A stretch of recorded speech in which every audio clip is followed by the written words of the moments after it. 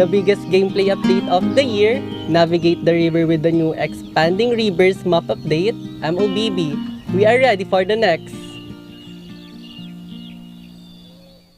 Guys, nandito na yung bagong update sa Mobile Legends. Yung dangerous... Hoy!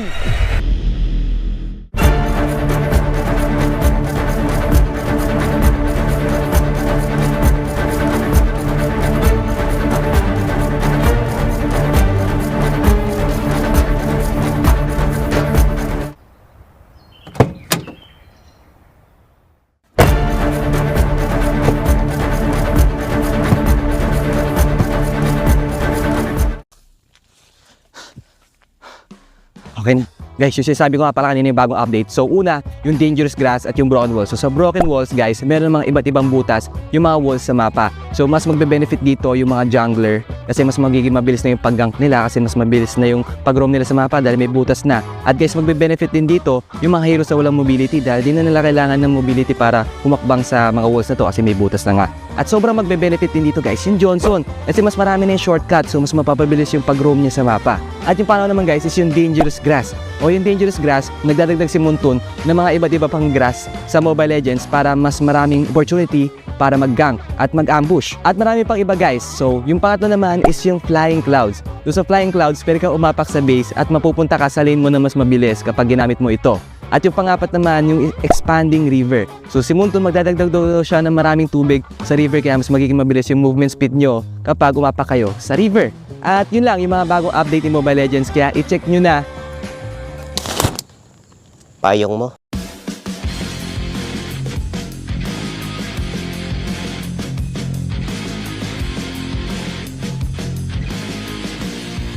Hello guys, ako ulit to sa Bentings at syempre, dito na naman tayo sa ating Meta Pro Episode 3 at makakasama natin si The GOAT, Carl TC. Okay Carl, umpisa na agad natin. Ano sa mga meta yung pinaka-tumatak sa'yo sa mga nagdaan?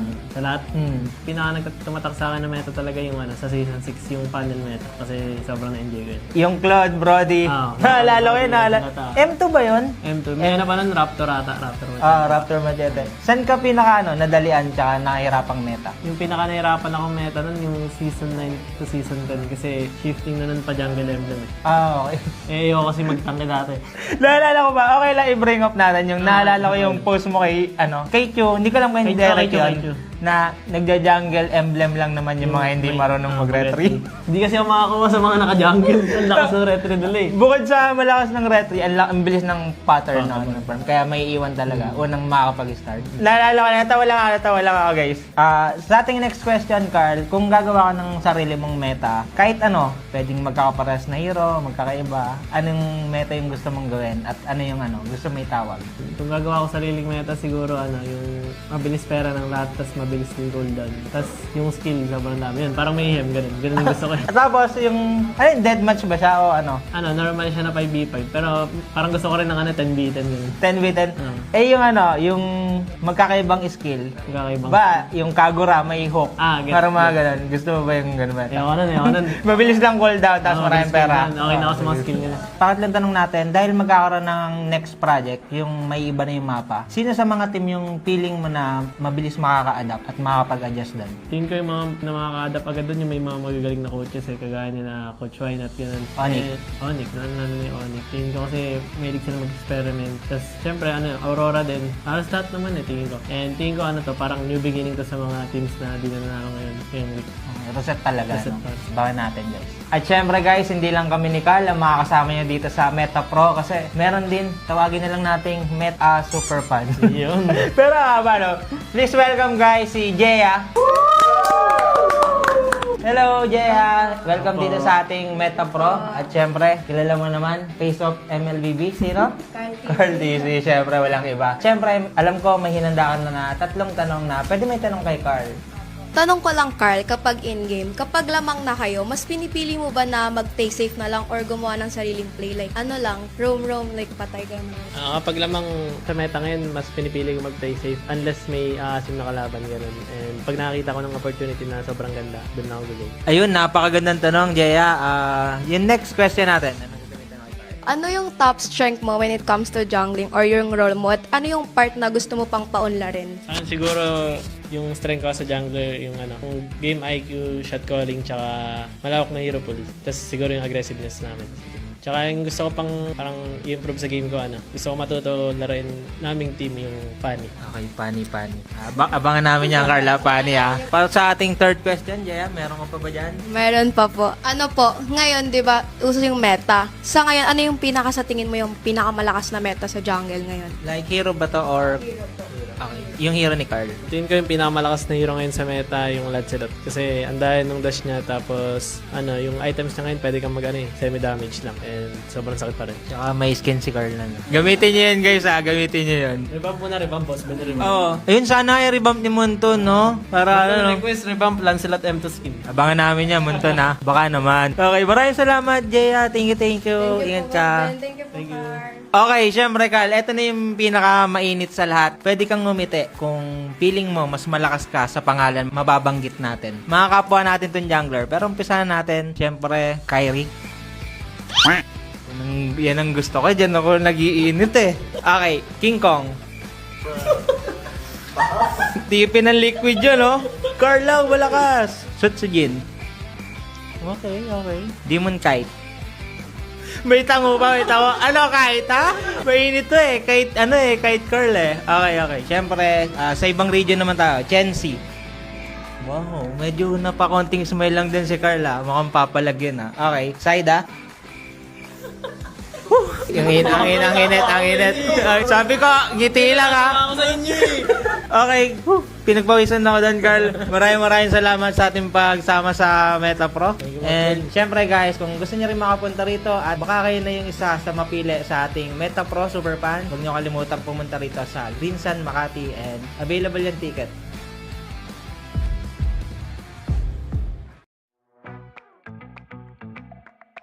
Yung thoughts ko sa Project Next, nakaka-visit kasi yung mga roamers mas mayaman pa sa mga carries Siguro nakapanibago, pero hindi naman sobrang laking adjustment kasi may mga nadagdag lang ng onti sa map, tsaka yun, may mga pwede kang gamitin. Pero yung rotation sa mapa, tsaka yung parang sistema ng laro, feel ko same lang So para sa akin, hindi naman sobrang laking adjustments. Though meron, pero para sa akin hindi siya yung mahirapan ka talaga ng sobra.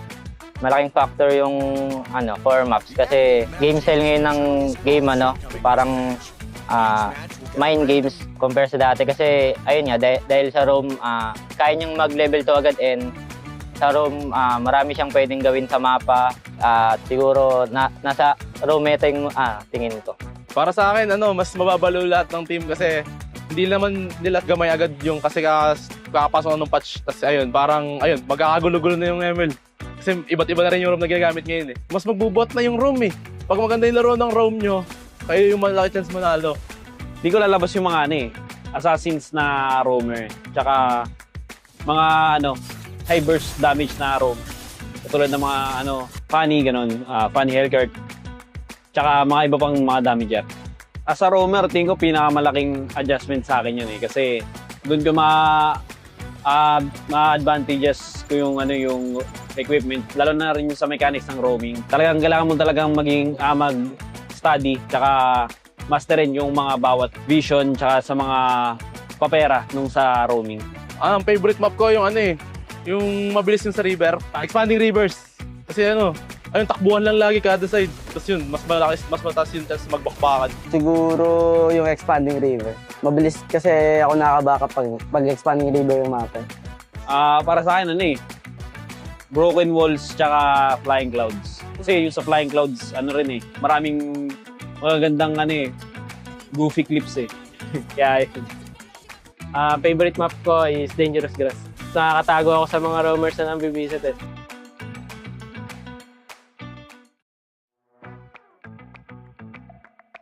Yung thoughts namin natawa kasi mamemeta na yung mga tank na sumisilip kasi pumabor din sa amin. Para sa akin maganda yung yung update yung patch kasi parang may bagong kailangan masterin lalo na yung galaw ng roamer, yung vision. Hindi na masyadong magkadikit na lang yung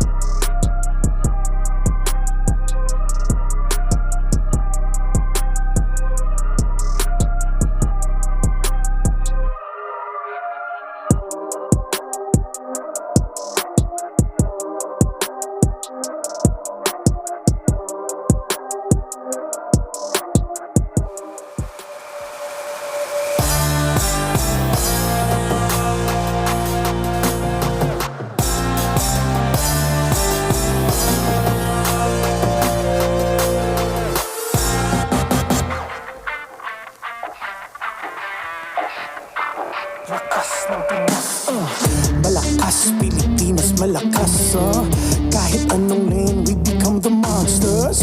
Malakas Pilipinas, malakas face the golden sun and repping for the 3 stars. Look at us to the top, no ifs, no buts, winning any game para to sa PINAS. Di mo matitinag aming boses sa new level. Nasa kalye man o mobile, you know I become a legend. Listen, open fire, we unite, we winners. But with pressure, like diamonds are made of. Switching the lane na parang gera, HP Racing may reseta. But kakatang buhat ni Hilda, full dong SS parang Laila. Susundan ko man yung wakas, kasama pataas, tagumpay natin to dahil tayo'y malakas para sa Pinas. Nasa amin ang alas, hindi to atas, kinikilala sa taas kasi kami ang malakas para sa Pinas. Nasa amin ang alas, hindi to atas, kinikilala sa taas, ganito kami sa Pinas. Yeah.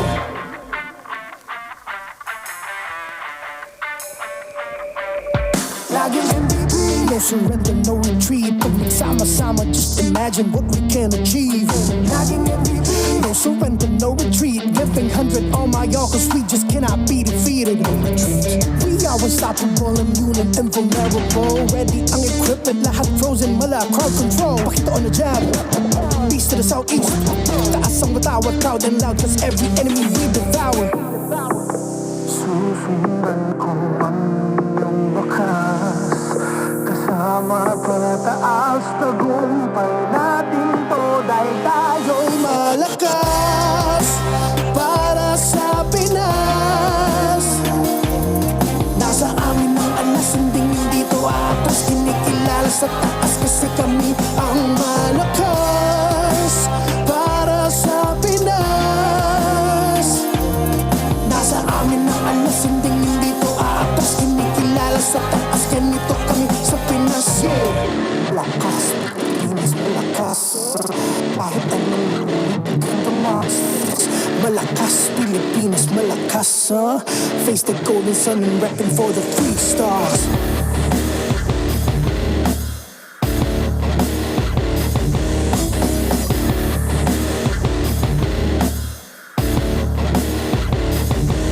Ang lakas ng Pinas, reunite, we the stars. Ang lakas ng Pinas, reunite, we the stars. Ang lakas ng Pinas, reunite, we the stars. Ang lakas ng Pinas, we the stars.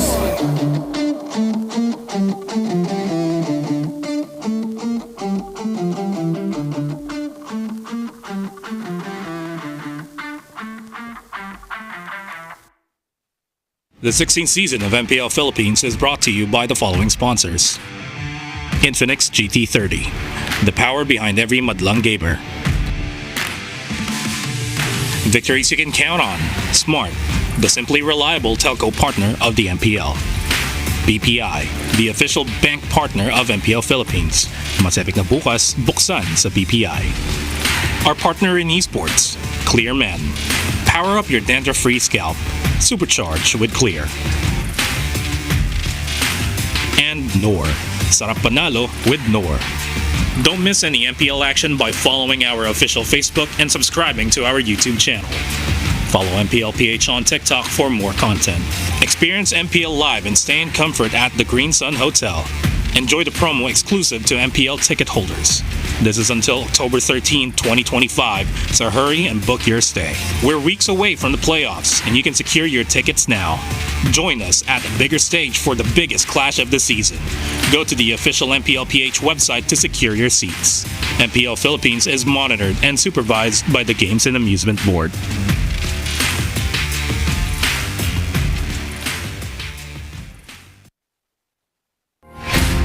This is the playoffs ladder at 2 linggo na lamang ang natitira sa ating regular season. Feel ko kaya naman sumabay sa mga old gods basta maayos lang yung namin execution ganon. Pero minsan kasi nadadaan kami sa gulang. Gusto kami patunayan this season na parang gusto namin mag-champion. Gusto namin i-dominate lang. Gusto kong patunayan na kaya pa rin namin makapag-playoffs at babawi kami. Ako sa naniniwala ako sa Falcons na alam nila kung ano yung talagang kailangan nilang gawin. Feeling ko may problema lang siguro sila na hindi nila naaayos.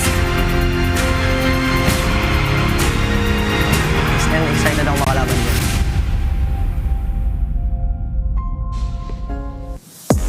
Maligayang pagbabalik sa MPL Arena. Ako si Hans Galeria. And this is your very own Odin. And we are just a couple of weeks away from finding out kung sino nga ba sa ating mga natitirang team sa makakuha ng 5 natitirang spots para sa playoffs. Ika nga nila, ito ang most competitive season so far ng MPL Philippines. Kaya naman iisa pa lamang ang koponan na naghihintay sa susunod na kabanata, and that's none other than Aurora Gaming. We've witnessed a lot of talk from this season, pero kayo naman ang aming tatanungin, sino ba sa tingin nyo ang mga kupunan na papasok doon sa 5 spots na iyon? Ilapag nyo na sa ating comments because we love to hear more about it. Alam mo Hans, maulan man ngayong araw ay siguradong uulan din ng aksyon dito sa MPL Arena. And of course, our prayers, love, and care reach out to the members and of course the people there in Cebu. Amping mo tanandaha. And we are definitely hoping that you guys are okay, safe, and you are always with our prayers. Kasama niyo po kami sa pagbangon, and we continue to wish for your safety and recovery in the coming weeks. And with that being said, with all of that na nakita na natin ngayon, I think it is now time for us to return to the battlefield para makita ang lahat ng ating mga kupunan dito lamang sa MPL Arena. Kaya oras na para saksihan ng Lakas ng Pinas! Ciao ban to all of our Vietnamese-speaking friends all over the world. At your service, my name is Leo, here with Naisu and Renmar. It's us, We Bear Bros, bringing you the action for Day 1, Week 7 of MPL Philippines Season 16. Man, Week 7 already. We're down to the last couple weeks here and some crucial matches today. Yeah, second to the last week. Time flies incredibly quickly, and I can't wait to see what other surprises the teams have in store. This season, we are powered by Infinix. Experience victory with the Infinix GT30. With GT Trigger and MLBB certified 120 FPS, enjoy ultra smooth gameplay and outplay the rest. It comes in at 11,999 SRP. That's I still gotta grab one of mine, man, because yeah, it's a mighty deal, but also you guys can join. There's more from Infinix. The X-Laman show match, play alongside Cherizama, Athena, Jayot Gaming, and Womi, our very own Womi over there, in an epic 5v5 match on October 25th, powered by the Infinix GT30. Just like and follow Infinix Philippines on Facebook for the full mechanics. Winners will be announced on October 13th. So, are you hashtag Team Cherry now or Team hashtag Jamie? Hashtag Team Jamie. Join now and outplay the rest. Hashtags come first. You can also level up your game with Vibe by VPI. If you download and sign up for Vibe, you'll get 50 raffle entries. And last month, 200 lucky winners received 1,250 MLBB diamonds. Well, guess what? This month, they've raised it to 50,000 diamonds, potentially for you guys to go ahead and grab. So this is going to be a little test because we've been doing this all season long. What's the next steps? Right? It's right there on your screen. That's one of the cues. So all you got to do is download and sign up for Vibe and begin an epic tomorrow with Vibe by BPI, right? See, told you. MPL Philippines is monitored and supervised by the Games and Amusements Board. It's been one hell of a season. Again, 7 weeks in, and there are still some twists and turns that we do not expect. Some of them seem inevitable. Yeah. Some of them seem to be almost for sure, but if today's matches are going to be any evidence, maybe, just maybe, you're still going to want to watch every single moment of it. Aurora have already secured their playoff spot, while AP Brennan Falcons, and maybe one could say even TNC and Twisted Minds, and Omega, oh my god, down to 4th, have to fight.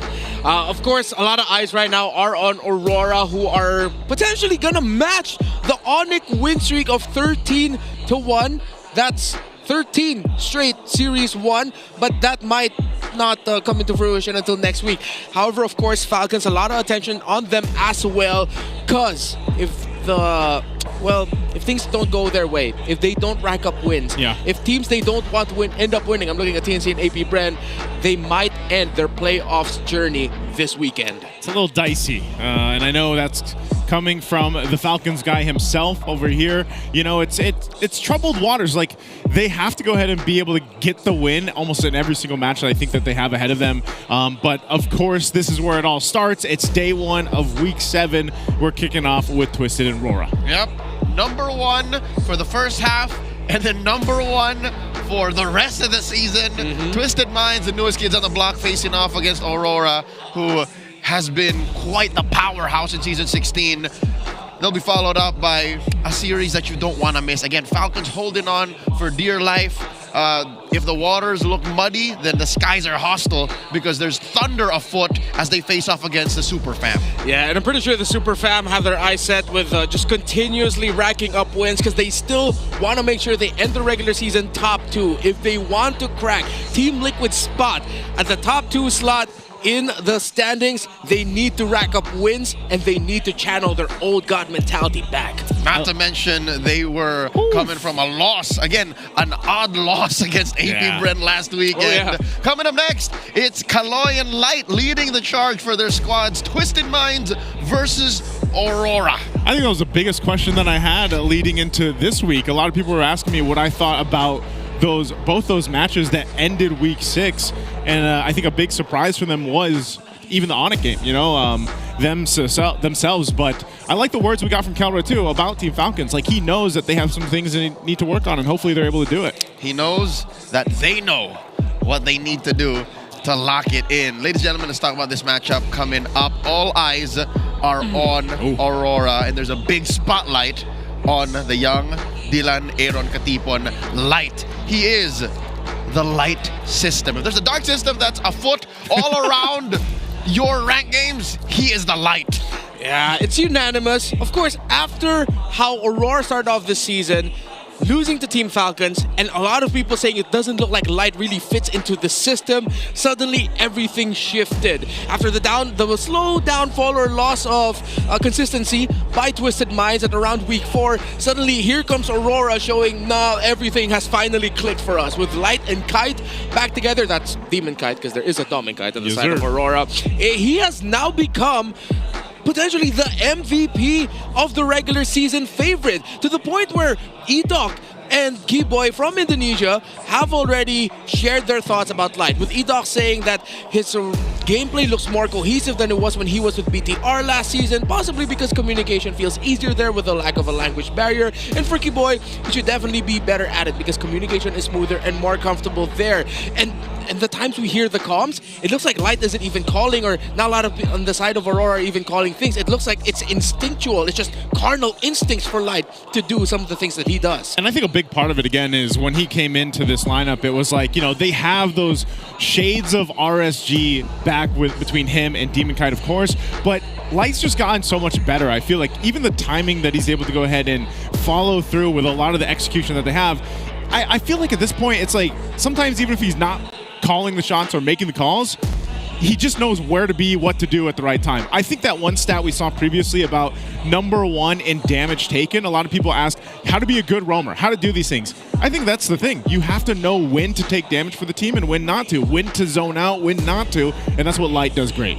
And this team right here, the rookies of MPL Philippines Season 16, the former MDL champions, are looking to take down Light and Aurora to be able to help secure their playoff spot. They're looking at 3 scenarios. 1, they win 2 matches and TNC loses 2 matches for the rest of the season, all right? The next 2 weeks. Scenario 2, win 2 matches and AP Bren loses 1 match by a sweep. Scenario 3, win 2 matches and AP Bren's match results are a 2-1 and a 1-2 in any order. They just want AP Bren to go far.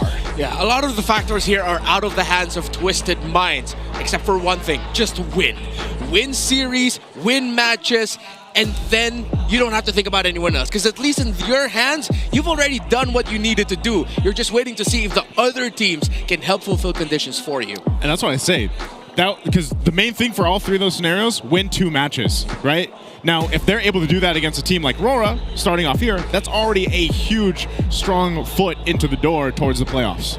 And we want to hear from you now. I'm sure chat is going crazy and wild for this matchup, but we also want to ask you guys, what is the most difficult role to play in a Project Next? This current patch has been a blockbuster hit, and I think every role has become impactful and has significantly changed. But between AXP, mid, gold, jungle, and roam, which one is the hardest to execute. I think it's a tie between mid and jungle because Roam's lives have been made easier despite the extra layer of get vision. At least now it's just getting pushed a little bit more to everyone's heads. Dude, just get vision and you get gold and you're fine. But mid and jungle had to do the most adjustments because of the different map elements. Joseph? I would, as someone who's been playing Roam, I almost just want to say, for me anyway, what I've seen in my own games, it's Roam, because it's like, yeah, that you have the benefit of getting gold and XP, but now there's some people who don't understand what Roams need to necessarily do, so they're sitting there like, hey, come over to my lane, sit in this lane, but you're like, no, I gotta roam and get gold and XP, and then you're like, okay, I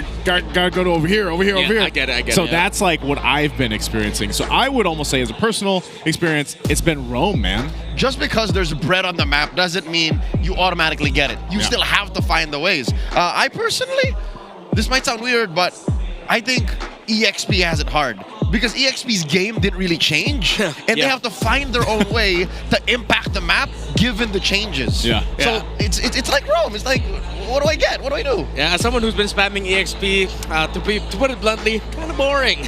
Very predictable now is our lives in the EXP lane. I don't like boring. It's difficult to be boring, but this comes down to you guys. Let us know which role is now the most difficult to play in Project Next. Put it in the comments below and let us know. For now, let's welcome our teams onto the stage. Going into the arena is Twisted Minds and Aurora Gaming. A plot twist is all they need to continue their playoffs climb. Here's Nasha, Kaloy, Sean, MP the King, and Lansu. Make some noise for Twisted Minds!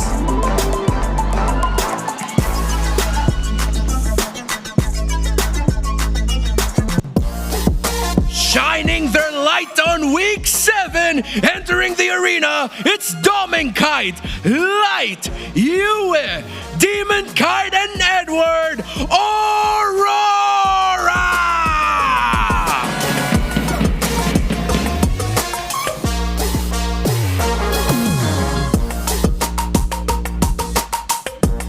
To guide us through this match are our marshals, Joshua, Chico, JJ, and Jeff.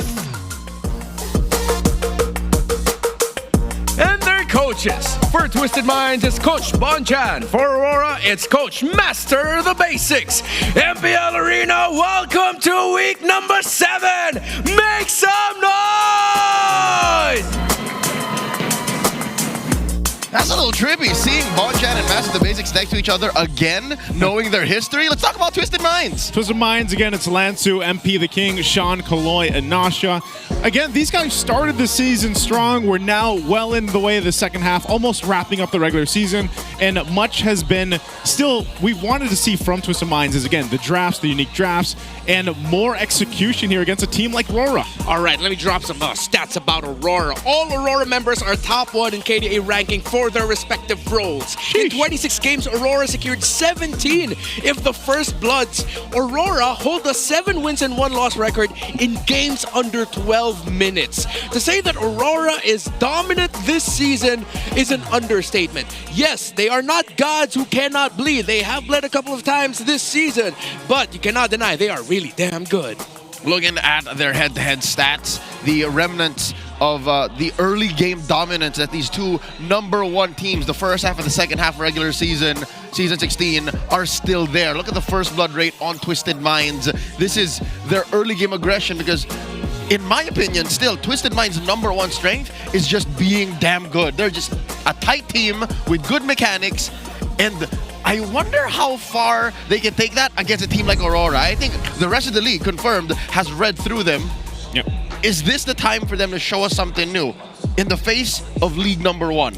I think it'd be a good time to bring it out if you can. Granted, too, again, knowing their scenarios, what they need to get to the playoffs, but you got to dominate that early game. We remember the stats from the first 5 minutes for Aurora last week.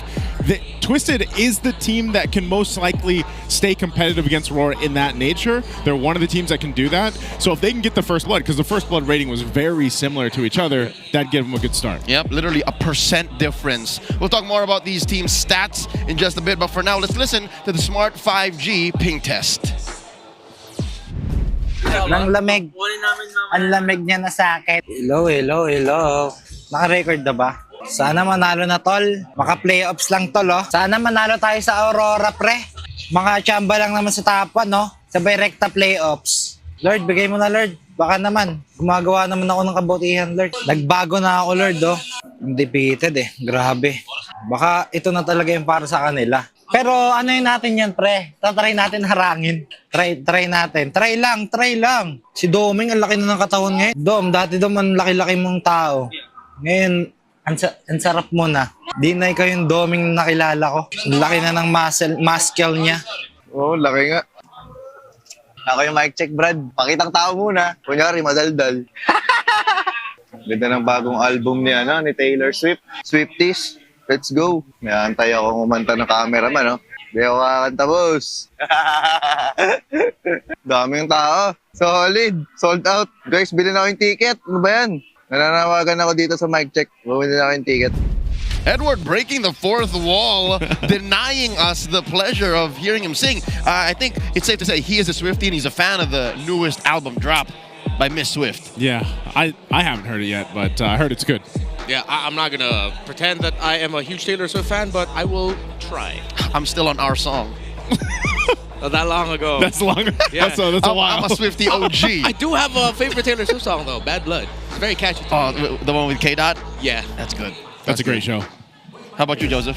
I don't have a favorite Taylor Swift song. I'm sorry. You're disappointed like millions of Swifties now. Uncultured.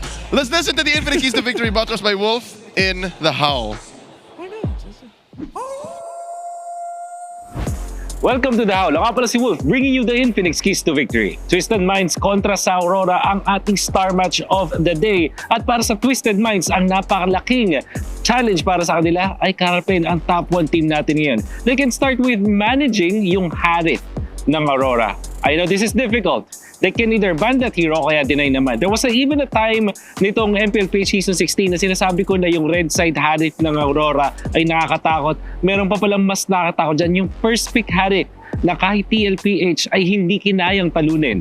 Kaya naman para sa Twisted Minds, what they need to do is to deny or ban this hero. And also, when related to the draft, kailangan nila mag-draft ng magandang Turtle 1 heroes. Ito yung mga tipong maganda yung level 4 ultimate agad at kaya talagang pumalag kasi kapansin-pansin na problema na talaga ang first Turtle ng Aurora. Ito yung nagiging centerpiece ng Turtle fights ng early game ng side ng Aurora kaya kailangan itong kontrahin ng Twisted Minds via the draft. Also, para naman sa Aurora, they have to punish yung dependence ng Twisted Minds sa kanilang mid-gold duo scale na setup. There were so many times na ang hinahanap na scaling ng Twisted Minds ay mula doon sa may mid lane in combination with their gold lane. This is something that they need to punish. And in relation to that, i-outpace nila yung gold lane with fast farming gold lane choices. Alam naman natin, ito na ang strike ni Doming and this is what we can see from Rora. That's Twisted Minds going up against Aurora. Tignan natin sino manalo. Back to the casters. Wolf, thank you so much for actually finally acknowledging the fact that the Harith for Aurora really needs to be dealt with. Either ban it or take it for yourselves. Domigod is just so comfortable with it. Looking at the Aurora side though, I like that you're also putting focus and punishing Twisted Minds' dependence on the mid-gold dual scale setup, which is why I feel like there needs to be a readjustment for Twisted Minds. Just focus on Sean. The man has the highest kills in KDA with 0 deaths this season with 18 kills, 0 deaths, 21 in the KDA, but not the assists. I need to remember the math there. So if Twisted Minds readjust their focus away a little bit from Nausea and decides to put a lot more in the center of the map to Sean, that means you're pressuring Yue. That means you're pressuring Light as well. I want to give a shout out to Stylish Zed and Okta as well from MPL MY and MPL Indonesia for showing us a little bit of their own Kimmy and Granger performance, who have wild 0 death KDA runs. Going into the draft, we have Twisted Minds deciding to go on the blue side. They are going for that first pick swing. This is one way to deny that first pick Harith. Again, you're not going to get controlled by that trade. Yep. So I'm trying to imagine how like the sequencing for Twisted Minds, considering that most of the time they would rather they'd also want to look at the hero pool of Demon Kite, considering that they're going to be on the blue side now. They'd want to consider taking away either the Lance or YSS and taking one of those picks for themselves, or take something away from Aurora that they've proven to be really good at, which is actually playing the Baksha in the jungle as well. So I think one of the initial trades that Twisted Minds is really think about is Baksha, YSS, Lancelot, and then you connect that to the idea of, wait, what's Dominic going to end up with? Are they going to rush pick Harith red side? Here we go. The draft has begun. And we're still choosing our map enhancement. Yay! All right, we expedited that process. We're going into broken walls. And did I see that? I mean, it went by really fast. But so this is the first time Twisted plays on broken walls. I don't know if that was true, like the debut pick. But then RORA has 2-0 on it. So RORA knows how to use this map. Yep. Let's see how Twisted Minds Good ban. takes control of it. There goes the Harith, the Chip, and the Fanny, while Coach MTB and Dexter take out the 1-1, the Zushin, and the Kalia. Lancelot or YSS? Oh, no, Boxer. Yeah, we mentioned the Boxer as one of those earlier. So Twisted Minds is leaving the option up to RORA whether or not they're going to rush a Demon Kite pick right away. With the Harith gone, they can go for their carries. I was also thinking that, the Granger, so they can go Granger and the Lancelot. I think it'd be a bit too greedy if they go Granger and YSS. So, okay, they don't lock in the jungler just yet. They pick up an Arlot for Edward. But a Phoveus is still open and a bunch of other high-profile EXP laners as well. So Aurora might be playing the idea of this Arlot might flex. You know what? I think they're baiting out the Admiral. They're making Lansu pick a hero that is not down his alley because he has a 33% win rate on Phoveus. He's played it 3 times, won only once. So I don't know exactly what the matchups are, but I'm looking at Arlot Phoveus. Yes, it should be Phoveus favored. But look, he even denies that he doesn't care. He's going Lapu-Lapu, and of course they put the Kimmy back into the hands of Sean. That's great. You get the Kimmy locked in. Again, we just talked about the KDAs here. Sean being one of them. And Kimmy nonetheless fits in most lineups. Like, that's what we've been seeing, and that's why she is such a top priority pick right now in the gold lane. And they can really build out the rest of this for the lineup here, depending on what they want to put gold and then roam. Yeah. One thing I love about this Lapu-Lapu pick is that it softly turns off the idea of an Eve pickup for Yue, one of the heroes that Aurora would default into if they still don't have a Yue pick. There's still a lot of options for him. One thing I'd want to see Aurora consider is for them to pick up the Sicilian again in his hands later on if it's going to be available. So of course, considering that Light got an MVP performance on this Grok last week, pick it up for him again. And this allows them to sort of actually make MP the King think twice about fronting too hard and getting vision. Because if MP the King is a little bit too deep close to Aurora when they're playing the Turtle or Lord dances, Light can just put up a wall and surprise him with a tech charge. I like that too, because for Aurora, you know, I mean, the rest of their lineup here, they're going to go ahead and play around a lot of crowd control that's given with the Arlot and the Grok both. Yep, this is Light's 4th time playing Grok. His stats not exactly stellar. Only has won once in the first 3 times he played it, but it'll definitely be a pick that might change the way Twisted Minds play because it's broken walls. So he's adding a level of terrain that maybe Twisted Minds didn't account for, but there is 2 more picks to repair that. Matilda and Novaria get banned out. And Light can fix one of the walls. Oh, that's technically. That is actually very true. That's what I'm saying. Yeah, that's a great element that we didn't consider. Like, they can put up a wall again in the back of the Lord. That ain't broken anymore. He'll fix one of 20 walls that are down. So apparently that was just the simple math needed. You pick up Grok for broken walls. Yeah. Because he can put one up. All right, you know what? You're welcome. You're welcome. I'm going to add that for my next video. Aurora, whoa, taking away the Franco. The strong pick-off, they're most likely going to be going for a hard assassin for Demon Guy. I mean, the Lancelot is still up on the board for them. And the Yisun Shin. So that might be the case. But then Aurora need to be careful because the first and only time we've seen Kajo this season was in their last series against Twisted Minds. And Twisted Minds won with that pick. If they're trying to take away heroes that can suppress, Kajo is still available for Twisted Minds. But maybe that's why they man out the Franco and they picked up the Grok at 3rd. Because now if you're the Kajo, if you're not careful, a wall and a tech charge will also mess you up. And Kaja's in a very weird position in the metagame. Despite being a suppress hero, again, just 1 of 2 in the whole game, he's just not as chunky. The game does not allow for such mechanics and dynamics. Sicilian, currently 100%. Yeah, I'm very happy about this. Brought it up earlier, and I'm glad that Aurora is still leaning into this.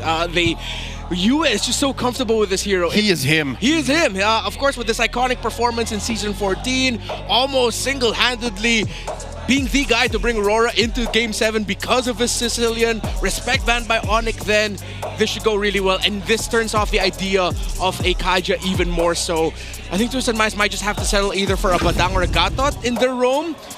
Oh, they go Guinevere in the roam in Obsidia. Hold up. This is perfect timing, folks. If you updated your in-game app, the Aspirants Unite line of skins featuring Guinevere and Vixana have been released. So this is a hero that comes in clutch alongside the newest hero to join the MLBB cast of heroes, Obsidia.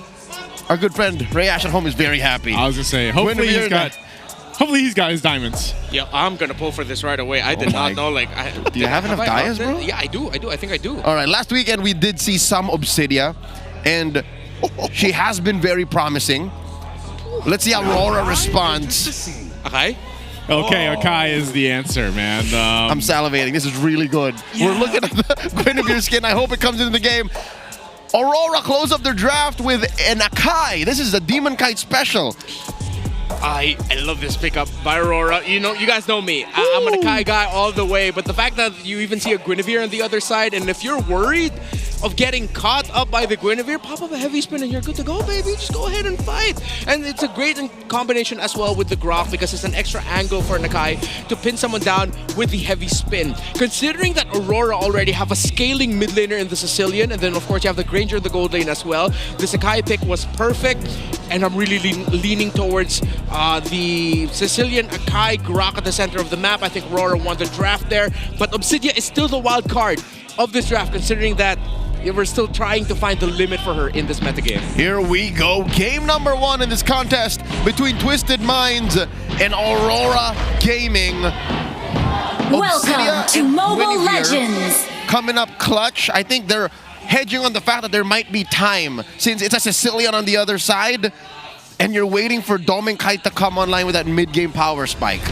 I like that you mentioned this too, Renmar, because I still feel like that's a big question from even the community is this Obsidia, is she good? Is she underperforming? Kaloy is going to feel the Rampart. Okay. But, and by the way, this is the new skin that you guys are seeing here in the hands of Kaloy right now with the Guinevere. Aspirants Unite. All right. For a second there, I thought there would be a chance that Kaloy could seal away the purple buff. Watching Domin Kite, intense duel in the lane. Oh no. Is he? Okay. Yeah, he doesn't have the flicker, so he's not going to force it. But Nosha needs to be careful. It doesn't look like he doesn't fully grasp the duel yet. In mid. Okay. UA's in trouble. Pop the Purify is going to be fine. But yeah, going to this, I think you can already see every lane is basically duking it out 1v1 to get that first blood going. Again, these are two teams that have high percentages both in first blood. But despite that, Aurora have won already from mid to top to bottom. They're pushing back Twisted Minds. Yeah, everywhere in the map they lost their respective traits and duels, and Twisted Minds really need to tell themselves, like, we cannot afford to lose a lane and go back yet again. So Dominica is actually holding, freezing the minion waves because he knows he can just play around the bushes to surprise Nosha, because that's how Nosha got, well, surprised in the last trade they had in the gold lane. Yeah, and that's the thing, is like, what is the timing on Obsidia? You know, like how, because usually you look at a couple marksmen. Oh, hold on. Kaloy. Okay, he's out. You look at some of the marksmen, like the Granger, for example. You know you can hit your power spike at these certain items. Same with the Bruno and everything else. But it's like Obsidia, I feel like she's late game eccentric. Edward, he's got many people to deal with. The final shot's going to be used though. He does escape. Oh wait! Oh, never mind. Lansu will pick up the kill anyway, and now Light trying to retreat here, but that might just be a turtle in the hands of Twisted off of that kill of Edward, unless Demon Kite does something about it. Kaloy takes a shot, but MP will still get the turtle. Great committal there on the flicker by Lansu. It really makes sure that Twisted Minds will have an advantage, but Aurora were still healthy enough to contest it. MP the King won the turtle though. So typical Sean tactics, playing the Kimi in mid, rushing the Sky Piercer. That is his signature. And look for Twisted Minds to keep racking up kills. Down in the gold lane, Domin Kite goes for the bold choice to hit the Sky Piercer first, understanding that he has the expedite his power spike ahead of Norsha. So an extra 2 or 3 stacks this early on against the Obsidian should help. And as well, looking at his XP gain, he's like, what, a quarter of a bar ahead from Norsha. Yeah, he's so that's still a win on the lower half for Aurora. Looking at the items now where the gold is at. Yeah, a slight lead here for Dom and Kite. And considering that there's a Sky Piercer on both sides now, that means you're demanding perfection pretty much at this point for execution, because if you give too much kills onto that Kimmy... Traction Pulse into the combo. They get the Purify out from Yue again, and he'll disengage. So that's a battle spell. That's a resource down for Aurora. Yeah. No flicker committed there on the side of Twisted Minds. Still, the reach advantage of Aurora might prove to be the bane of Twisted Minds later on.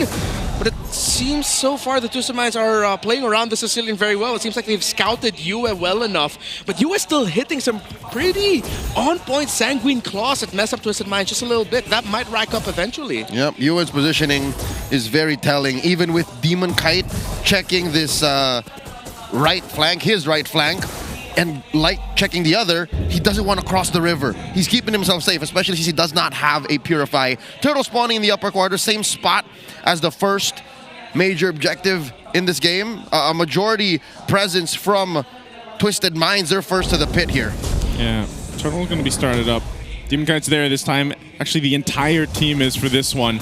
While they clear out mid for Twisted, they'll go ahead and get in position, and now Turtle's held. Rampart dropped down, but MP will be fine. Edward taking a couple shots here. Lancer's going to jump in with the Bravest Fighter. Will take a couple claws. Kaloi jumps in with the Requiem, pushing them back with their fighting. They get pinned down with a heavy spin. Domin Kite gets a kill, and they'll back off for now. They got 2 bodies from Twisted, and it looks like they're going to be in a position to take this Turtle.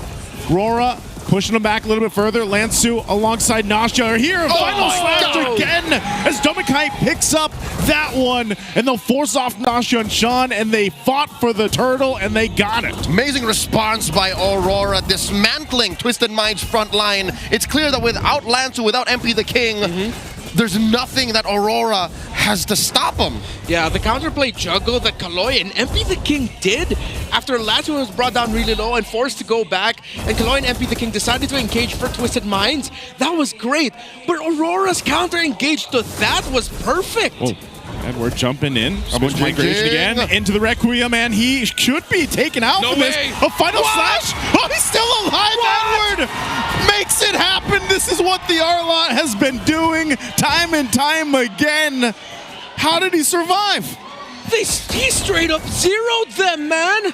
What a play by Edward, and perfect timing and rotation as well by Yue. That was before he built the Oracle. Yeah, that was right before that. That was him holding on to the brink. That's pure Festival of Blood, fighter emblem stuff brought out by the Arlot. I almost said something else. Edward J. the Padap, Mr. Consistent, leading Twisted Minds into a trap. And just like that, Aurora are up 3,000 gold. Like, is that the fault of the hero Arlot, or is that just because, you know, Obsidian doesn't have that much damage? Because that was a full combo from Kaloi, man. That was all Edward. That was all Edward, and maybe slightly unfair hero design. I mean, again, you know, he didn't even have that much, but right now they're going to go for this mid turret. Lansu already using the Bravest Fighter to keep them off of it, so they get nearly the turret down. But they're going to make their way here down bot. I don't think Light's going to be able to find anything off of that, so it's just Twisted really trying to find ways to keep this game from slipping out of their hands. Sicilian too good for Aurora.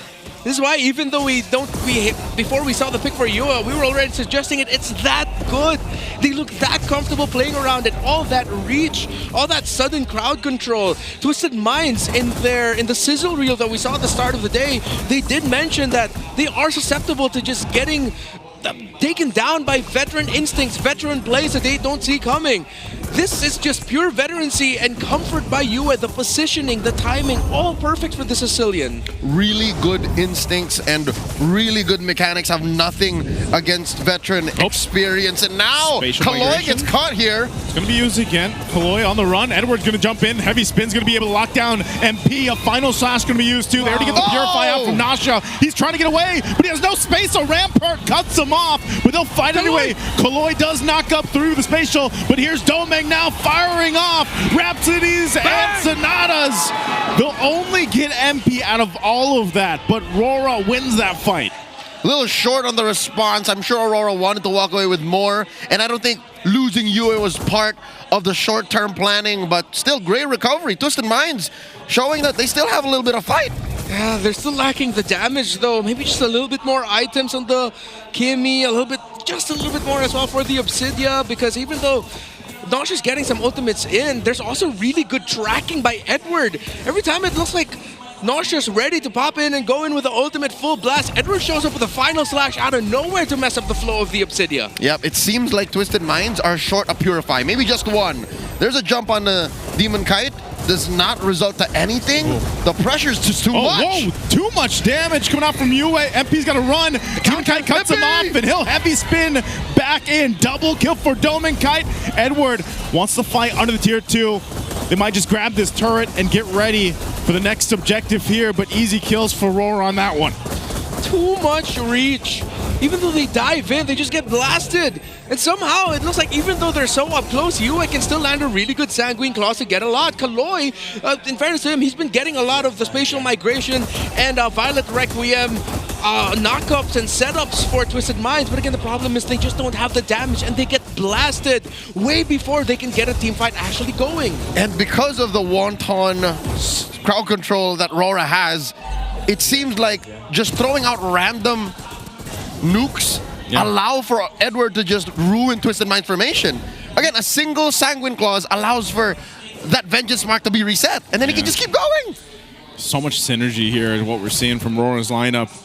I'm almost worried if Twisted decides to try to contest this Lord even. 6,000 behind, they just don't really have the damage. You can see right now, Nasha also just got the Haas Claws, so that might help to an extent, but even when he's using the ultimate from the Obsidia, that hunt for bone, and at the same time, the Phantom, the Shadow Meld isn't really doing too much to give him enough space. It's not that much distance that he can gain. Yeah. We're also reminded, because of all the crowd control that Aurora brings to the table, this is what we call Lancelot at home for this Arlot. He'll always just have someone to use Vengeance on. There's always going to be something resetting the Demon Gaze passive trigger for this Arlot, which is why the Arlot eventually ended up becoming a really perfect pick alongside the Granger for the rush, and then everything built up around it. So yes, it looks like they built around for a Sicilian and Granger, but even the Arlot has so much crowd control to work with that I really want to ask Coach MTB, Coach Dexter, did you guys really think about that? Stack so much crowd control so that Edward can just only dash, only damage? I think they did, alongside the two heroes that have unlimited scaling. Literally just more hits on the Granger, more hits on the Sicilian. I'm starting to think, the way Aurora's playing now, that they're up 8K and Edward has been dominating and running through Twisted Minds, maybe Lancelot is Arlot at home.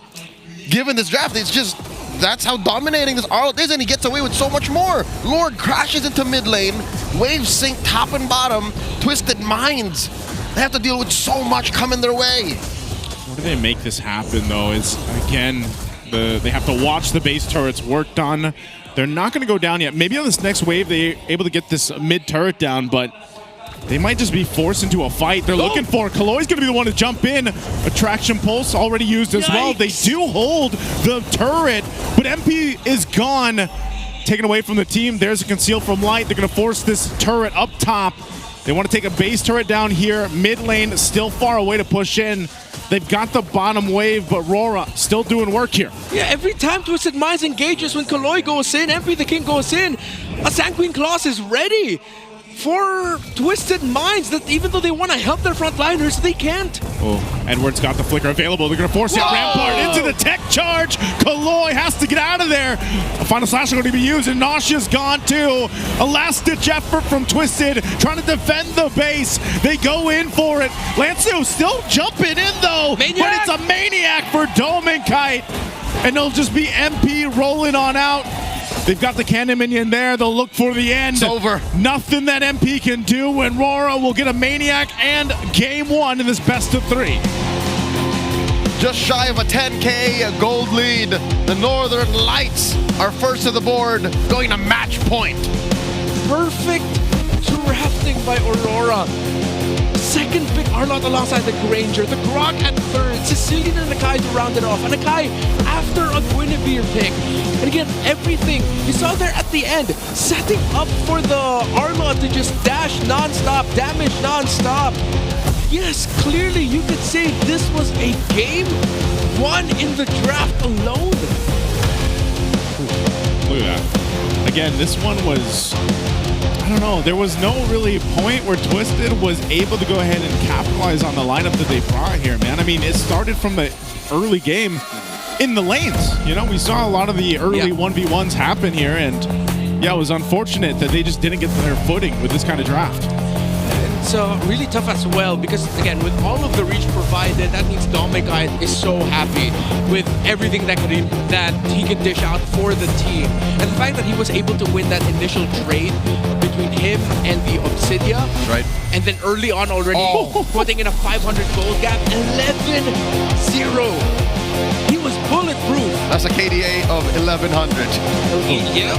Nothing. Because I think in addition to him bullying Nosha and winning that gold lane matchup from the early till when they had to leave the lane, everything that Aurora were setting up would be for naught if Dominic did not step up. Because even Yue was getting caught out. Yeah. So even from early to mid, Yue had a huge target on his back. So it was up to Dominic to slide between the cracks and give Twisted Minds what was due after all of the crowd control that Aurora was setting up. Yeah, in the very first MVP highlight, sliding in through the cracks was actually perfect because he had to go past the wall underneath the turret of Aurora topside so that he could freely damage and actually get that double kill early on. And then the rest of the highlights here, yes, you see Dominic getting kills, but then add to that again, every Sanguine Claws that Yue threw out was so useful for Aurora and detrimental to Twisted Minds because every time, again, Kaloy and the King would want to set up. Even Lansu, Twisted Minds, you're thinking, yeah, let's go in, let's help them out. They started off the sequence already. Wait, we got crowd controlled and bursted.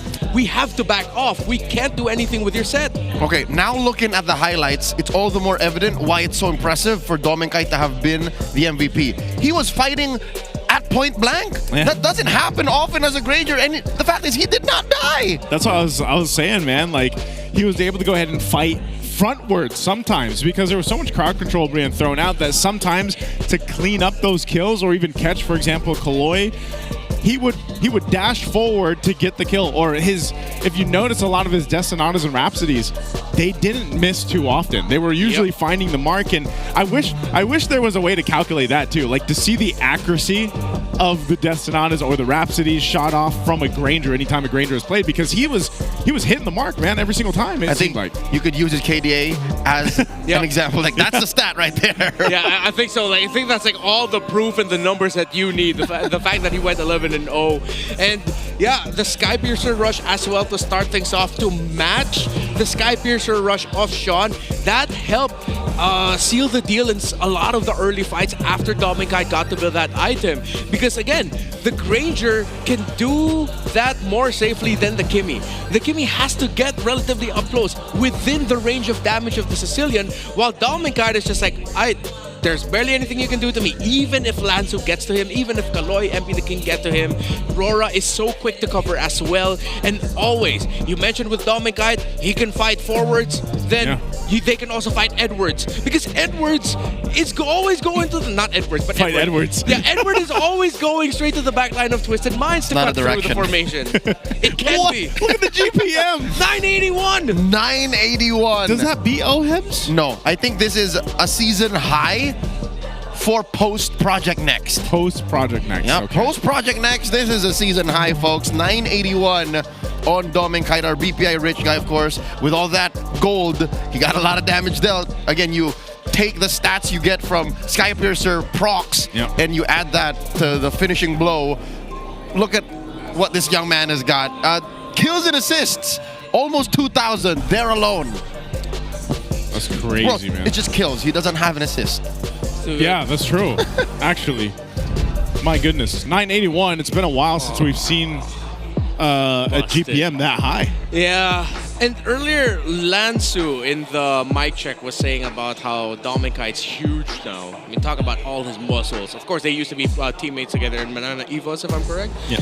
And it's really crazy to see the growth of Dominic all through these years and all through these seasons. It's been terrific. Ladies and gentlemen, if you want to watch Aurora live, they are secured for the playoffs. You can get your tickets now. Head to the MPL Philippines website and join us at the Cuneta Astrodome for the MPL Philippines Season 16 playoffs. Confirmed we have the Superfan City happening right outside. You can get ready for the playoffs because the MPL Festival, that's what it is set to bring superfans a super experience. Join us at the Cuneta Astrodome. It's a historic venue, home of many a Filipino sports and international event alike. It's happening from October 22 to 26. We'll see you there. I wonder what they're going to have at the, Superfan City. I wonder what kind of activities we'll get to see, and I can't wait to see everybody out there joining us. I guess the only thing on my wish list is I'm hoping we have some nice weather, man, because I feel like for the past, 2 months, it's been raining. I want some mild sunshine. Yes, some mild sunshine. Nothing like absolutely angry sun. I just want like slightly cloudy, nice weather, good wind. Because those festivals can get hot. Like, I got to experience the festival in MPL Indonesia. I think it's really crazy. It'll be running for a whole week. And these rookies are hoping to make it there as competitors. Here's a quick rookie update. All these stats are overall rankings.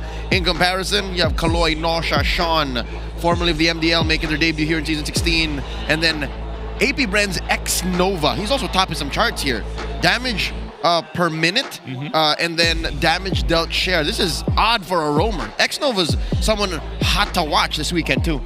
Yeah, that's why, whenever we look at rookies coming into the MPL, it's like, you're going to see where they can improve, obviously, because some of them take some time to go ahead and set in. But, man, talk about a start in a rookie season, especially for the boys for Twisted Minds. That's why, again, when they started the season, it was so impressive to see, and they've maintained some of these stats here. And you could see how aggressive Kaloy was even in the previous game on the Guinevere, man. It's just unfortunate. I almost want to say that maybe things could have been a little bit different if it wasn't an Obsidia, for example, in the gold lane. Like, maybe there would have been a little more damage profile that they could have relied on. Because, again, that is the common thing that I'm seeing from Obsidia players, and the thoughts on Obsidia is it just takes a little bit too much time for her damage to, I feel like, come online. Yeah, and you could tell that Aurora, it seems like they drafted the Sicilian and the Granger with the mind of, okay, we're expecting them to play Kimmy at the center of the map.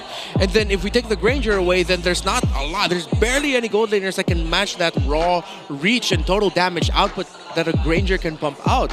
So it seems like that's the game plan for Aurora. Beat Twisted Minds with reach, because it seems like you can slowly dissect Twisted Minds through just the slow front to back. So it's clear that Aurora have this game plan. Coach Master the Basics and Coach Dexstar plan to attack Twisted Minds fundamentals. How do you play well when you're not even fighting well, when you're not joining these fights on your terms? Going into the draft, we are waiting for side selection. We do have an even split now. I think it's getting closer. Yeah. 51 to 49%. So it changed 1% from last week. It's building up. Yeah. So where do you think Aurora is going? I think they'll go blue. You think they'll go blue? Yeah. Do they want that Harith? They can determine a lot of draft. And I feel like Aurora is one of those teams that can just surprise with the first pick as well. They've done that. They could potentially surprise first pick Harith, first pick Fredrin, things like that. I don't want to see first pick Angelus anymore. It's not a hard requirement. You see teams have already started to snuff out the Angela and just say, you know what, we don't need to show up in the draft. Yeah. There's a lot of options. Angela might be safe. Second phase, like when the coast is so clear, you don't have to make it like such a big right hook from the first phase anymore. I wonder if teams are going to start to actually swerve away from the Obsidia for now, or if it's one of the better options that some teams are seeing that could still potentially work. The other hero that we had accessible last week was the Alice, which did it pop up last week? I'm trying to remember. I don't think it did. Did it not? I don't think it did. Yeah, it hasn't popped up yet. Yeah, nope. No. You were just staring at her model in game. Yes, true. I think a lot of people were, by the way. Yeah. I wouldn't blame them. They wouldn't be wrong. But here's the thing. I think Obsidia has to wait for the metagame to shift a little bit more, because currently our average game time is 16 minutes. That means for her to reach full return to bone stacks, you would be almost halfway through done with the game. So we're just playing too fast here in MPL Philippines. Quick update, it is blue side for Aurora going into game number 2, and let's highlight the roamer of the week.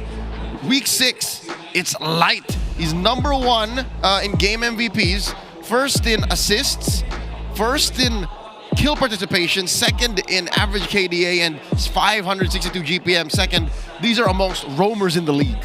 Yeah, I think I've been vocal also about how Sean is quickly already my personal rookie of the season.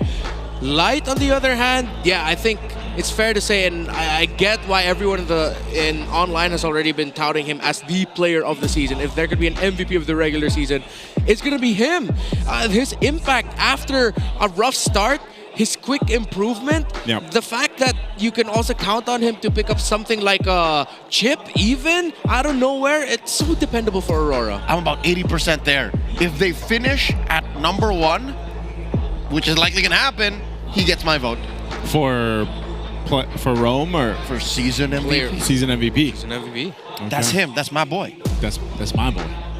I thought Demon Kite was your boy. They're both my boys. It's going to be a long conversation. Going to have him later. Hey, you know, because...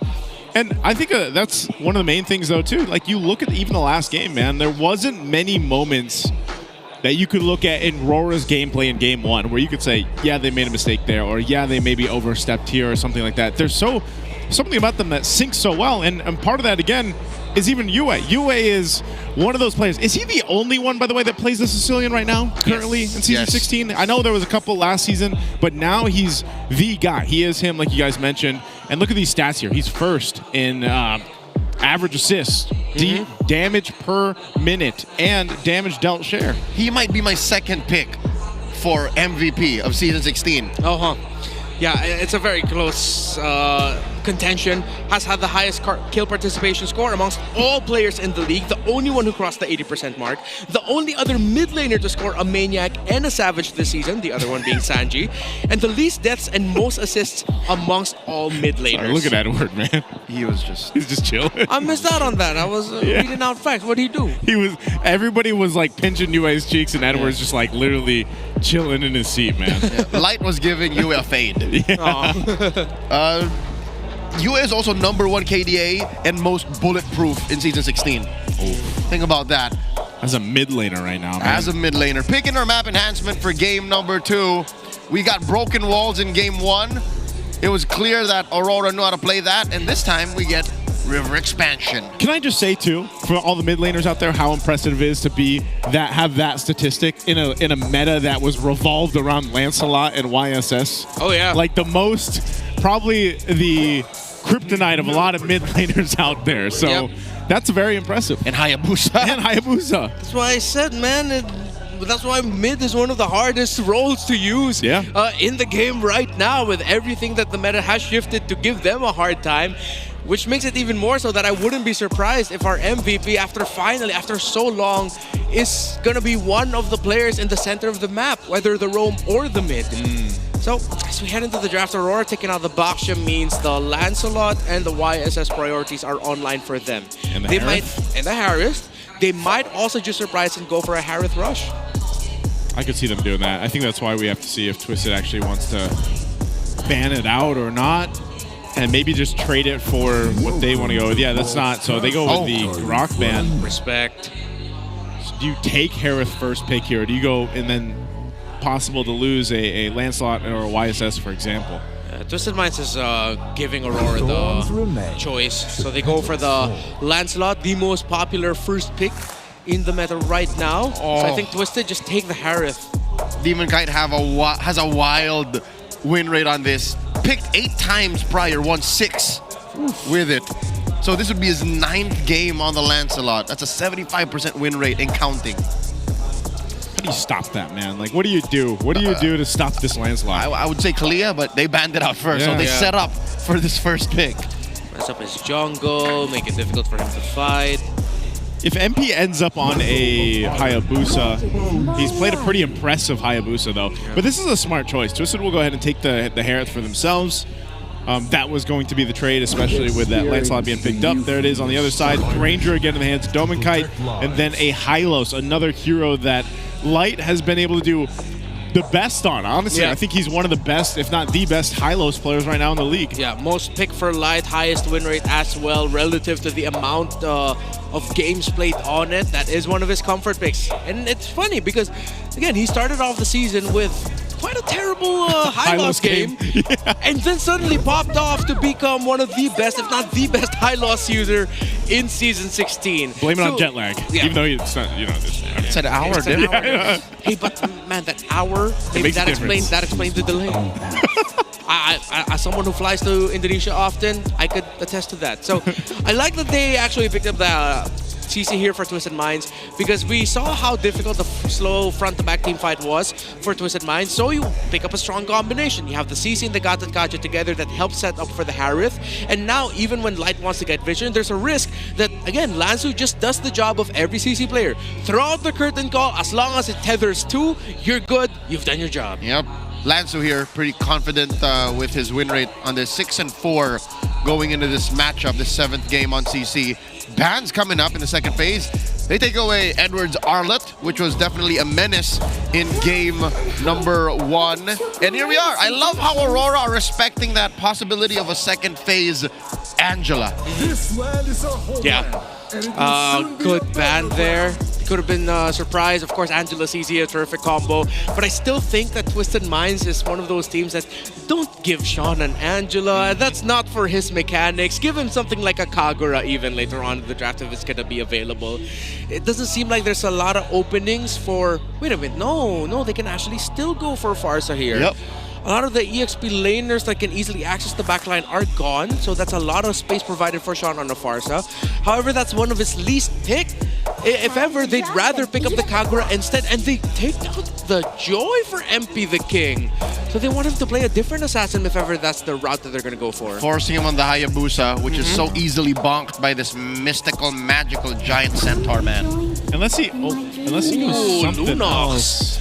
That is the MPL special skin on Lunox, in case y'all are wondering. Again, that's a huge life pool you're looking at the high-lows. Melt that. Hello. That's new, right? Little fancy little... Yeah, we started doing that for the ONIC skins. Yeah. Like, they show out the animation. Okay, so... I don't know. Like, what else could MP play, though? I mean, the Hayabusa, if he gets forced on it, I feel like he's going to be a little bit in trouble unless he's able to finesse his way through it. I think maybe no assassin. I think they settle for... Fred? A Fred, yeah. So Yua can just go... How'd you go Sicilian again or Kimmy? Oh, there. So they get the Kimmy, which would turn off the Fredrin idea. It is actually quite tough to pull it off in that regard. Edward... Phobius is still open for him if he wants to. Yeah, dashes and everything else, he might as well. Phobius locked in here. So this is the big question for us to see what MP is going to put in the jungle. Yeah, the thing is if he goes a Kai here, that's going to be tough to pull off. Fanny even more difficult. I mean, you have a good catch, but I feel like it's going to be one of those Fanny games where similar to Ryzen, where at one point he's just, you know, just clearing up minion waves. Oh! This is old school MP! Oh. We're throwing back to MPL Cambodia. He won an MPL KH championship by playing Bane in the finals. And I think this should be a Magic Bane. I was going to say, is this Magic Bane? I have had reps, and in the jungle, you want him physical. Physical? Yeah. All right. Unless, again, MP shows us something else, and it works, then that's something to be studied. But in my opinion, especially even looking at their comp, they need physical. Yeah, they need physical damage more, and getting Bane and making him magic damage means there's a lot of pressure for you to get your rotations right, that you don't die up until you get your Holy Crystal. Yes, it's very reactive and passive to play Magic Bane in the jungle. It's okay to do in the gold because you are waiting for a power spike, but we'll see if this experiment pays off. The Jungle Gambit by MP the King. This was supported by their coaches, Coach Eson and Coach Massa. Welcome to Mobile Legends. If it was prepped, I wonder if this is gonna pay off. Game 2 is match point Twisted Minds up against the ropes. I just want to say I'm so excited that, your favorite hero is meta, technically. I remember my time. It's bubbling, dog. It's It's bubbling. If MP the King wins here, then we might be on the way. It is rocking in pure rage. Yep. I wonder what kind of emblem set it is. This is great too because it's expanding rivers, so he's going to be able to get to where he needs to be rather quickly. Yeah, rotate fast. If he isn't in time for the turtle or they're not in the right spot, he could go the other side. It looks like it is going to be physical considering that it is Thrill with the Assassin emblem set. Because usually if you're going to go magic, you'd want the magic set. The mage set. The mage set, yes. Okay, so that's telling. We are seeing a quick crossover by Demon Kite already taken away. MP's small camp down bottom. Taking some damage here too. He's going to have to work against what Light and Yue can do on this Kimi Hylos combo. But that's one of the good things too about the Linux. You can go ahead and heal up if you need to, take some damage with that Starlight Pulse, but he'll go reset and kind of get back to it. Yeah, what I like about the draft of Twisted Minds is at the end of game number 1, I was already thinking, Twisted, just accept the fact that more damage quicker wins.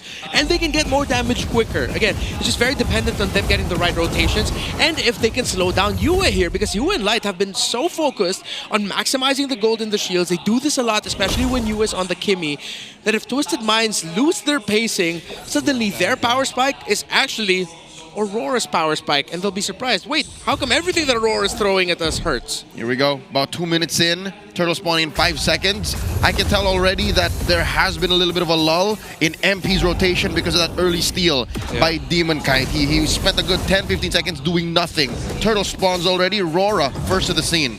Yeah, it looks like they won't be able to take it. Yeah, I'm not sure what Twisted can do here. They're just zoned out, and you see MP doesn't have time. Doesn't have enough time to get there. So twiddling his fingers. Yeah, there's nothing he can do, man. So first turtle going to the hands of RORA easily. Yeah, so great rotations. Of course, the Demon Kite steal, Light, able to hit level 4 way before Kaloy because he was sharing EXP.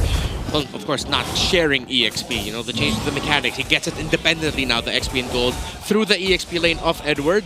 So smart rotations with the roam, mid, and jungle. Again, one of the best things that Aurora does this season. I think one of the first teams to really understand how important it is to have very sharp and precise rotations that give you a lot of resources and take resources away from the opposing team. If there is something good we can say about Twisted Minds is Lance who's holding this lane down. That was a rotation by Yue, and it led to nothing. If anything, Edward's still getting beat up by the CC. The long run, though, you can only get so much wins with giving your opponents less of what they could potentially get. You're gonna need to get something for yourself as well. Okay, there is already a significant gap between the two gold laners, 500 already, and it is another Skypiercer rush for Dominkite's Granger. This is what he does, though, man. I feel like in majority of Dominkite's games, he's always early game 500, 600 gold ahead of the opposing gold laner, and that's one thing he does really well. He's kind of aggressive in that lane. He's confident enough to go ahead and duke it out against other gold laners. And that has been the story of Dominkite in Season 16. He's been building his confidence, and his stats tell that story. Yeah. Considering that the Crab is also on his side, it's a testament to how well he's handling the lane. We've seen many times Harith bully absolutely anyone in lane, so that even though the gold laner that has the Crab on their side, it doesn't feel like it's on their side because that's already being controlled by the opposing gold laner. But Dominkite has just been stellar with managing the lane. If he's not winning it, at least he's keeping things close, that he's holding the Crab. Okay. So play here, Light. He's going to take some damage. Glorious Pathway on the defense. Pops the Revitalize too.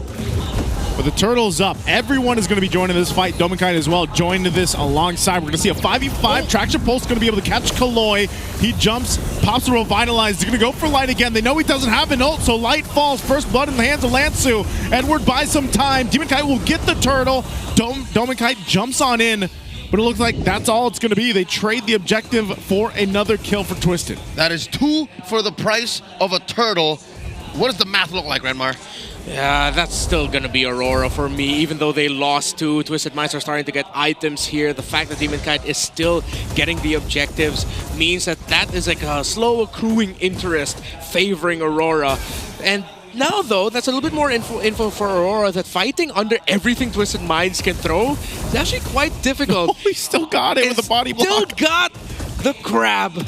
Edward actually was one of the major reasons as to why Aurora was able to win that last team fight because of the attention he was pulling. It actually split the attention of Twisted Minds. They didn't know whether or not to go with the Sharks or stay back and actually bring Edward down. And that slight delay gave a lot of opening for Aurora. And there's 1,500 change in gold between them. And it's on significant parts of the map. The gold in the jungle. This is a fight waiting to happen. Oh, Kaloy could be in trouble. Traction Pulse will bring him back. Can't even AOG on out. So a kill now in the hands of RORA plus a turret. These small little wins that they've been finding is giving them that small gold lead. Aurora has all the initiative. They can pick fights. They can call for rotations. And Twisted Minds can only respond. I'd say when MP the King and Sean are ready, that's the only time they can fight. Light! Deadliest catch on Light. Pops Revitalize and the pathway will be taken out anyway. So good pickup planned, and they'll do it in the bush there. I think that's a big heat check. Even though Aurora's lead is getting bigger and bigger, of course, they keep getting objectives. They got the turtles. They finally got their first kill. Twisted Minds' damage is nothing to be scoffed at. Nope. They really have to be careful now when they engage. And now, especially if you're Edward, you're thinking, wait, it really does look like a good opportunity to go in with the Infernal Pursuit. But you're just going to get blasted if you're not careful. Those Sharks will actually zone out a lot. So let's see if eventually this will just hit the point where Aurora fight. They have a significant lead, like let's say maybe 4,000 or 5,000 gold, but then they get blasted by what Twisted Minds brings to the table. One of the silver linings is Nosha is getting whooped in lane. You feel the presence of Dom and Kite significantly more than you feel the presence of the Harith of Nosha. Yeah, they might force this. Edward leading the charge. Infernal Pursuit. Kaloy's just taking a brunt of the damage. Trying to jump away, but Dome and Kite will get the kill anyway. And that's the big problem here for Twisted. They really haven't had an answer to deal with Dome and Kite's aggression even. And as you mentioned, Nosha, he's 2 levels behind even against Dome and Kite now. Second time in a row, Kaloy got taken down before he got the AOG out. Edward here, compromising MP's farm. Gonna go anyway. Deadliest cast drop down. Edward has to flicker defensively. There's the Zaman force. Edward falls, but the mid turret, it's gonna be worked on, and it goes down. So now all 3 tier 1s fall. Look at the damage again as MP's gonna be able to fall. Kaloy could be next, but finally he's able to jump out with the Avatar of the Guardian, but they lost MP. All right, it's unfortunate that we caught that tail end of the fight without knowing how MP started in that position. How did he get that close to Aurora? That's not ideal for a Bane. Yeah, I think he was just trying to manage the front alongside Kaloy, but then he was clearly pulled back by a Traction Pulse. So I think that's what made his positioning look worse, the fact that he got caught by it. Don't think he expected that to be thrown out by you and for it to land in the perfect spot for the Kimmy. Look at the lead between this Granger and the Harith, already up to a Malefic Roar. At this point, there's not going to be much that Twisted Minds can do to deal with this Granger directly. You deal with the Kimmy and Granger by popping Edward and Light quick enough that you still have some uptick on especially the darkness on the Lunox, so that she could just chaos assault over and over again on the Zaman Force, so that when the front line is down, that's when you can take down the back line of Aurora. It's like peeling an onion slowly and you're crying every time you do it. And Twisted Minds currently are crying. They're down almost 5,000 gold. And just like in the mid game, approaching the late Lord spawned, they have to wait. They have to wait till Aurora allow for them to use the damage that they're farming up to. And I don't think they're even ready. MP the King and Sean, they have to call for this. They have to concede this Lord. Dude, the Kimmy is such a nuisance. Like, the fact that you can just do that, post up with Light, and Traction Pulse or not, you're enough of a threat, you know, that no one from Twisted can really get in that zone there. Oh my God. MP's down 2,000 gold.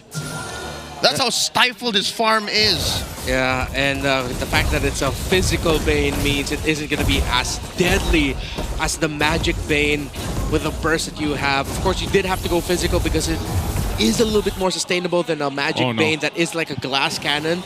Sean. Oh, Sean. No. He's got the Brilliance. Oh, okay. Brilliance out and no overly aggressive maneuver by Aurora to try and take him down. This is going to be a tough defense by Twisted Minds, but they do have a strong lineup for counter-engaging. If Aurora slips, then that might be the opening. Yep, good little bit of damage there, of course, from Demon Kite. Damage check on Kaloy. Whoa, Sean, too, quite low. Just from the Thorn Rose. Now Lord's going to charge in the base turret. Down bot. They already got the Holy Shields. Twisted might have to just go for a Hail Mary play here. Summon Force into the Deadliest Cast. Drop down. They'll clear out the Lord. But look at the shots here. Dominkind as well. They just want to get these base turrets. They'll take the mid one down. They drop down the glorious pathway. MP's gone in an instant. And RORA taking down the bottom turret. Twisted with 4 members. They'll just try to defend. I don't think they can actually end the game just yet, though. Okay, I'm convinced it really is just the innate immobility of a Bane. Yeah, and it really looked like Twisted Minds were sort of like autopiloting in that scenario. You did not have to loot members there. All right, they're going to flicker out of UA here. They're trying to hold on to this last base turret. Now Kaloi gets taken out. Lansu on the run. Over. He's in trouble. Demon Kite will clear that up. A double for Demon Kite. Even with MP back, does he just throw out the deadliest catch to try to stall him out? But it's just way too much. RORA again in an instant under the 11-minute mark will go for the wipeout if they can. But there it is. Game 2 is theirs. Another dominant win for RORA. The drum bellows as the Northern Lights shine. A flashback of a win over Twisted Minds. And they get closer and closer to matching the record of the team that defeated them in the grand finals of season 14. 13-1 is looming, and Aurora is glowing. They are too damn good. Usual play to Twisted Minds.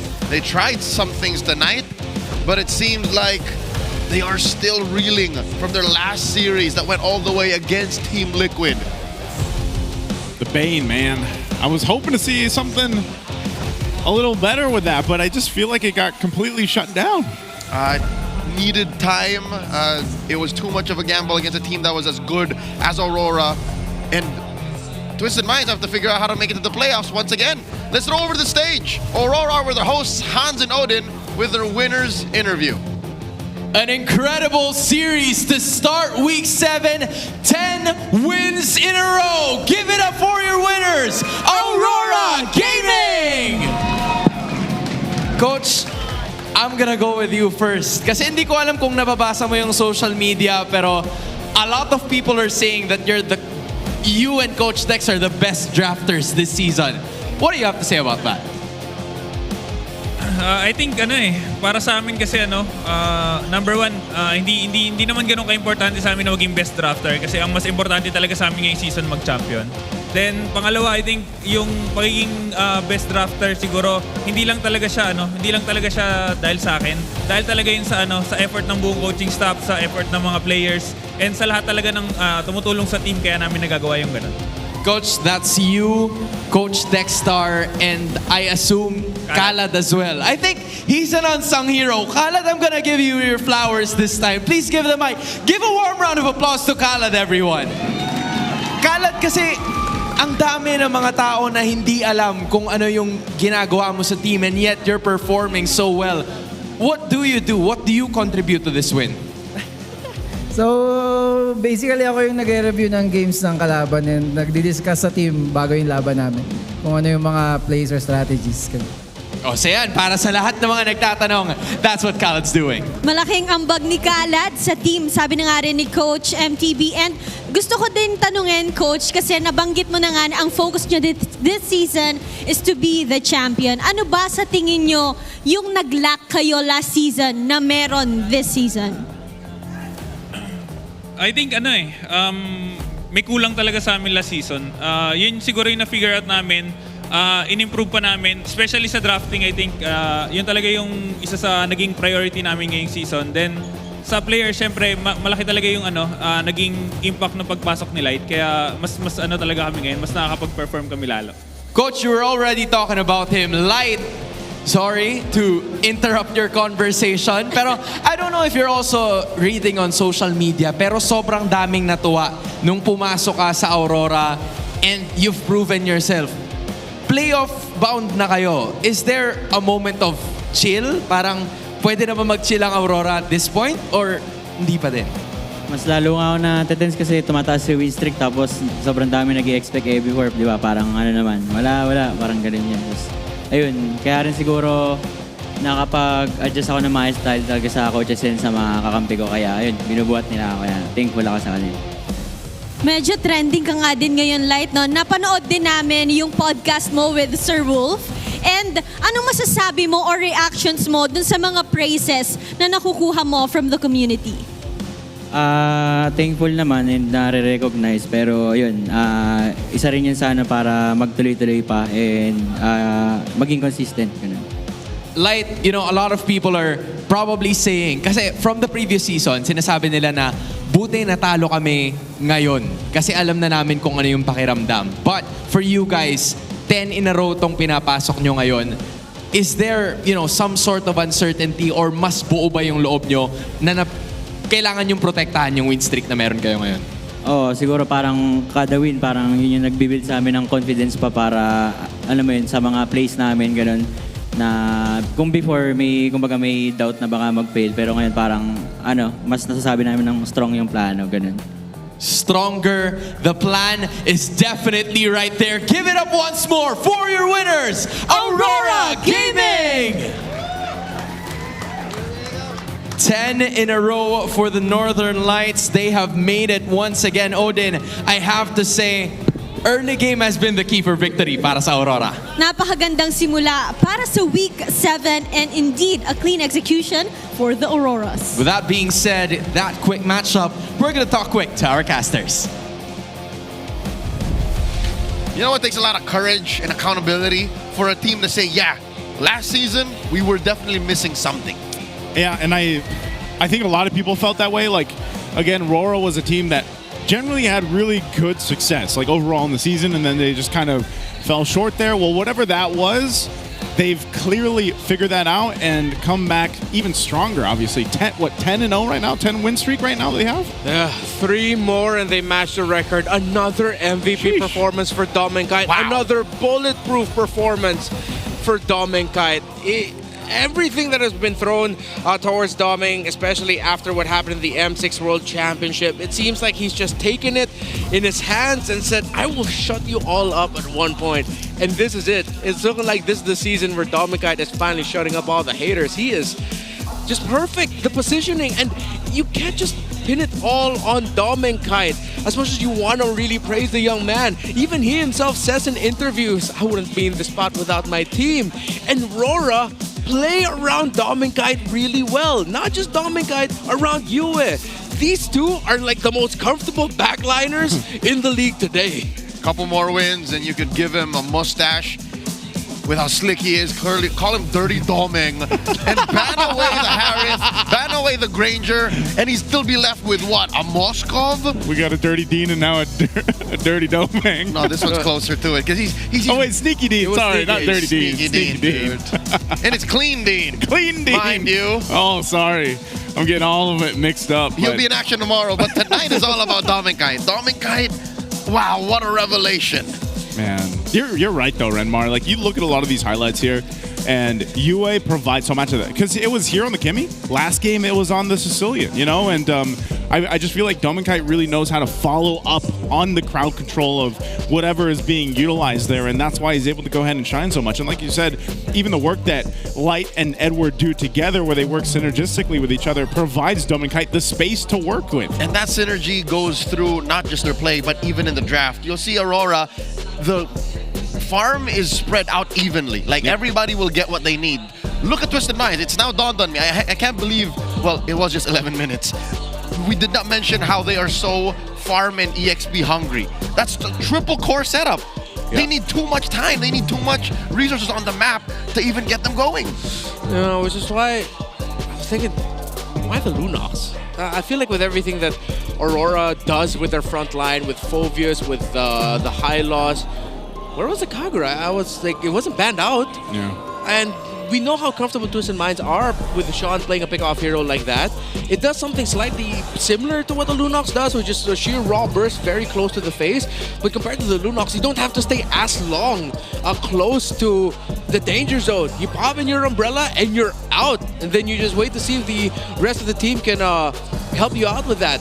But I think it was clear what happened as well. One of the reasons why this went completely out of hand for Twisted Minds, Nausea was just straight up beat in lane by Domikite. Yeah, there was almost a 5,000 gold difference between them, but also you have to note here, this wasn't the 11-0 game that Domikite had in the previous one, but he did basically 47,000 damage here. The previous one, he did 51,000, man. So, and you can see his GPM's a little bit different here too, but that's the thing. it's consistent throughout. Like, Dominkite is able to go ahead and pop off in the lane, just there, but then it transitions to the game as it goes to the mid to late game, and that's what's, you know, such highlighted here from Dominkite. Just 2 gold shy of breaking the 900 gold per minute threshold. He is once again our BPI rich guy. We say this all the time.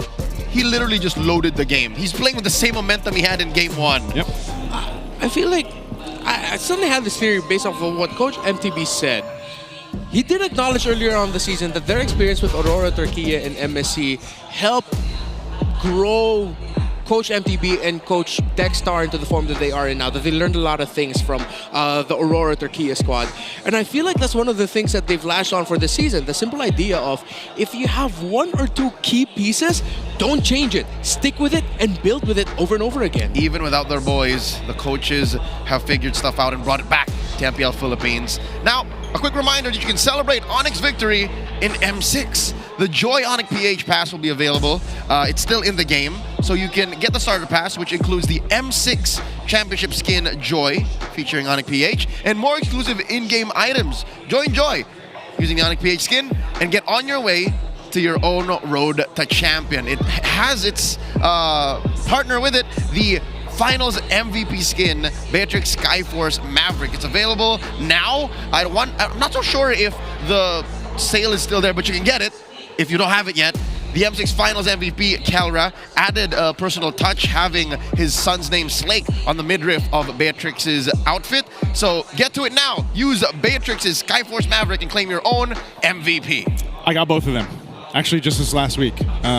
Beautiful skins. Unfortunately, I'm not much of a Joy player, or Beatrix, but I got them anyway. Collectors. Yeah, it does not make you stronger as a Joy. You still really have to practice it before you use it. I learned that the hard way.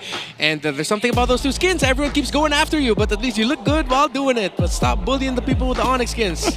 Why? You don't need to. It's so eye-catching. You're literally a threat magnet.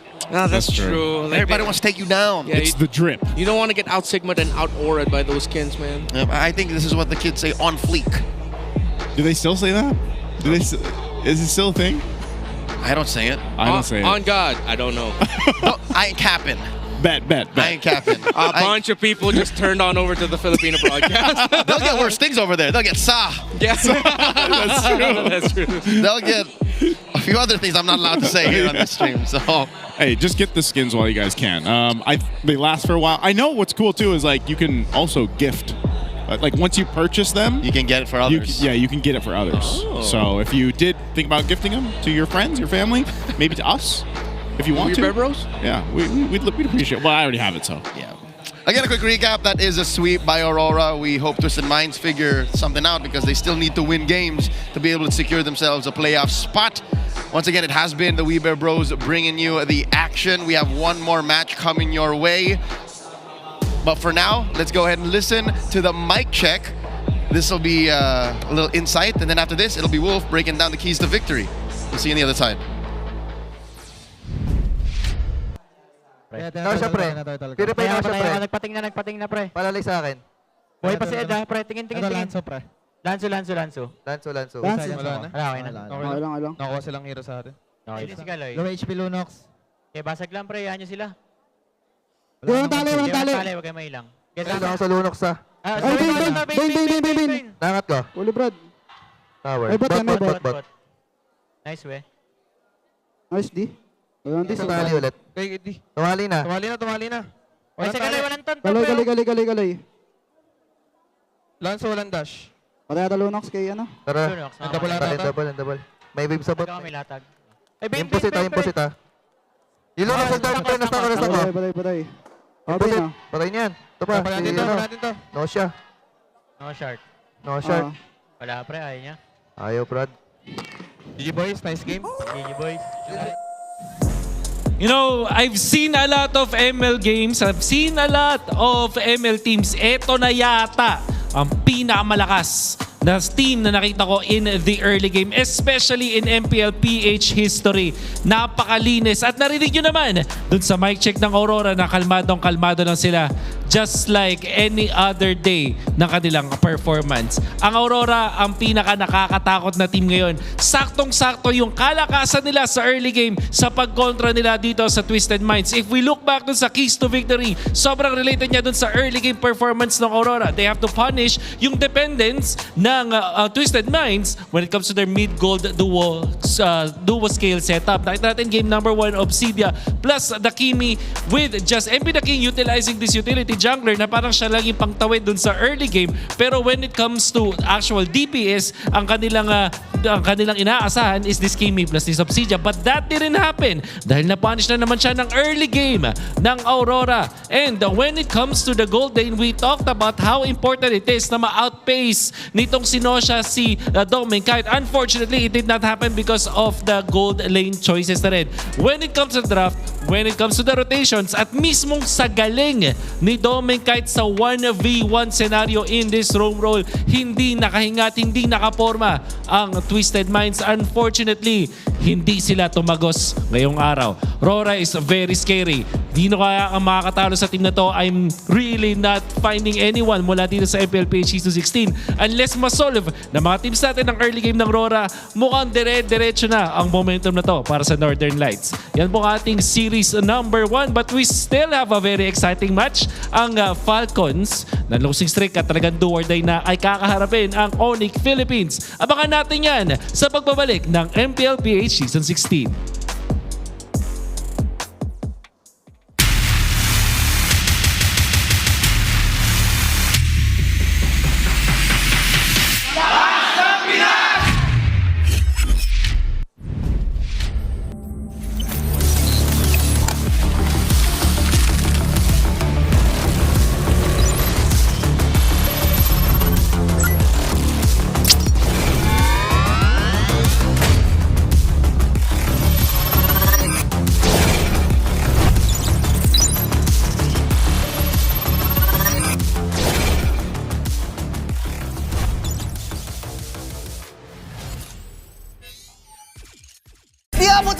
Defeat GG bro!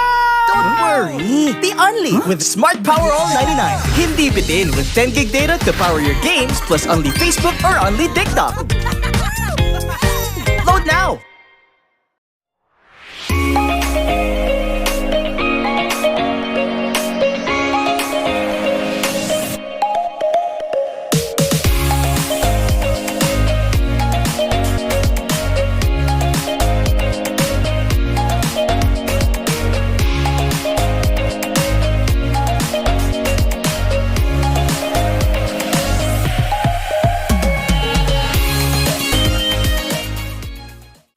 Enemy alert. Your scalp gets 1.5 times greasier, causing dandruff. Get triple anti-dandruff power. Supercharged with Clear. Pang-marinade! Pang-gisa! Pampasarap! Ang daming ititimpla! Luto mo yan with Knorr Liquid Seasoning. Mula luto tong plato, sarap panalo! Luto tong plato, sarap panalo! Luto tong plato, sarap panalo! Luto tong plato, panalo ang luto mo!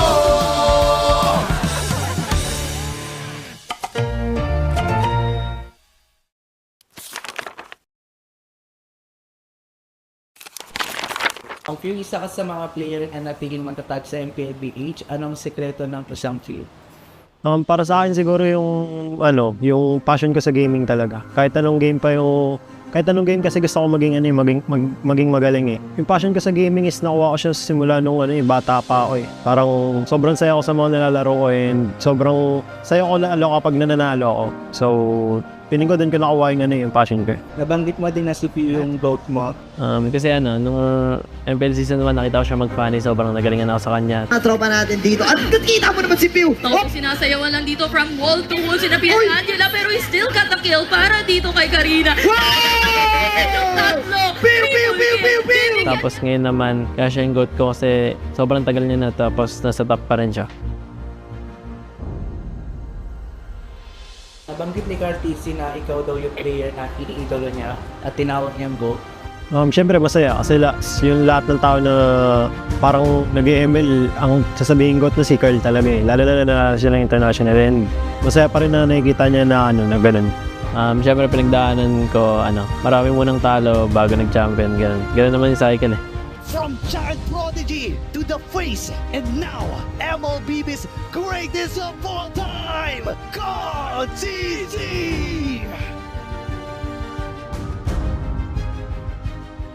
Paano nito nabago yung buhay mo at yung pananaw mo sa buhay? Sobrang dami nagbago sa financially, tsaka yung routine ko sa buhay, yung ginagawa ko sa buhay, tsaka pag lumalabas ako ganun, may mga nakakilala na sa akin. Feeling ko, habang tumatagal, parang napapansin ko sa sarili ko na mas madisiplina ako and mas mature.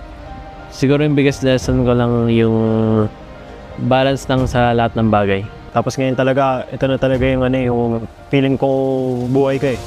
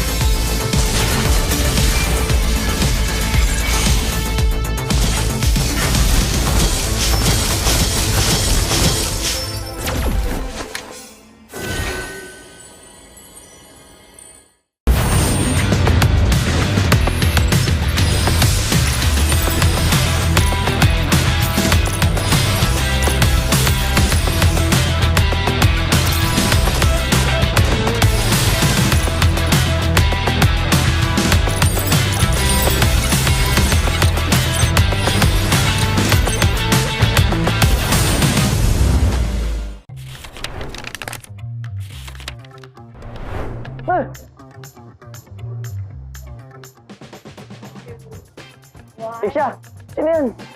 Si Gary? Esmeralda? Edith. Si Edith. Edith. Arnold. Edith. Edith niya. Look! Edith. Robe. Edith. Yan si Gerak. Gerak! Gerak! Gerak! Gerak! Gerak! Gerak! Gerak! Gerak! Uy, naunaw kanina sa Edith. Sige, all one. Pinagbigyan kasi nila ako eh. Lancelot! Lancelot! Lancelot. Si Lance. Lance! Sabay tayo, par. Yan. Granger! Granger! Granger! Granger! Granger! Si, Lucian. Granger. Ay, nawala ako. Okay, sabay ulit. Competitive. Florin! Florin! Florin? Florin? Ay, Florin. Florin. Wala.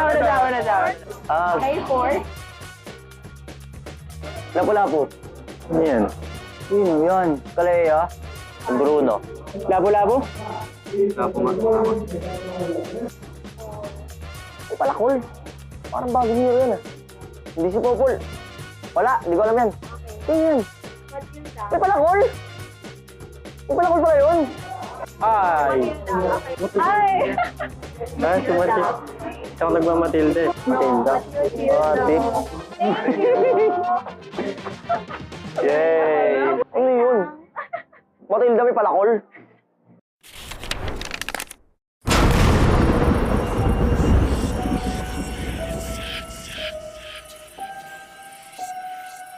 Gising na ako, nandiwala ako sa swerte. Sabi mo, Win streak ko to. Dahil sa'yo, tambak na ako!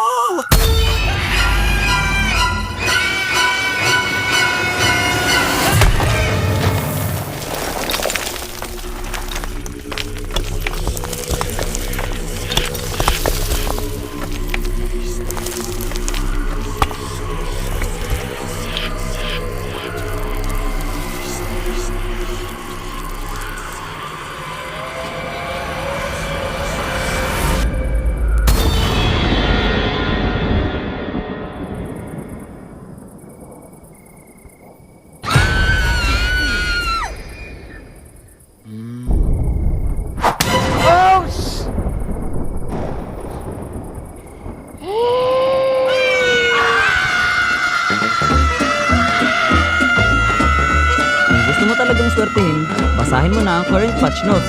Andito na ang Ready for Next, the biggest gameplay update of the year. Break through boundaries with the new Broken Walls map update. MLBB, we are ready for next.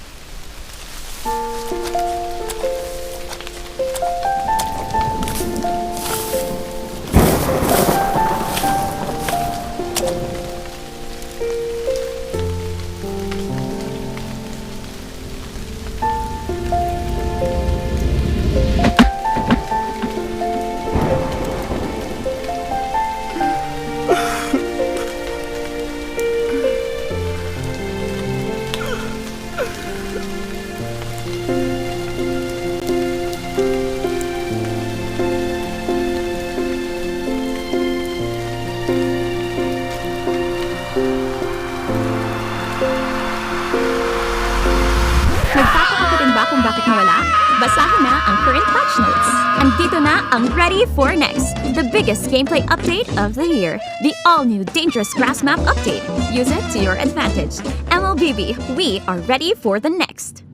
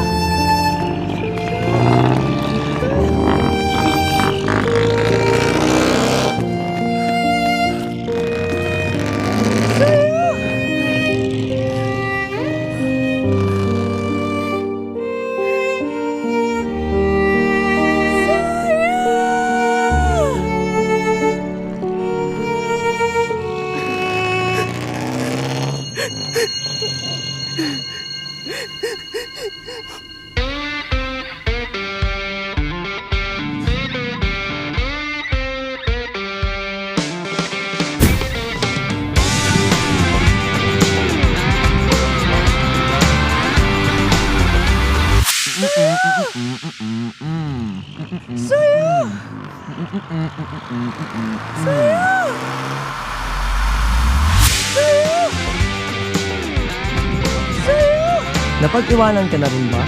Andito na ang Ready for the Next, the biggest gameplay update of the year. Get a head start with the new Flying Cloud map update. MLBB, we are ready for the next.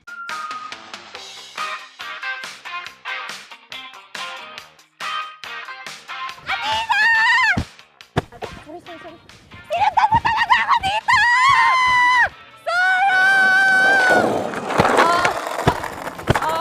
Hoy, ano ba mga bulag ba kayo? Hindi parang mga bulag kasi wala ba kayo nakikita? Mga bulag!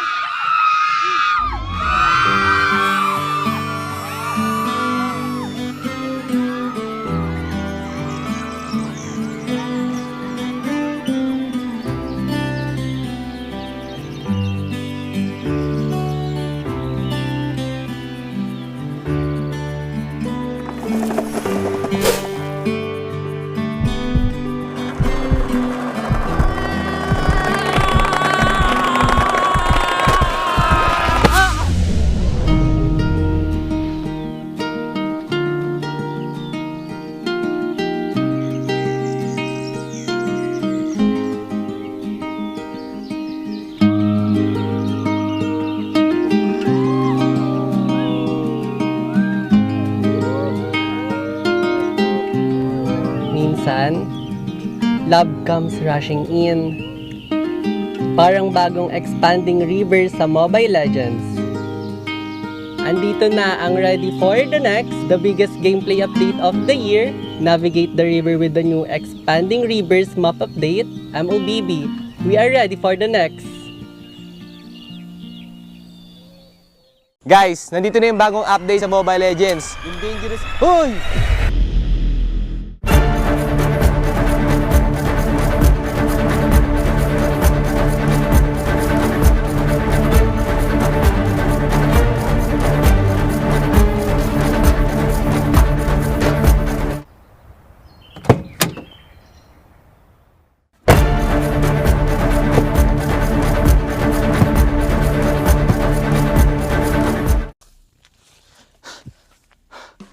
Okay, guys, yung sinasabi ko nga pala kanina yung bagong update. So una, yung dangerous grass at yung broken walls. So sa broken walls, guys, meron mga iba't ibang butas yung mga walls sa mapa. So mas magbe-benefit dito yung mga jungler kasi mas magiging mabilis na yung pag-gank nila kasi mas mabilis na yung pag-roam nila sa mapa dahil may butas na. At guys, magbe-benefit din dito yung mga heroes sa walang mobility dahil di na nila kailangan ng mobility para humakbang sa mga walls na to kasi may butas na nga. At sobrang magbe-benefit din dito guys yung Johnson kasi mas marami na yung shortcut so mas mapapabilis yung pag-roam niya sa mapa. At yung pangalawa naman guys is yung dangerous grass. O yung dangerous grass, nagdadagdag si Muntun ng mga iba't iba pang grass sa Mobile Legends para mas maraming opportunity para mag-gank at mag-ambush. At marami pang iba guys. So yung pangatlo naman is yung flying clouds. So sa flying clouds, pwede ka umapak sa base at mapupunta ka sa lane mo na mas mabilis kapag ginamit mo ito. At yung pangapat naman, yung expanding river. So si Muntun magdadagdag daw siya ng maraming tubig sa river kaya mas magiging mabilis yung movement speed nyo kapag umapak kayo sa river. At yun lang, yung mga bagong update ni Mobile Legends kaya i-check nyo na. Payong mo.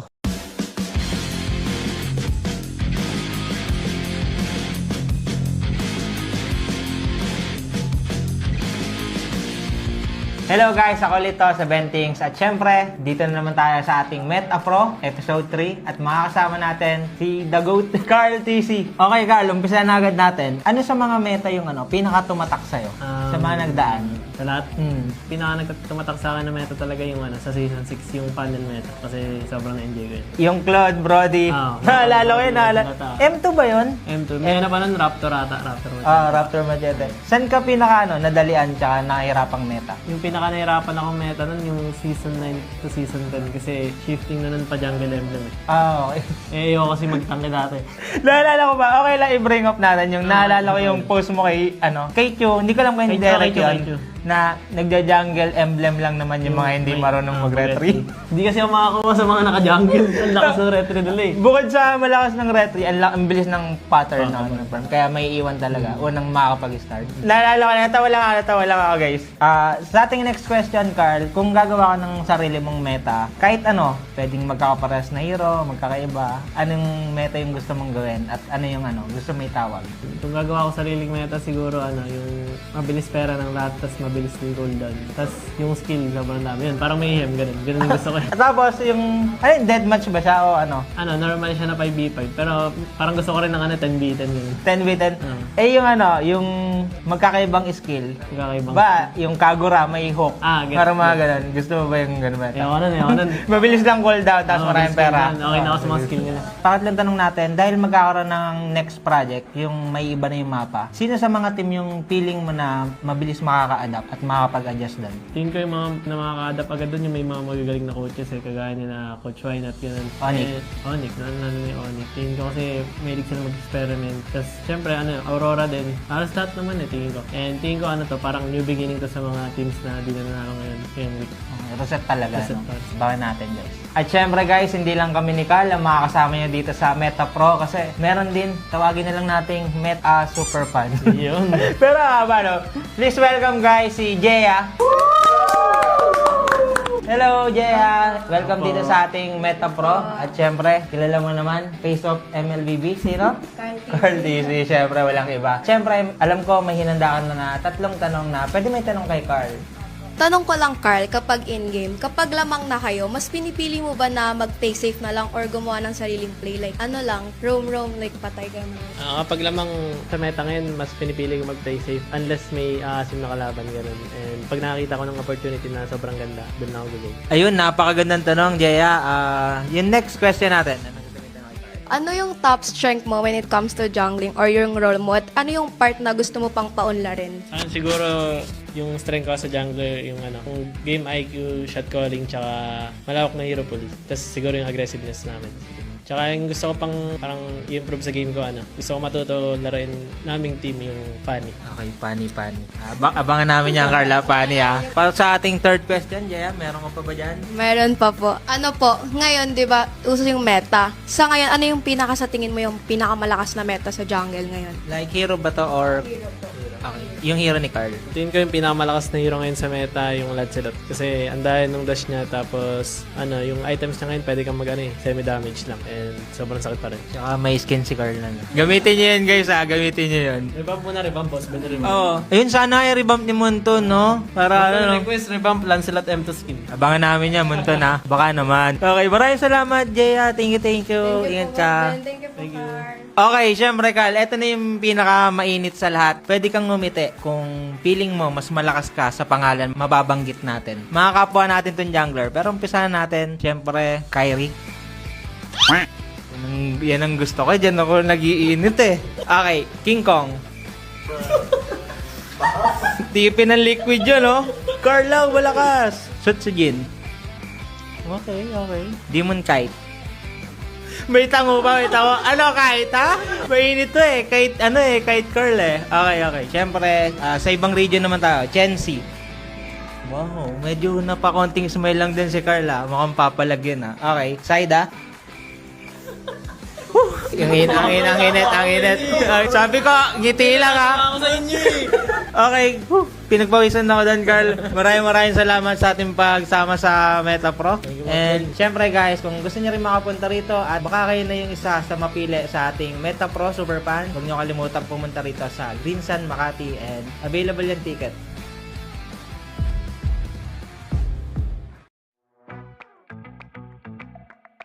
Yung thoughts ko sa Project Next, nakaka-visit kasi yung mga roamers mas mayaman pa sa mga carries Siguro nakapanibago, pero hindi naman sobrang laking adjustment kasi may mga nadagdag lang ng onti sa map, tsaka may mga pwede kang gamitin.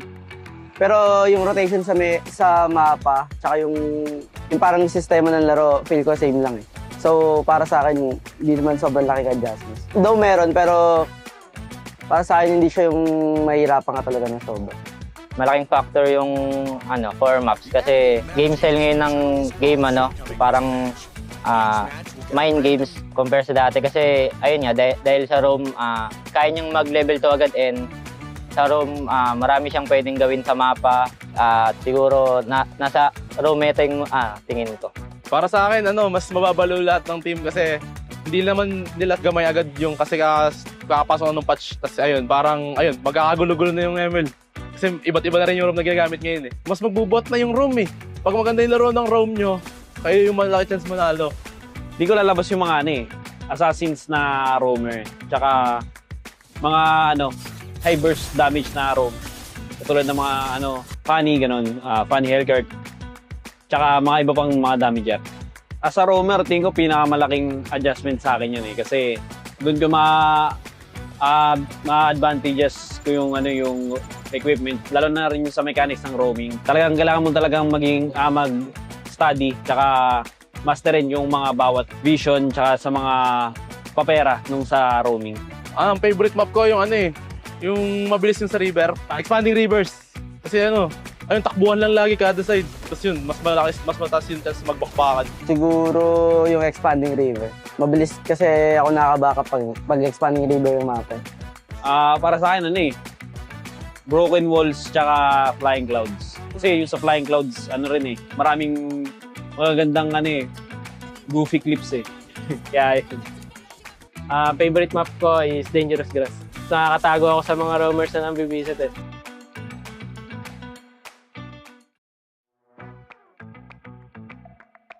Yung thoughts namin natuwa kasi mamemeta na yung mga tank na sumisilip kasi pumabor din sa amin. Para sa akin maganda yung yung update yung patch kasi parang may bagong kailangan masterin lalo na yung galaw ng roamer, yung vision. Hindi na masyadong magkadikit na lang yung roam pati mage Kailangan nag-uusap na rin kung siya muna bivision, mga ganun. Parang panibagong kailangan aralin. Maganda yun para sa akin. I think mas makakatulong ngayon yung roam sa in-game since makakasabay siya sa items and gold ng mga kampi niya. Siguro dapat yung hero nila mobility tas mabilis talaga sa mapa para makahati sila sa lahat ng XP sa side. Sa yung magiging dahilan pag sa meta kasi yung apat na mapa parang paiba-iba Parang siguro makapasok na rin siguro ulit yung utility ko. Maganda kasi sobrang laki impact na ngayon ng yung bagong roamers sa first 2 minutes kasi may chance ka mag-level 4 sa first turtle. Para sa akin, sobrang magiging laking factor nito sa lahat ng teams kasi dami na yung mga hero na pwedeng ipasok depending sa map. So, ayun, para sa akin, game changer din yung nangyari sa roam na update. Kasi, ayun, katulad nga, may mga gumagamit na ng mga roam Novaria and marami pa tayo siguro makitang iba. Kasi, hindi na yung roamer yung nagiging lowest gold So, pero this time, magbabago rin yung macro. For example, sa Broken Walls, pwede yung maging Lord Dance, pwedeng pakabilaan which is hindi nangyari sa normal na game. Mga expectation namin kung bago magbabago yung meta. Siguro pag may mga lumabas na ng mga experiment heroes na gumana talaga and magiging consistent na napipick na. Doon magsisimula kung paano mabago yung meta. Magiging meta lalo yung mga roam. Parang mas mabibigyan sila ng halaga sa game kasi yun nga. Kumbaga sa kanila yung meta ngayon, naka-base. Para sa akin, ang favorite map ko is yung Flying Cloud. Yung Cloud, kasi ang bilis tas nakakabalik agad sa lane. Dangerous Grass since parang nagtatago-taguan din kayo pagka mga hero mo pantago. Ako personally yung Grass kasi yun nga, pabor sa mga assassin yun Mas madaling makatago, mas madaling makaabang yan. Siguro yung Flying Cloud. Kasi yung kulit Ang cute tsaka parang ang bilis kasi rumeso sa kampi pag sigurado pag low ka. Ang favorite map ko so far yung Expanding River.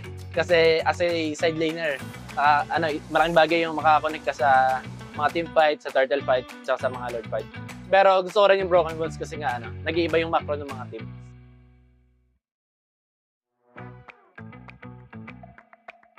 Sobrang ganda po yun. Parang nakaka-excite po lalo maglaro kasi may mga panibago naman pong mapa na pwedeng ma-flexible po yung mga player. I really love the change na parang it introduced four new map. It changes the meta. Pwedeng kahit sino pwedeng gamitin na hero and different kind of playstyle for different kind of map. Okay siya sa community kasi mas maraming makukuha yung mga players na bagong entertainment kasi pag stuck lang sa isang meta, parang naboboring yung mga players So yung Project Next, maganda yung ginawa niya kasi mas maraming choice yung mga player. Tsaka mas marami silang aabangan. Interesting kasi siya, iba-iba yung magiging game style mo. Depende sa maps. Iba-iba yung magiging experience ng bawat players. Ayun, tingin ko overall magiging maganda siya. Ang hirap po ngayon kasi Parang iba na ngayon yung meta, hindi na yung hero yung map. Yung favorite map ko po sa Project Next, yung Flying Clouds po. Then, ayun po, mabilis po siya makapag-rotate, kaya mabilis po siya makapunta po sa mga laning. Pag after namatay po. Yung favorite ko yung may dalawang clouds kasi mabilis ka mapupunta sa mga buffs. Yun. Lalo kapag core yung player mo. Ganun. Siguro po yung broken walls po kasi mas maraming play na magagawa tsaka yung mga decision making kasi mas accessible na yung yung sa pag dive sa second turret or sa pag-invade po.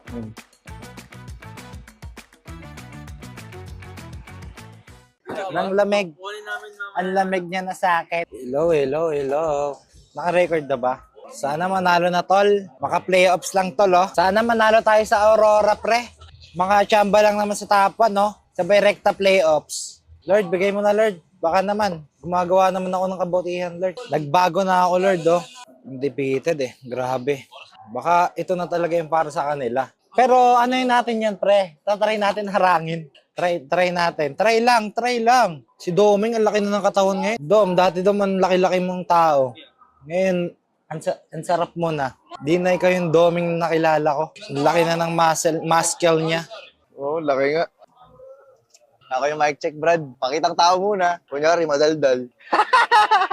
Ganda ng bagong album ni Taylor Swift. Swifties, let's go. May antay ako kumanta ng cameraman, Hindi ako kakanta, boss.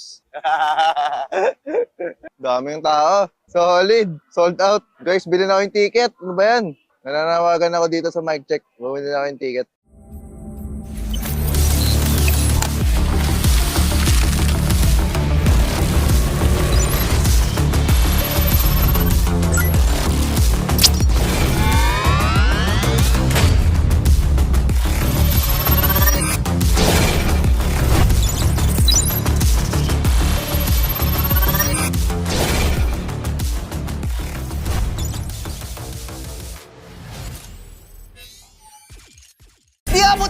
Defeat GG Bro!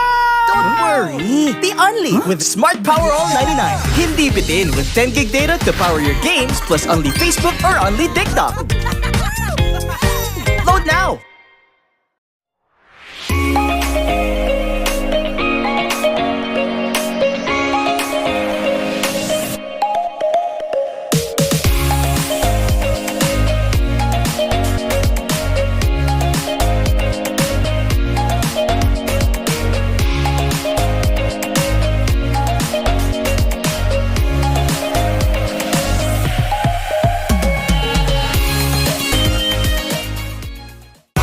Enemy alert. Your scalp gets 1.5 times greasier, causing dandruff.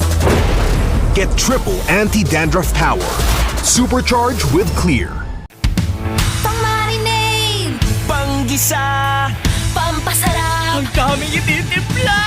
Luto mo yan with Knorr Liquid Seasoning. Mula luto tong plato, sarap panalo! Luto tong plato, sarap panalo! Luto tong plato, sarap panalo! Luto tong plato, panalo ang luto mo!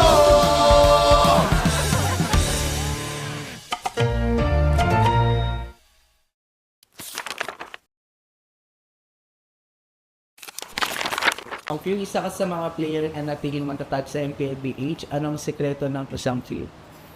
Para sa akin siguro yung passion ko sa gaming talaga. Kahit anong game kasi gusto ko maging magaling Yung passion ko sa gaming is nakuha ko siya simula nung bata pa ako Parang sobrang saya ko sa mga nilalaro ko and sobrang saya ko lalo kapag nananalo ako. So, piling ko din ko nakuha yung passion ko. Nabanggit mo din na si Pio yung goat mo. Kasi nung MPL Season 1 nakita ko siya mag-funny, sobrang nagalingan ako sa kanya. Tropa natin dito. At kita mo naman si Pio! Sinasayawan lang dito from wall to wall. Sinabihan ni Angela pero he still got the kill para dito kay Karina. Tapos ngayon naman, kaya siya yung goat ko kasi sobrang tagal niya na tapos nasa top pa rin siya. Nabanggit ni Cartesi na ikaw daw yung player na iniidolo niya at tinawag niyang GOAT. Siyempre masaya kasi yung lahat ng tao na parang nag-ML, ang sasabihin ko na si Carl talaga eh. Lalo na siya ng international and masaya pa rin na nakikita niya na na ganun. Siyempre pinagdaanan ko, marami munang talo bago nag-champion, ganun. Ganun naman yung cycle eh. From child prodigy to the face, and now MLB's greatest of all time, God TZ!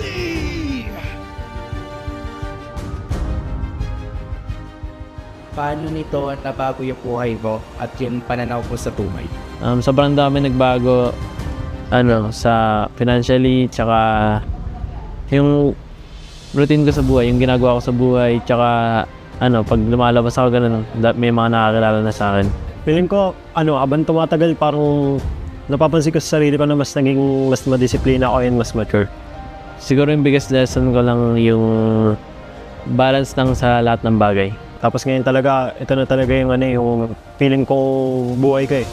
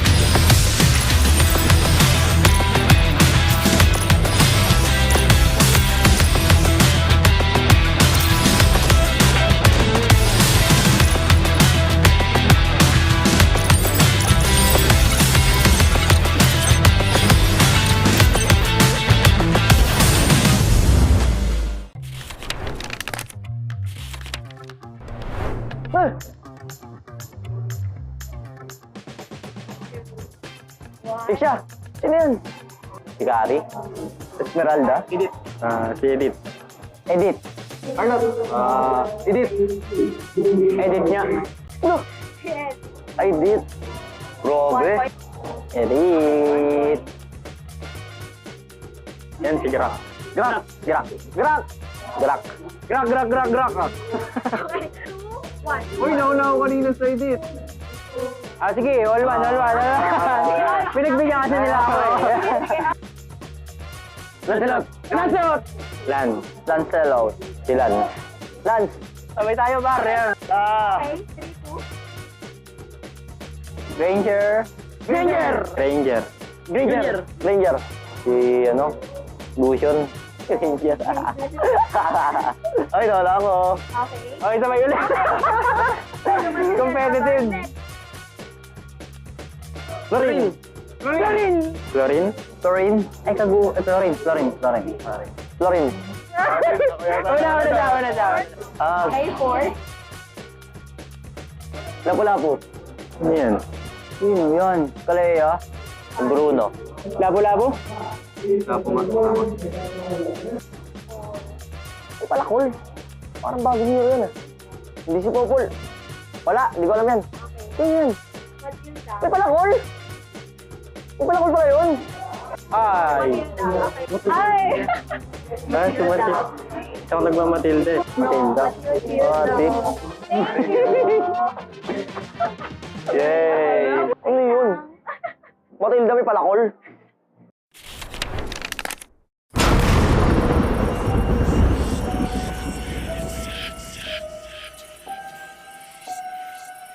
Gising na ako nang di bahala ako sa swerte.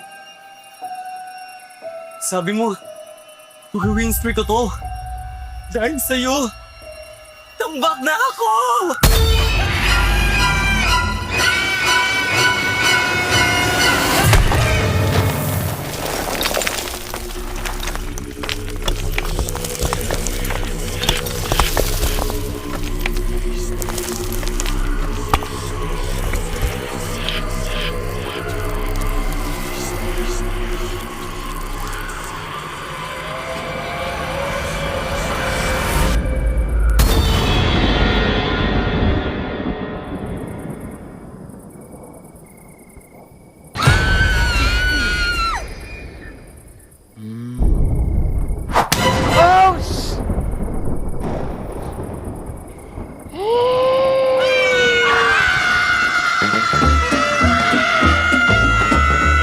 Gusto mo talagang swertehin, basahin mo na ang current patch notes.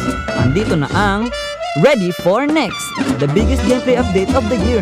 Break through boundaries with the new Broken Walls map update. MLBB, we are ready for next.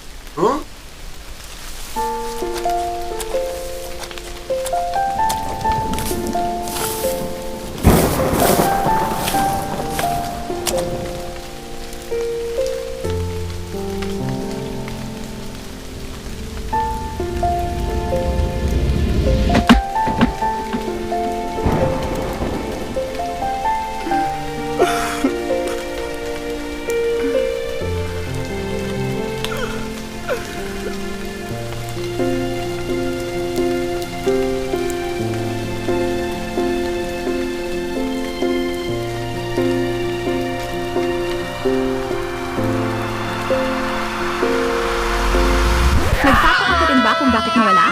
Basahin na ang current patch notes. Andito na ang Ready for Next, the biggest gameplay update of the year. The all-new Dangerous Grass Map update. Use it to your advantage. MLBB, we are ready for the next.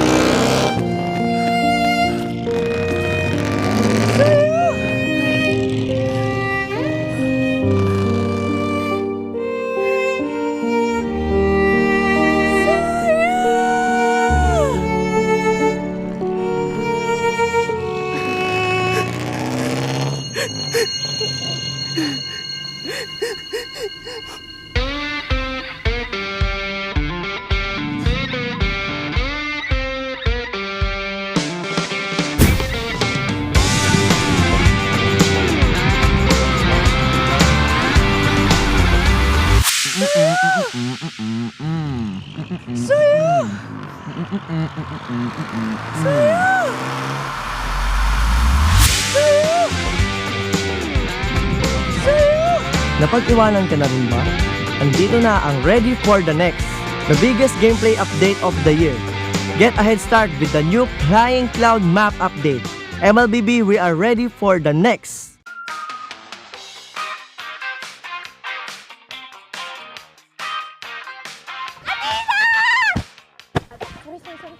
Sinundan mo talaga ako dito!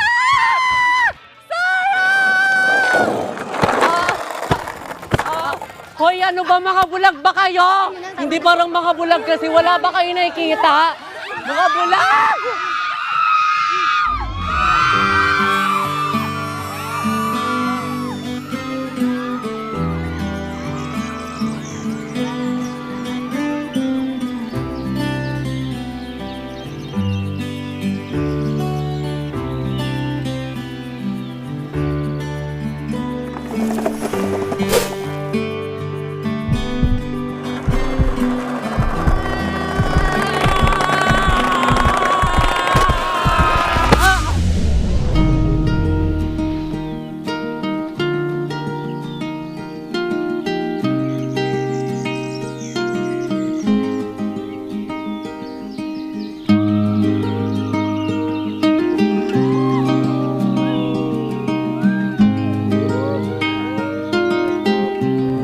Minsan, love comes rushing in. Parang bagong expanding river sa Mobile Legends. Andito na ang ready for the next, the biggest gameplay update of the year. Navigate the river with the new expanding rivers map update, MOBB. We are ready for the next. Guys, nandito na yung bagong update sa Mobile Legends. Yung dangerous... Hoy!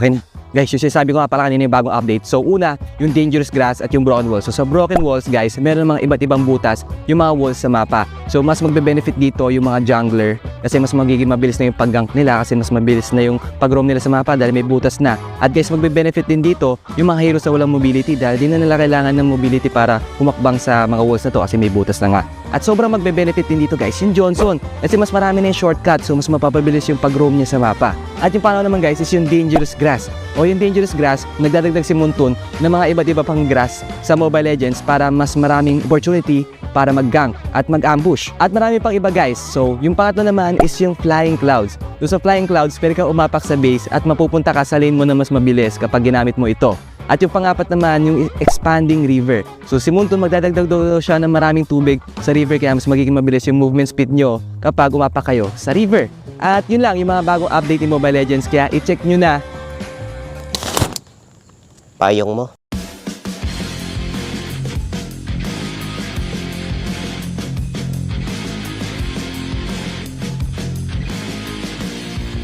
Hello guys, ako ulit to sa Bentings at syempre, dito na naman tayo sa ating Meta Pro Episode 3 at makakasama natin si The GOAT, Carl TC. Okay Carl, umpisa na agad natin. Ano sa mga meta yung pinaka-tumatak sa'yo sa mga nagdaan?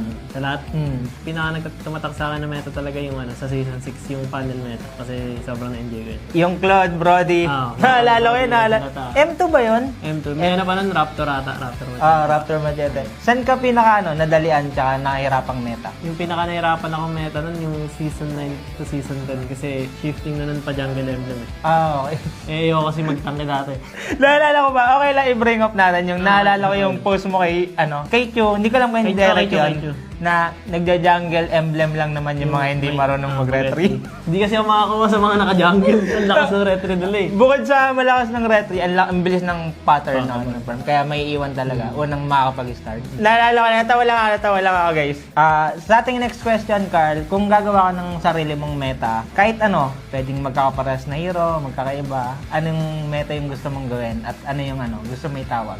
Kung gagawa ko sariling meta, siguro yung mabilis pera ng lahat, tas mabilis yung cooldown. Tapos yung skill, sobrang dami yun. Parang mayhem, ganun. Ganun yung gusto ko. Tapos yung, deathmatch ba siya o ano? Normal siya na 5v5. Pero parang gusto ko rin ng 10v10 ganun. 10v10?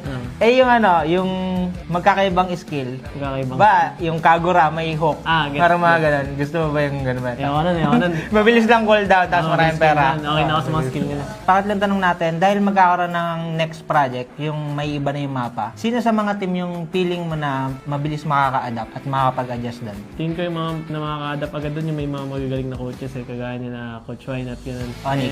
ONIC, yung ONIC. Tingin ko kasi mahilig sila mag-experiment. Tapos syempre Aurora din. Halos lahat naman tingin ko. And tingin ko parang new beginning to sa mga teams na di na nanalo ngayong week.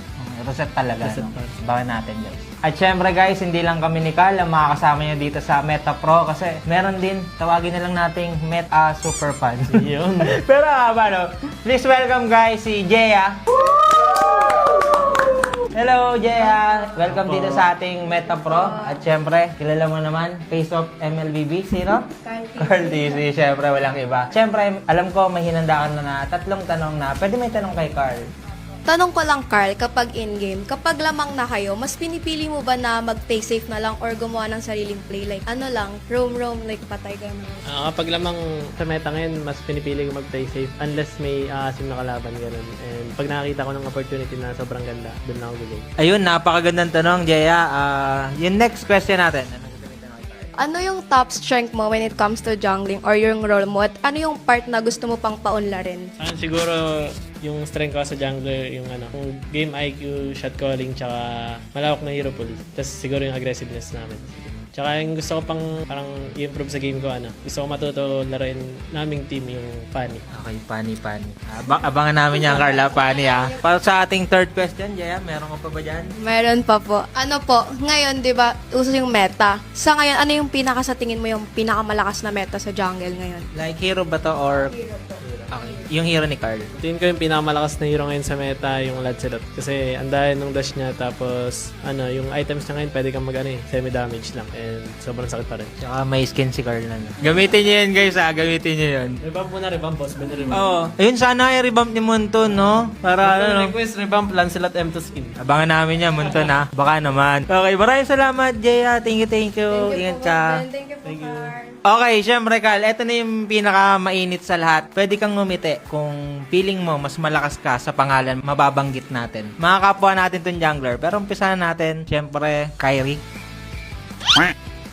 Yan ang gusto ko. Diyan ako nag-iinit Okay, King Kong. Tipin ng liquid yun, no? Carl lang, malakas. Sutsujin. Okay. Demon Kite. May tango pa. Ano kahit Mainit to Kahit kahit Curl Okay. Siyempre, sa ibang region naman tayo. Chensi. Wow, medyo napakonting smile lang din si Carla. Mukhang papalagyan Okay, Saida. Ang init. Sabi ko, ngiti lang Ako sa inyo Okay, pinagpawisan ako doon, Carl. Maraming salamat sa ating pagsama sa Meta Pro. And syempre guys, kung gusto niyo rin makapunta rito at baka kayo na yung isa sa mapili sa ating Meta Pro Super Fan, huwag niyo kalimutan pumunta rito sa Greensun, Makati, and available yung ticket.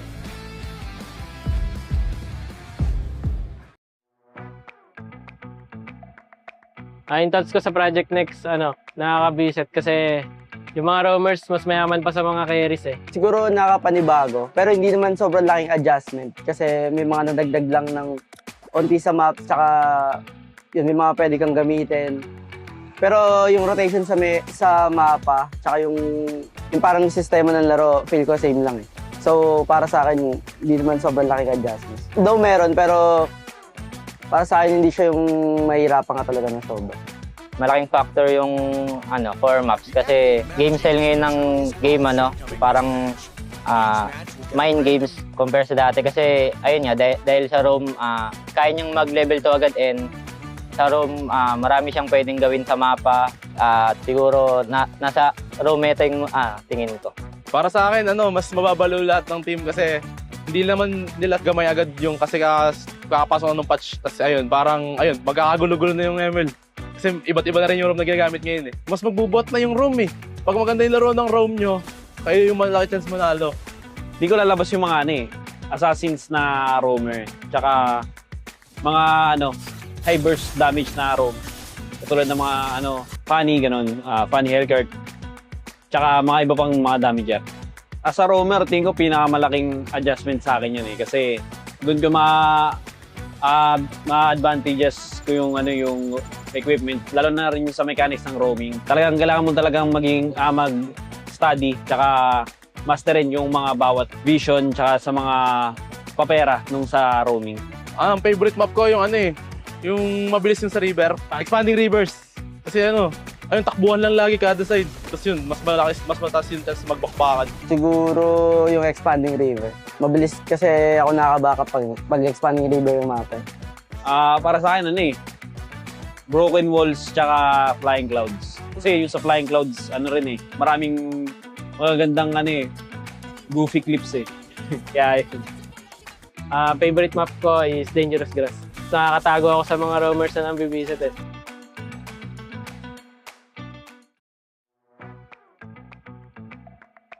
Yung thoughts namin natuwa kasi mamemeta na yung mga tank na sumisilip kasi pumabor din sa amin. Para sa akin maganda yung yung update yung patch kasi parang may bagong kailangan masterin lalo na yung galaw ng roamer, yung vision. Hindi na masyadong magkadikit na lang yung roam pati mage Kailangan nag-uusap na rin kung siya muna bivision, mga ganun. Parang panibagong kailangan aralin. Maganda yun para sa akin. I think mas makakatulong ngayon yung roam sa in-game since makakasabay siya sa items and gold ng mga kampi niya. Siguro dapat yung hero nila mobility tas mabilis talaga sa mapa para makahati sila sa lahat ng XP sa site. Sa yung magiging dahilan pag sa meta kasi yung apat na mapa parang paiba-iba Parang siguro makapasok na rin siguro ulit yung utility ko. Maganda kasi sobrang laki impact na ngayon ng yung bagong roamers sa first 2 minutes kasi may chance ka mag-level 4 sa first turtle.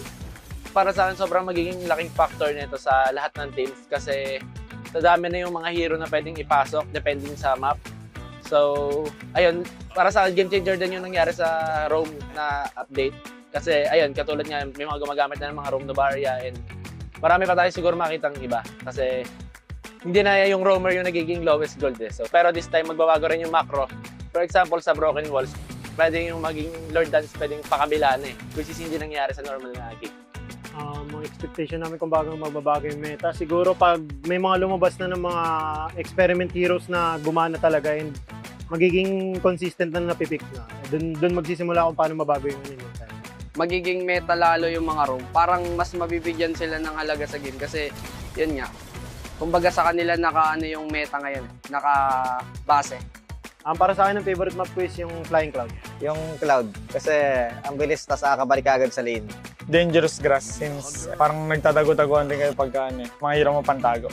Ako personally yung Grass kasi yun nga, pabor sa mga assassin yun Mas madaling makatago, mas madaling makaabang yan. Siguro yung Flying Cloud.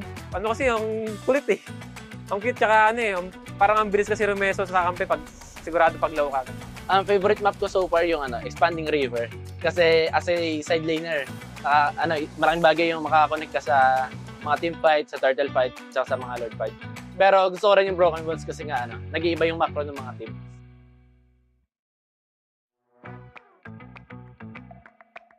Sobrang ganda po yun. Parang nakaka-excite po lalo maglaro kasi may mga panibago naman pong mapa na pwedeng ma-flexible po yung mga player.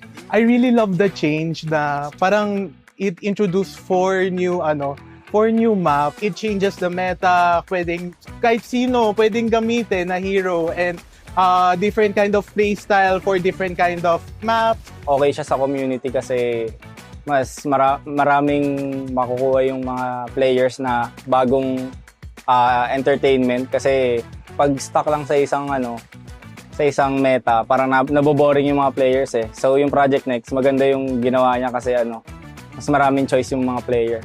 Tsaka mas marami silang aabangan. Interesting kasi siya. Iba-iba yung magiging game style mo. Depende sa maps. Iba-iba yung magiging experience ng bawat players. Ayun, tingin ko overall magiging maganda siya. Ang hirap po ngayon kasi parang iba na ngayon yung meta, hindi na yung hero yung map. Yung favorite map ko po sa Project Next, yung Flying Clouds po. Then, ayun po, mabilis po siya makapag-rotate, kaka mabilis po siya makapunta po sa mga laning. Pag after namatay po. Yung favorite ko yung may dalawang clouds kasi mabilis ka mapupunta sa mga buffs. Yun. Lalo kapag core yung player mo.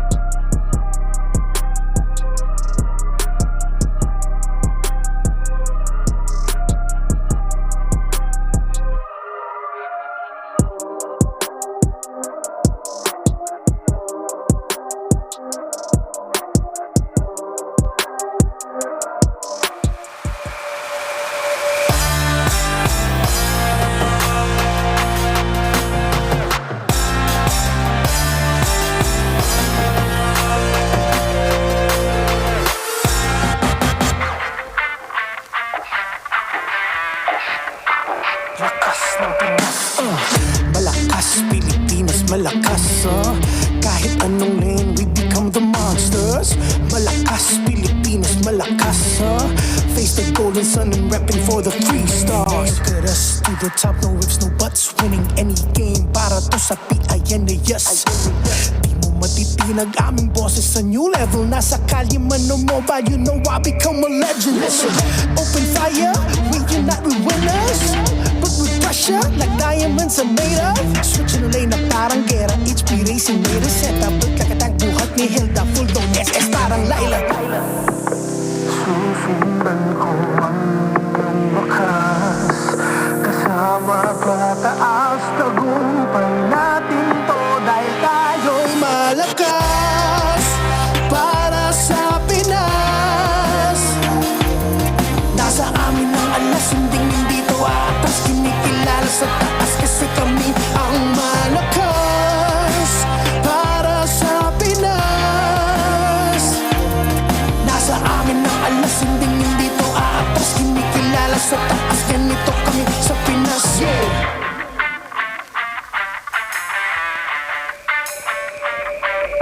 Laging MVP, no surrender, no retreat. Pag nagsama-sama, just imagine what we can achieve. Laging MVP, no surrender, no retreat. Giving 100 on my all, cause we just cannot be defeated. We are unstoppable, immune and invulnerable. Ready ang equipment, lahat frozen, mala, crowd control. Pakita on the jab, east to the southeast. Taas ang matawa, crowd and loud, cause every enemy we devour. Susundan ko ang iyong wakas, kasama pataas, tagumpay natin to dahil tayo'y malakas para sa Pinas. Nasa amin ang alas, hindi to atas, kinikilala sa taas kasi kami ang malakas para sa Pinas. Nasa amin ang alas, hindi to atas, kinikilala sa taas, ganito kami sa Pinas. Malakas, Pilipinas, malakas kahit anong malakas, Pilipinas, malakas face the golden sun and repping for the 3 stars.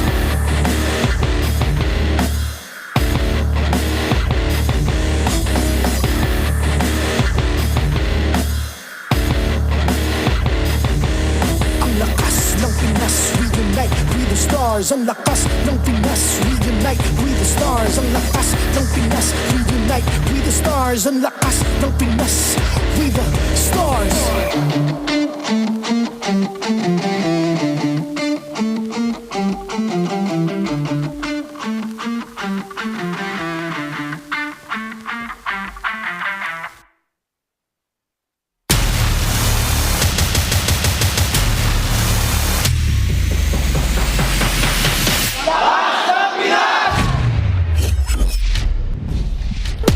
Konnichiwa minasan to all of our Japanese fans watching from all over the world. You're watching MPL Philippines Season 16, Week 7, Day 1. It's the final match to close off tonight. At your service, my name is Leo here with Naisu and Renmar Santa Cruz. We Bear Bros calling this next match. But first, let's take a good, hard look at the match that first elapsed. We witnessed a sweep by Aurora. Yeah, it was a dominant one too. Quick games, actually. Unexpected. I didn't expect to see TWIS and Minds look that weak, but Aurora are just that strong. We would like to thank Smart. More data, more GG. Experience the winning power of Smart's only 5G and enjoy it with the Smart Digital Prepaid eSIM. Smart. The simply reliable telco partner of the MPL, victories you can count on. It's a little tricky how Aurora actually did that, because I'm also just as flummoxed as everyone watching, all of the fans, all the Minds, all of the Northern Lights watching, but despite that, I think it was a tasty win, just like Nor. It's a marinade seasoning for everything. As well, we would like to let you all know that MPL Philippines Season 16 is monitored and supervised by the Asian Music Board. All right, let's get up to business. We're up, man. I just, I think that's the main thing. If you guys missed the last match, it was so quick. But RORA getting the sweep, but now we get to go ahead and bring our focus man. Almost got out of hand. It did. It actually did. I will say this, it was completely out of hand with how fast Aurora were able to take those games. It was violent, it was a lot of more adjectives that I'm forgetting the words for, but it was like a horror movie. If you were a Twisted Minds fan, if you were a RORA fan, I was like, oh yeah, that's good for us. But it was not good for the Minds. Not at all. Not at all, man. Something is up with them. I think it's something that has plagued them. Yeah, it's something that plagued them for the later half of the season because they dropped really hard, ladies and gentlemen. They were once at #1, where Aurora is now sitting with their playoff spot secured and almost an upper bracket berth into the playoffs. But tonight, coming up next, you'll see in action Team Falcons, ranked 8 in Season 16, going up against a strong #3 in ONIC PH. Yeah, this one is going to be an interesting one, I think, for all the people that are a part of the nest. You know, all the Team Falcons people out there, they know that this is kind of a weird territory and a weird position to be in when you see Team Falcons, how much they've struggled this season alone. They've done a couple iterations even of their roster. I mean, we came into the season talking about how long these guys have played together up to a point, but just something isn't clicking with Team Falcons. And all the way up to now, week 7, it still hasn't been solved. So maybe we find that out today. Yeah, they can't close it out. Team Falcons actually is in a pretty frustrating streak for them because the last 6 series they played all went to 3 games. The last time they were swept this season was by this team, ONIC Philippines. Maybe this will be the beginning of a turnaround for Falcons, but we said that the last time they won, with it looks like Kirk coming back into the fold after ONIC having a difficult week 6. I think it's going to be a really tough game for the Falcons. Folks, just to be clear, it does seem like elimination is inevitable, but Falcons are not out just yet. The Superfams stand in their way, and this could be a matchup for the ages. We could remember this moment in case Falcons do make the miracle run. Yep. It's Heralds versus Remnants of an era. For a good chunk of time, Falcons were on top of the world. Yeah, they were. They went on a world tour, essentially, you know, at one point, and, you know, they were touted a lot into the Titans matchup, you know, between TLPH and everything else. And I feel like, again, it's something that they obviously have this lasting legacy, I feel like, but when you look at really how Team Falcons has been playing, it's more so, you know, how can they take all that experience, all that veterancy, this legend of theirs, so to speak, and everything they've accomplished, and bring it back into the current developing season and meta that we're seeing, because that's where the struggle is here. Yeah, if at one point the roster that makes up Team Falcons today proved just how strong teams from the Philippines are, I think it's like the natural evolution for teams who excel in the Philippines and succeed internationally. When they come back, they will all hit that point of realizing just how difficult it is to maintain championship status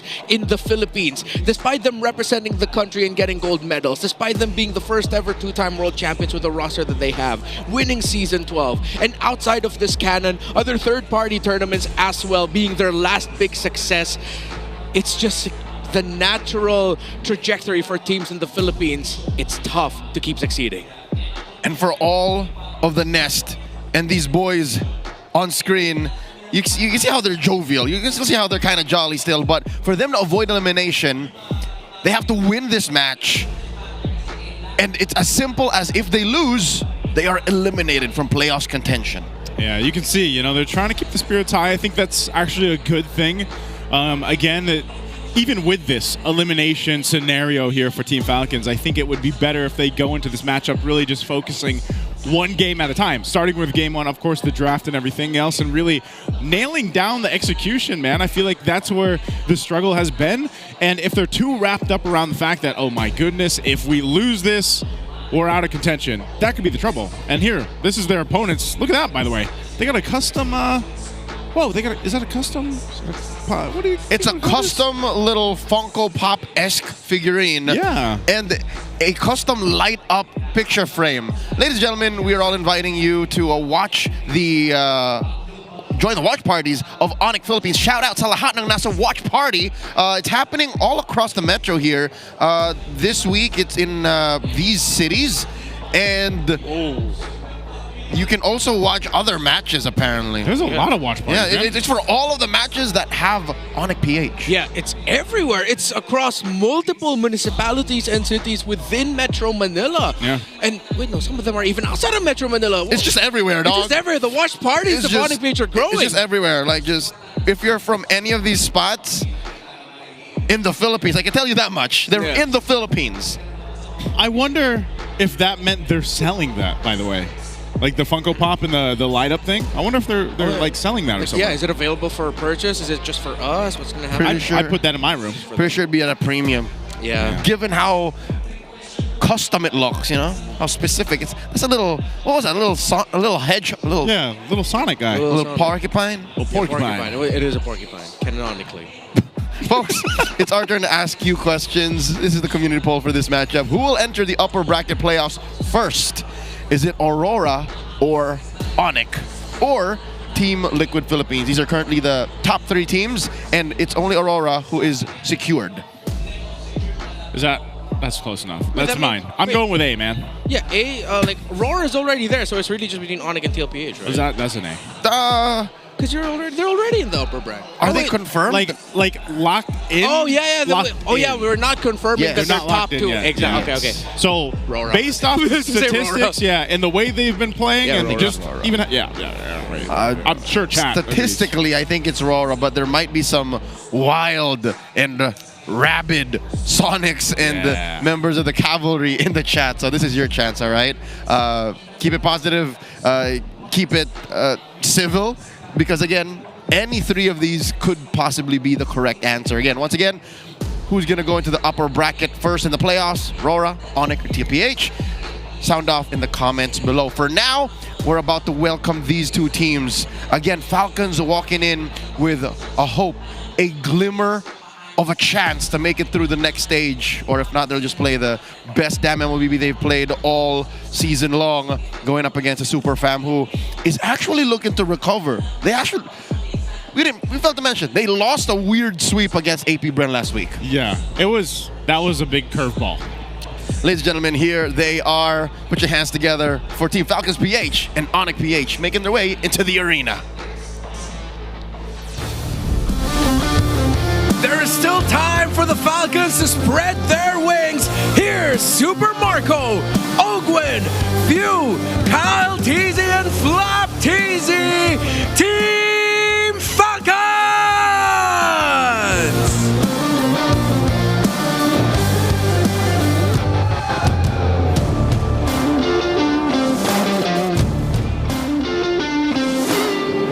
The climb up the playoffs ladder continues for the Sonics. Welcome, Kelra, Brusco, Super Friends, King Kong, and Kirk. They are the reigning champions of the world, ONIC Philippines!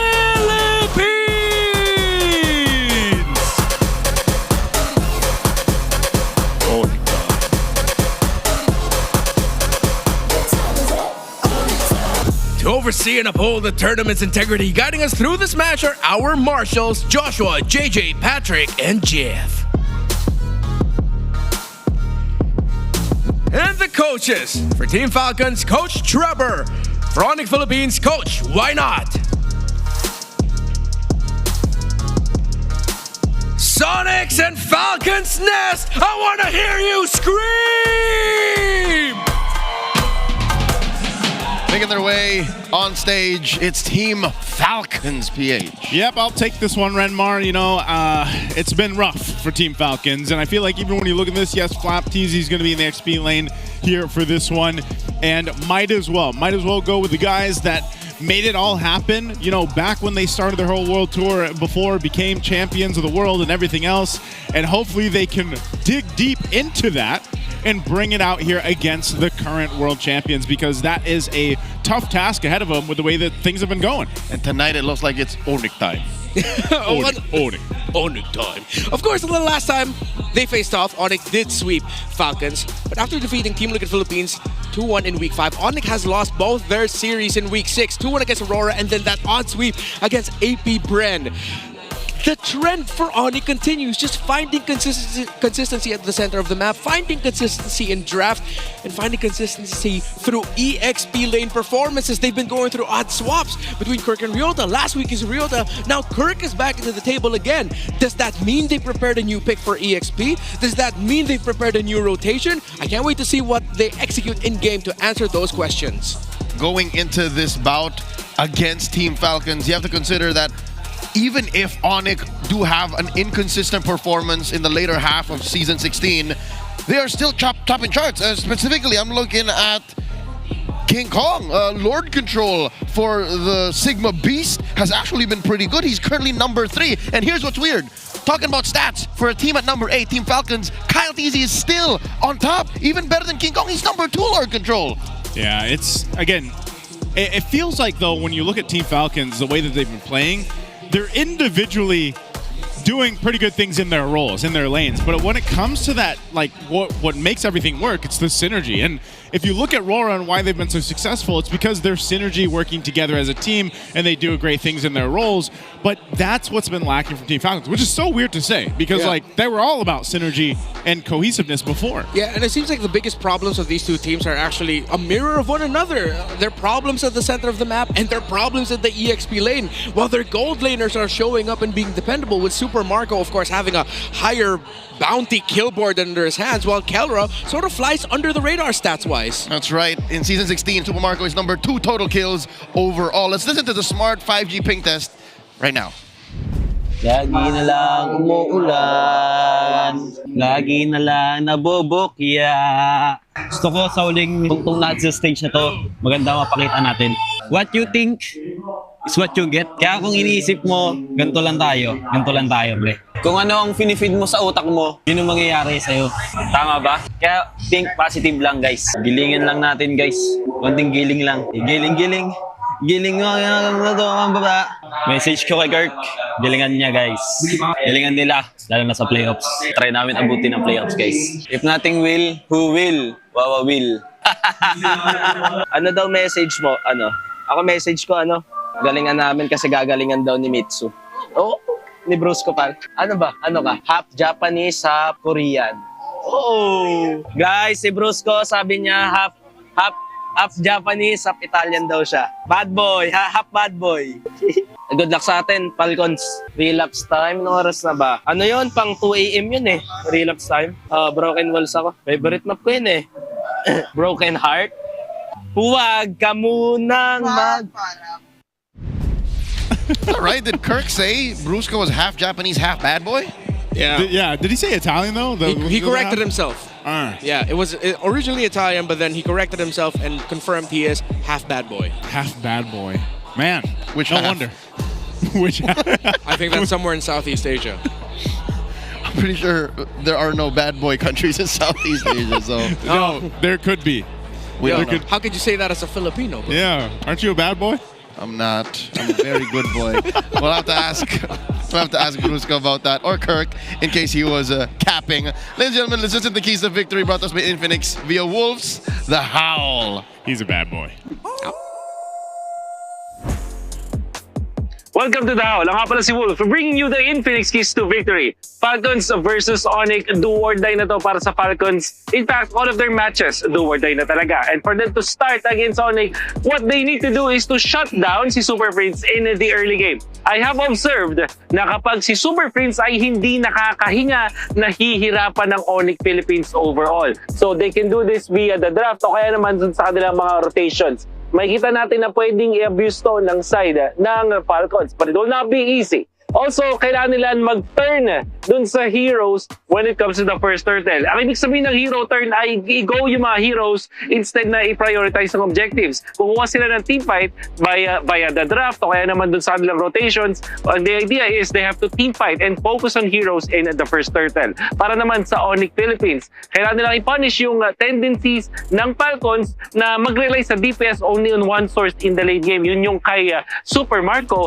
na nakikita natin siya talaga yung nagiging carry ng side ng Falcons. This is something something that ONIC Philippines should punish at constant vision and the river control. Vision control and river control can stop Falcons pick off plans in the early game. There was a time na ang Falcons ay naging successful sa second leg natin at nagbase sila dun sa kanilang mga pick off strategy. But if ONIC Philippines controls the river as well as the vision around those parts, mahirapan dito ang Falcons na makahanap ng pick off. Yan po ang ating bakbakan. Tingnan natin kung mananalo nga ba ang Falcons ngayon. Back to the casters. 1 point each I want to focus on. Hero turn in the first turtle might be the better option for Team Falcons. There's been a running joke about how if FLCN ends up with an R-Lot, expect him to miss the first final slash, which usually happens at the first turtle, but then that's because it seems like they're focusing a bit too much on the objective. Yes, that's good, but I feel like they can do a little bit more with bringing the heroes of ONIC down low first before going for the full commit. While for ONIC Philippines, constant vision and river control stops Falcons' early game plans. They are at this point where if Falcons is uncomfortable, just give the game already to their opponents. They want the control, and if they don't have it, they scramble, they lost, they lose themselves, and they just lose the tempo. This seems to be how Falcons want to get that comfort, find their footing, draft from red. That is Coach Treb's choice going into this first game. Joseph, your thoughts on Falcons here going into the match? Because, again, all eyes are on them. I think a big part of it is we see a lot of these games right now, especially post-patch for Project Next, being decided on the draft, you know, and that's kind of always been the case, but I feel like some teams, they can play into a certain style that they want to. I think for Team Falcons, I don't know, man. We've been seeing a whole lot of utility from them, like utility jungler on the hands of Kyle TZ, which traditionally could work really well, but I don't know if he's just going to go and opt for a utility jungler again, and then they want to play into Super Marco, because they're getting Mr. Clouds here for game one. Mr. Clouds, this is a clear sign that maybe Gold is going to be happy, and quick rotations, heal up, go back out in the jungle. You can afford those things. I will go the opposite direction. I don't want a utility pick on Kyle, but who am I to say, right? It's just my honest opinion as an armchair analyst. Much like our folks watching at home, you can go on social media, talk about it in the MPL PH groups. Just like how in the Keys to Victory, they should be able to trade for that first turtle, turn it into a full-on hero fight, put an assassin on Kyle. They can afford to lose turtle control. They've been winning turtle and lord control all season long. Yeah, I think... And it's not paying off. It's not paying off, so... I don't know, when was the last time Kyle played an assassin, though? I feel like all we've seen him do is the utility picks. Yeah, I mean, that's the tough part, because if Kyle TZ doesn't end up with an assassin, then that means they're a little bit more confident with fighting. If they end up with an assassin, they're overly confident, and then they completely lose everything, which is why this R-Lot pickup rush by ONIC is perplexing to me. Yes, it's a FLCN favorite. They take out the Phoveus, they have the R-Lot with them. But with the Phoveus gone, what's stopping Super Marco from rushing a Harith now at this point? And then later on, just making sure they have range to match what will be an eventual... Granger pick rush suddenly for Caldera later on alongside the jungle pick for King Kong? I like the Harith because that allows for Kyle to pick into the second phase and still be flexible with it. Because already the Harith is such a big threat magnet that Kyle can slip under the cracks. Who are we to say that Kyle can't bring out an old favorite, like if say the Hayabusa gets cracked down on? Dare I say like a Nolan? We've all been mentioning... all right, never mind. This is like this theory combo, out the window. Yeah, it's out the window. And I don't know. I can feel the sentiments of a lot of people that have been rooting for Team Falcons to go ahead and see if they can go off that utility jungler route. But even so, it's like that might just be one small piece to the puzzle of what has been the thorn in the side of Team Falcons here. But you're asking when the last time he played an assassin was last week against Omega. He had a Hayabusa. They lost. Yeah. Seems like you are actually seeing Super Friends being much more active and hands-on in the draft. I think I'm seeing a lot of conversations between him and Coach Why Not mainly, while Super Friends was actually checking on King Kong whether or not he'd be okay with the Yi Sun-shin pick. Wasn't that noted that Super Friends was very involved? Like even was it last season or seasons ago? Yeah, I mean, he is the team captain for a reason, but I think this is one of those rare times that we actually see him like this is the most locked in I've seen Super Friends in a draft. And it makes sense because again, they are coming from quite the rut. Last weekend, they got swept by AP Brent, so ONIC PH want to get back on track. They put the usage in on King Kong, who's currently #1 GPM average all throughout Season 16, so he's going to farm his mind out. Team Falcons locking a solid frontliner once more, putting the Lapu-Lapu into the hands of Flap TZ. So yeah, safe to say that Kimmy has great, well, not backup, front up, could you say that? Yeah. He's a good front line. Yeah, very good front line, and because of that, you'd want to take out one more strong frontline option that Falcons can pick for. ONIC needs to consider banning out the Grok, take it away from the hands of Ogun. That is one of the comfort picks that he wants to play into, and that would prove a very solid front line alongside the Lapu and Fredrin to support the Kimmy and what could be an eventual golden. Hey, it's Pando's back! It's Panda. That's Vincent and Nina. That's Vincent and Nina. Mr. Pando. Hope he's well. Kind of missed seeing him play, man. That is the other Unigo, the XP lane and roamer extraordinaire. This right here is King Kong's parents. His family is in the building. The Harris gets banned out. And of course, the chip. It's odd that both gold laners aren't in yet. Yeah. Which means we're going to see probably a contest for, what, the Granger and the Moskov. I wonder if one of these teams will still decide to go ahead and try the Obsidian, man. If the teams are still going to be going and trying that out. But maybe don't risk it. Granger's great. Since the Harith is banned out, you obviously have the Moskov there too. Yeah. So at this point, just go for a reach if you're Falcons, while you force Super Friends to go into something like a Farsa later on if they want to match the reach. Or this would still be an okay time for them to reconsider picking up a low Yi yet again, although it didn't work out for them last week. Could be fine. Besides the Grok, you also have to watch out a high loss, which should help hold down the front line very well for Falcons, considering that it will be packing Revitalize, and that will help the Lapu-Lapu and Fredrin out a lot. This is an interesting Red 5 ban for Falcons. They're not sold that the Arlet is going into the EXP lane. Yeah, they're considering that it still could be flexed by Bruce. Wait, are they considering? Wait, what are they considering for Arlod? Yeah, that was odd. There's also a got shot, right? Yeah. So that should confirm it. You know, there was something I faced in my RG. Gold lane CC. Yeah, okay. Gold lane. Oh yeah, the gold lane CC is, because of the would have been an option. Yeah. All right, we got turned there. Yeah, all right. We got flexed. I was thinking of something crazier, but I'll play it later. So with Granger, then most likely Moskov, unless ONIC would be okay with Bruns picking up an Aerithel, but nope, gold lane Bane for Kelra, and an Angela last pick. I am okay with this. Super Friends! It fits Super Friends. Look at the smile Angela on Friends Ramirez's face. Yeah. He orchestrated this. It fits him, the playstyle of ONIC. It allows Super Friends to call the shots and command from afar while he's managing the side lanes, while he's playing from behind the tower. Suddenly he'll just show up with whomever, most likely Kelra, most likely King Kong, and you could even put the hard guard on Kirk, and it would be equally devastating. And I like that it's going in the hands of Super Friends, because so far Angela hasn't proven to be super successful yet, you know, especially when it's parked in the mid laner's hands. There's the answer, though. Franco is also going to be picked up now for Team Falcons to round this up. If you look at the lineup Team Falcons has, man, their front and their back lines should be covered really well. And every time we have seen Team Falcons have success, it's when you can allow Super Marco that space to work and get things done in the Granger. So this lineup should do that, I feel like, for Team Falcons. It's less pressure on the Bulletproof to just be a one-man carry, a tent pole for the team, because you have few on a DPS hero and you have an all-reliable front line. Again, 3 solid heroes to set up for Falcons' comeback. While ONIC, it's quite experimental, but they still ended up with a fighter, quote-unquote, in the gold. And then Angela, still weeks after the many losses that Angela drafts have caused in the league. Ladies and gentlemen, welcome to game number 1. Welcome to Mobile Legends and Falcons. Both teams looking to recover. Falcons playing a little more conservative. I like it though. This is the change I think Falcons needed.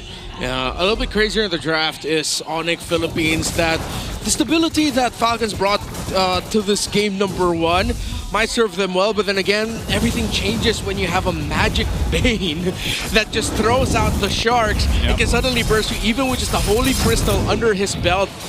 So, interesting start there. Like, Ogun was just standing right beside the purple buff. I thought he'd be more eager to like get vision, go out, but he just decided to stick beside Kyle for a reason? He's just chilling, man. Yeah. I think it looks like they want to go ahead and do they get towards the purple buff? I mean, that's an early cross for Kyle. Yeah. That's good. Yeah, they don't get to invade because Super Friends was there But he's providing the there. info. They're there. They could annoy King Kong a bit.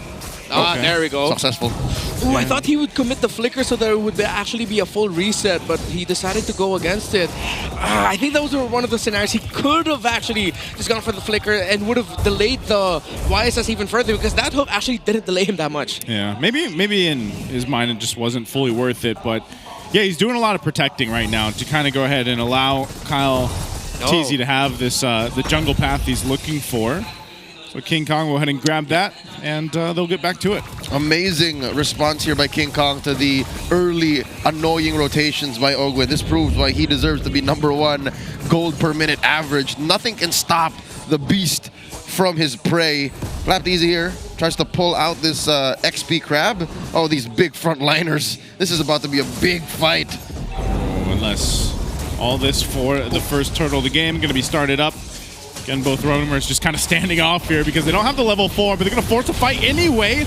Mountain Shocker was used. Kirk will get the first blood, and King Kong gets the turtle. Oh no, a double for Kirk. They go under the turret. A hook falls, but it's a triple it's a maniac for Kirk under the 2.5-minute mark. Already! And that was perfect timing again. This is the playstyle of Super Friends. Watch from afar, and then he'll show up just when you need him. It set up the R-Lot perfectly. Again, that's one of the conditions we put onto the table. We're playing around this Angela for this early game. It's like having an Angela CC, except it's like weirdly more devastating. Another question, why was Falcons way too focused on that turtle? I was just going to say, man, Kirk getting that maniac, getting the 4-0 ahead of Flap TZ's Lapu Lapu, basically makes the job for Flap even that much harder now. I'm not usually one to say you should have done this, but given their lineup, given the 3 heroes that were near the turtle, they should have just delayed. They could. Yep. That's how chunky those dudes are. But then again, here we are, 2,000 gold up for ONIC. That's what they gained with that first turtle and these 4 free kills on Kirk. I'm pretty sure he missed playing. Yeah, the moment Kyle TZ dashed into the turtle pit, I was already scratching my head. The moment Ogwin and Few also joined him under there, it's like, why? Let's all do this together. He's like, okay, you all decide to go die on this hill, but why? Mass hysteria. Yeah. Folie à deux. They just follow each other. And we die as one. You know what? It's not too late. Kyle D's here trying to catch King Kong. Put up damage. There's the hook. Iron Hook's going to land on Super Friends. They'll get 1 kill, but they're going to have to trade it out for Kyle as Brusco picks up a kill himself. So the 1-for-1 trade, but still, you know, was that worth it? Was that worth the play there for Team Falcons? Then you take a trade of your jungler for the opposing mid laner. Okay, they'll sort of balance it out by starting the leash for Kyle TZ already. So he should still be somewhat up to speed, but at this point, King Kong is unstopped. King Kong's just gonna keep going. Oh my God! The flicker! That's what I would call the deadliest catch. Big damn, but the fight for the second turtle. Brusco, in front of it all, they're gonna fight for it. Kirk has the hard guard. Kyle TZ will be able to get the turtle. A final slash again. They've got nowhere to run. Ogwin has to flicker out defensively. And now Kyle TZ is going to be in trouble. Mount Shocker going to be used. He's crowd controlled for days. Another kill. ONIC doesn't care. They're going to go for Flap next, and he has to burn the flicker to survive. All right, so much happened after the sequence up top.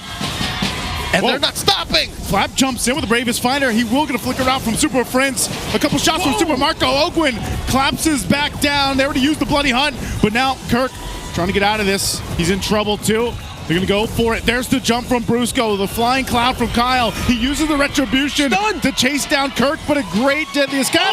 But an Iron Hook will bring Brusco back for the fight, and he can't escape this one. Team Falcons worked for it, and at least they got something. It is not the cleanest MLBB, but Ogwin is literally trying to save Falcons from swimming with the sharks.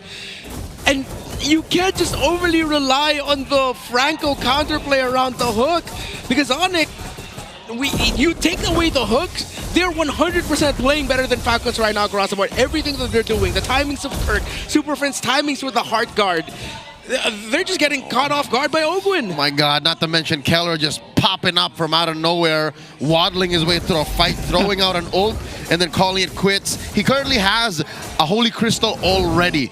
That is what this 2K gold lead ONIC is sitting on, affording him.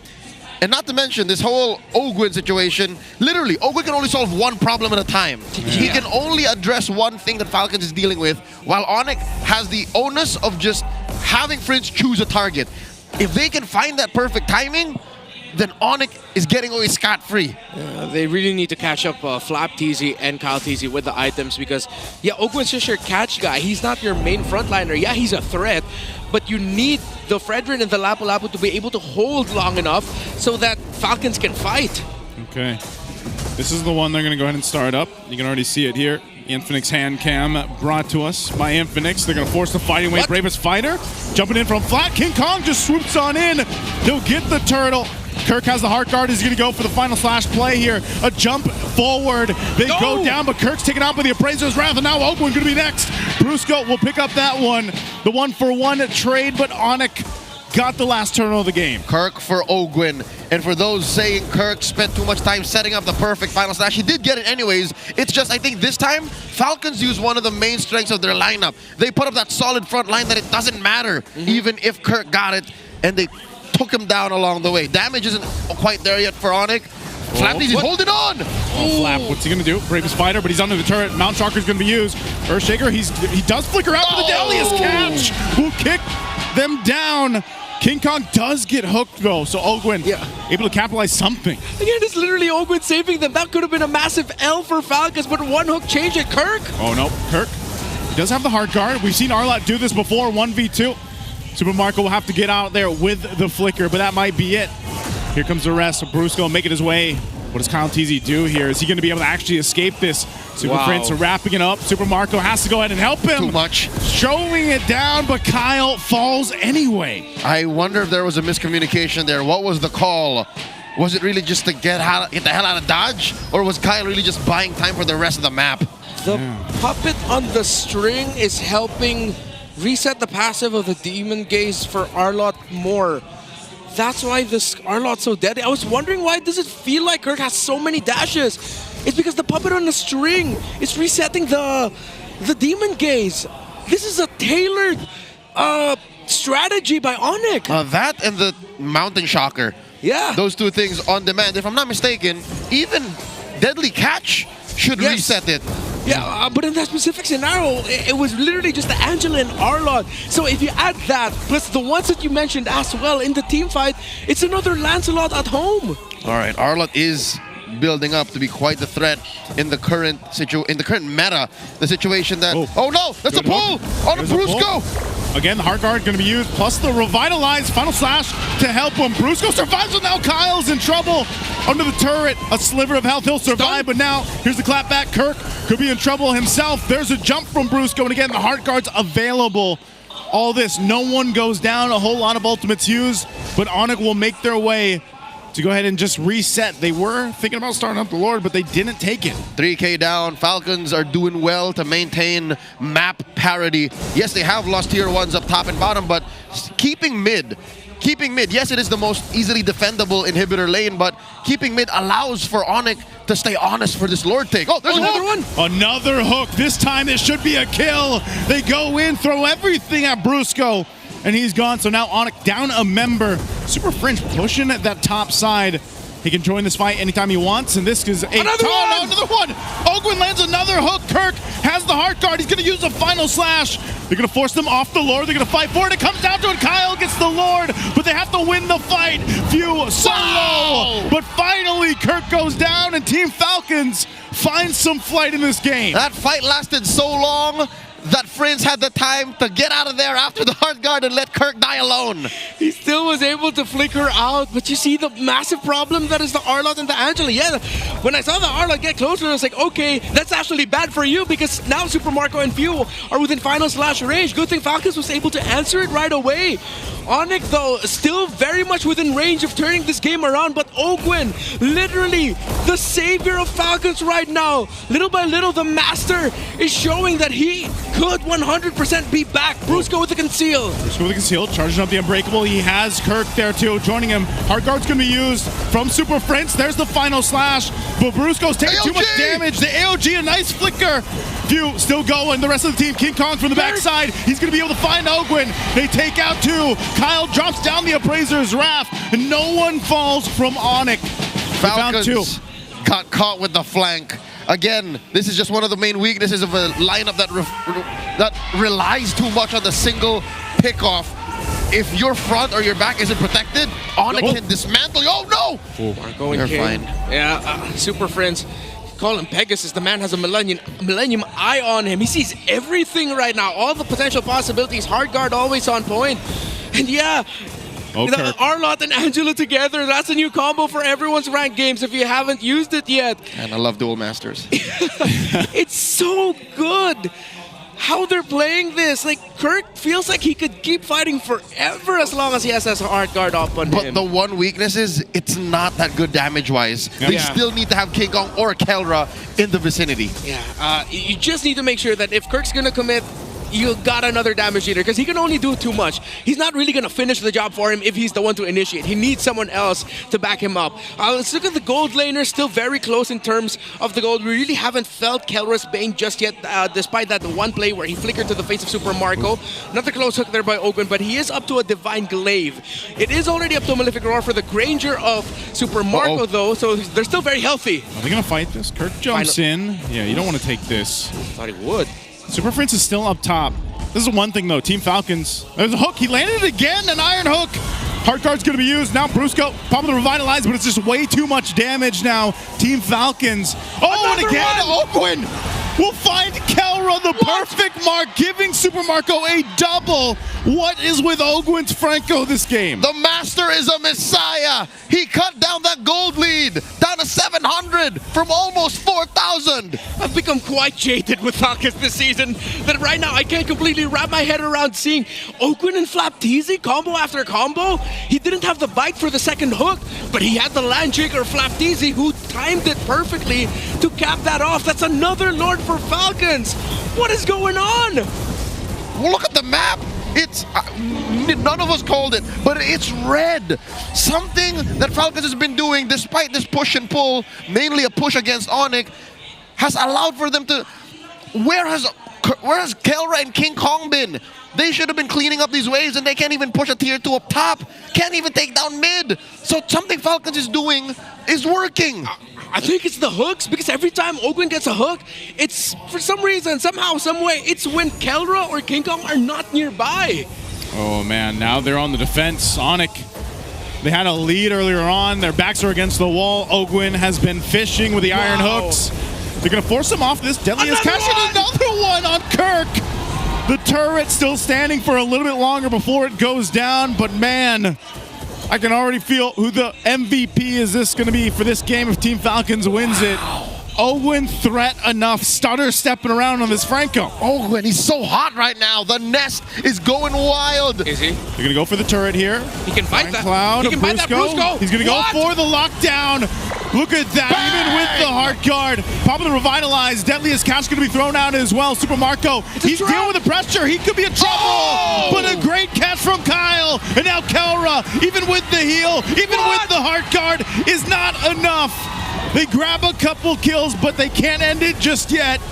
Waves are going to be clear. They want this top turret of the base of ONIC down, and Team Falcons will get that. ONIC waiting for King Kong and Kelra to be up. It's 20 seconds.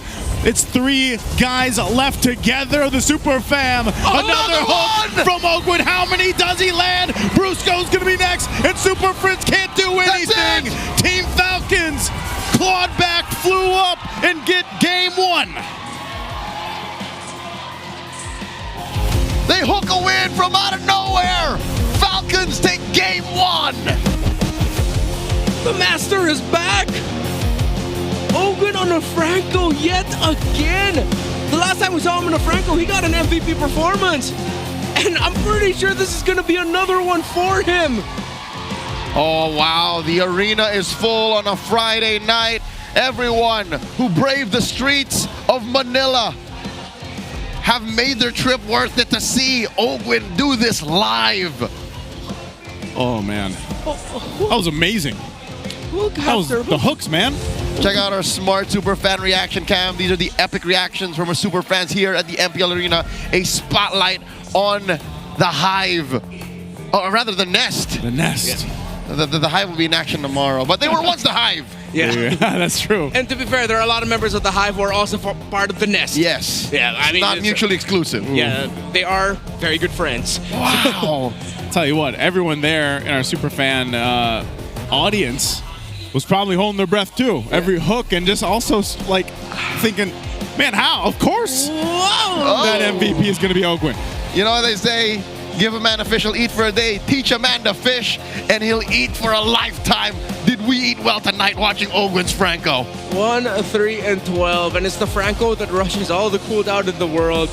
With the Winter Crown, with the Fleeting Time, and the Ogwin over and over again would just land the hooks. And yes, a lot of focus on Ogwin, but I feel like this game was determined by three things. The errors of both sides, the Angela and Arlott, and of course Ogwin's Franco.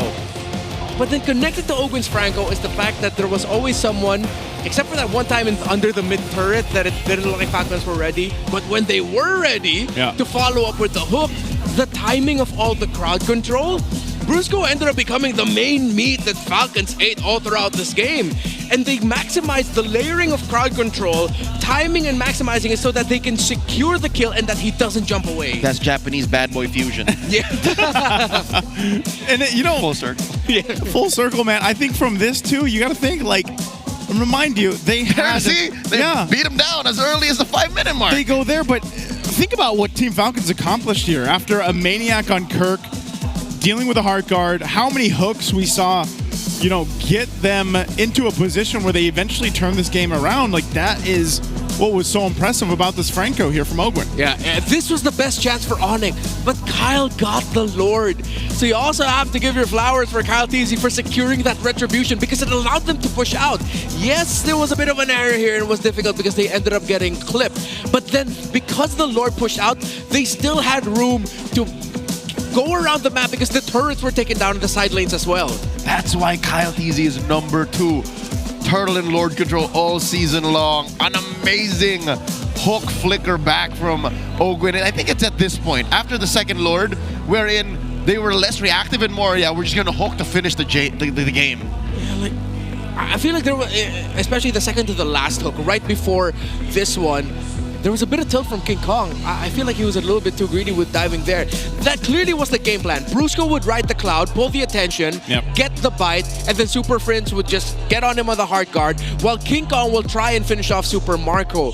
But at that point, Kyle TZ was in the right spot to taunt, peel for the Granger. Granger gets away, and then Falcon just makes it look like a big error for King Kong, deciding to jump to the back alone. You know what makes this painful for ONIC? Besides playing the Angela in an already Angela hostile metagame, the fact that their Bane had what Joseph would call a gold lane experience. Yeah. There was very little rotations towards gold. And he had the Holy Crystal in 5 minutes. Yeah, it was rushed, you know, and I feel like there was a brief moment there where we got to see some of that damage throughput from a gold lane Bane, but this game, it just kind of didn't work. Kelra got to pull off Innocent's dream. He wanted to do the flicker, deadly catch. He got to do it, but there was very little follow-through. I don't blame Kelra. I don't blame ONIC. It's just Falcon did not allow for the Bane to reap what he sowed. Yeah, again, the times where the hook landed, majority of it is when Kelra and King Kong weren't ready. That yes, Super Friends will always be ready with a hard guard, but once Bruce goes down and Super Friends is left, he'll have to get out of there. What? It's gonna be up to Kirk to hold down the front line. You're not gonna expect that because you need the hard guard, which was just used on the Gatotkacha of Brusco to save him. And what happened here to the Bane of Kelra, I feel like is backed up by the stats digging I did for him. The most, how do I say this, noteworthy stat I could find for Kelra is he scored the 3rd least kills among all gold laners, but has the 2nd least deaths and 2nd highest KDA. All other stat lines weren't that interesting. So I feel like it's indicative of what's happening to ONIC right now. Like, yes, they're expecting for Kelra to show up with the damage and carry the team when needed, but they're not really finding the right time or making the right rotations for that to happen. Not only that, but also I think that was the biggest weak point in the lineup that they had. Again, it was great that Angela comes through into that last point of the draft, and we're thinking, okay, this could work. It could work at this lineup, but like we've seen statistically for Angela as she started popping up more is, again, teams are still trying to really find out how to utilize her the best. This puts you in a position where it's like, you see what Few can do on the Kimmy. We've seen the Kimmy tons of times, but Super Friends serves a very specific purpose. It worked great in the early game, but if you start to lose that lead that you build up in the early game, you start to lose that kind of durability and that healing that you have, and the itemization comes in from Team Falcons, your game plan kind of gets stopped in its tracks, and that's what we saw happen here. And it also only serves half of Super Friends' toolkit. It lacks the mechanics. Super Friends is a mechanical genius, the monster mage. So let's see how they repair that in the next game's draft to try and take it all the way. Our BPI Rich guy is none other than Super Marco. 787. This is relatively low for a winning team's rich guy farm. But just the same, you gotta understand, he had a very difficult laning phase. Yeah, difficult laning phase, that first death, and then eventually it became Super Marco getting gold through the pickoffs and kills that they were getting as a team. It didn't get to the point where it was just like, all right, let's try to funnel some farm from the minions and from the jungle creeps for Super Marco. It was, no, we give you gold through kills, Marco. Yep. Use that bounty, sir. That bounty. Speaking of which, there is a bounty for you in-game. You can get Kufa's Cursed Scroll. It's the epic skin. It's available for free. All you gotta do is open your app, play the game, and claim. Play the game and claim. I know what happened. I know what happened. I know what happened. I know why I don't have it. Why? Because the first couple days that I was out, I was playing the game. But you weren't claiming. But I wasn't claiming. So I'm close, but I just don't have it yet. All right, I've had this skin for a week now. I play every day. Okay. I believe you. Just claim, all right? Claim. Click that red button, claim. Now you can get exclusive prizes and surprises. They're waiting for you if you buy at least 5 tickets to watch MPL Philippines live. One account needs to purchase the tickets to be qualified for the prizes. Yeah, and you see those QR codes, use that. Bring your entire friends, family. Let's go. Why does it always happen to me? And if you don't have friends or family, why is it always me? Let's go. It's so nice you see it twice. So once again, a minimum of 5 tickets, 1 account has to buy it, and then that's it. You get a prize in addition to the fine time you're gonna have here while watching MPL Philippines. Again, any day, any match, you never know what you're gonna see. We all expected for this to be, sad and gloomy given the situation Falcons is in, but who'd have thought we were gonna see a Franco showcase? That's exactly what it was. And it's kind of weird too, because if you really think about it, the last game that ONIC had where they got swept by AP Brand, it's like, what's going on with ONIC right now, man? It's like, now you're starting to think, they're in a funk right now. Yeah. The funk of ONIC reminds me of the funk of Team Liquid Season 14. The funk of Liquid where it's like near the end of the season, it's like, why can't they just get momentum going? That was their first round exit. That was the first round exit, Team Liquid PH from that season. And the shades, I'm starting to see, I'm really getting reminded of them, because back then, I remember we had moments of like, whoa, why would Liquid draft that? That's some unique decision making. You see it, a portion of it work, but then overall it just crumbles because it doesn't seem like a wholly thought out or wholly practiced out idea. I don't know, let's just look at some beautiful hair first. Something tells me they gotta clear their head. Oh, that's right. Here's your clear head super fan of the day. Ooh, I like that little fade. And of course, to be able to maintain such a clean head of hair, you gotta use clear, y'all. Look at that. This guy is just vibing. Look at that clear white shirt, the accessories, and that nice cut. Oh, and that, what is that, 12-inch tall bottle of clear. That's a good guesstimate on how tall that it's about a liter. Is. I bet he smells good. You're right, Naisu. He does. I bet he does smell good. Why? What? No, right. You just said, like, I bet he smells good. So I bet he does. I'm just agreeing with you. Oh, yeah. Okay. I'll let you. It was me. He said it. Yeah, he said it. I said it. He said it. Why are we pointing fingers? Ladies and gentlemen. We all smell good. On your next trip to the supermarket, please smell good. Go ahead and pick up a bottle of clear. Make sure that you and the man in your life have nice dandruff-free hair. Let's go ahead and look at Flying Clouds. Whoa. Game time across 3 big regions in MLBB Esports, MPL PH, MPL MY, and MPL ID. How perfect that our game 1 was Flying Clouds. Mr. Clouds. Wider spread here, of course, for MPL ID. More games played there with 10, but what a wide spread. Their fastest game is at 10:04, and their longest game was almost 30 minutes 30 with minutes. the Flying Clouds. In MPL PH though, because of the smaller sample size, our average game time looks a little bit longer with 13 to 23. But I think the MPL ID stats, that might be a good way to look at the average here. Oh wait, no. The MPL MY, excuse me, because the MPL ID has like one big outlier with the near 30-minute game. So what does this tell us about Mr. Clouds, Mr. Flying Cloud? Well, I think it's because of Flying Clouds actually allowing XP laners and gold laners a bit more room in the laning phase to make errors. That means that games could potentially go on longer.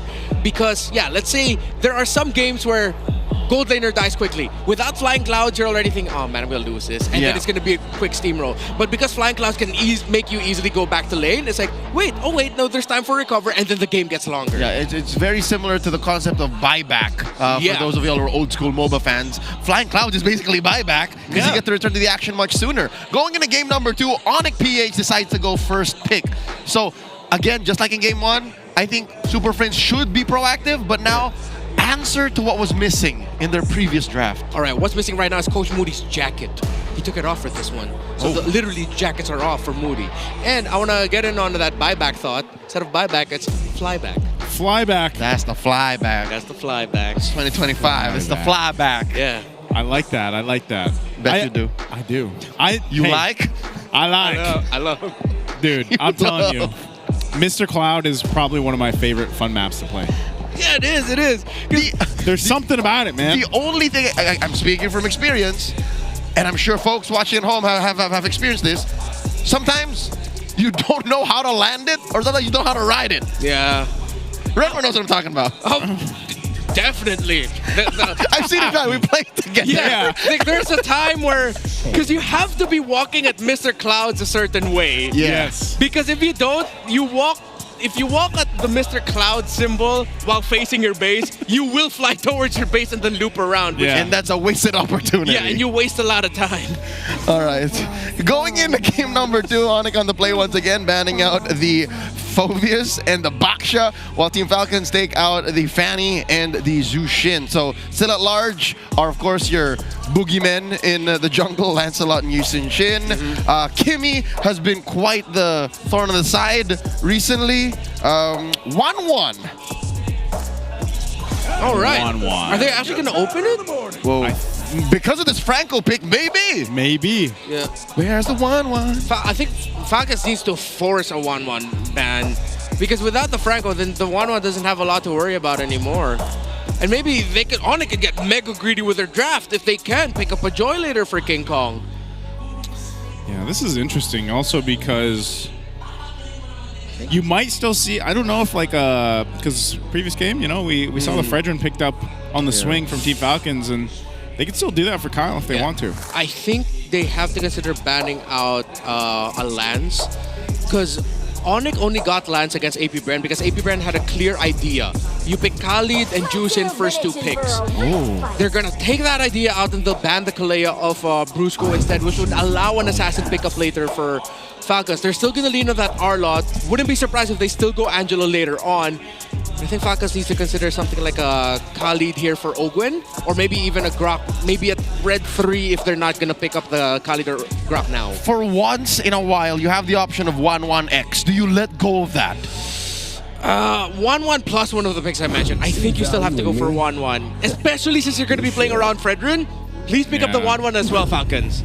They're not? Okay. Farsa. They pick up the Farsa to tell ONIC, all right, pick up the 1-1 and team fight, you'll have to watch out for the Farsa. I think, are they both just going to ignore it? It's possible. Just like how Lancelot is going untouched. Is ONIC going the same? It's a very similar draft. I don't think they're gonna Angela again. You can't do that.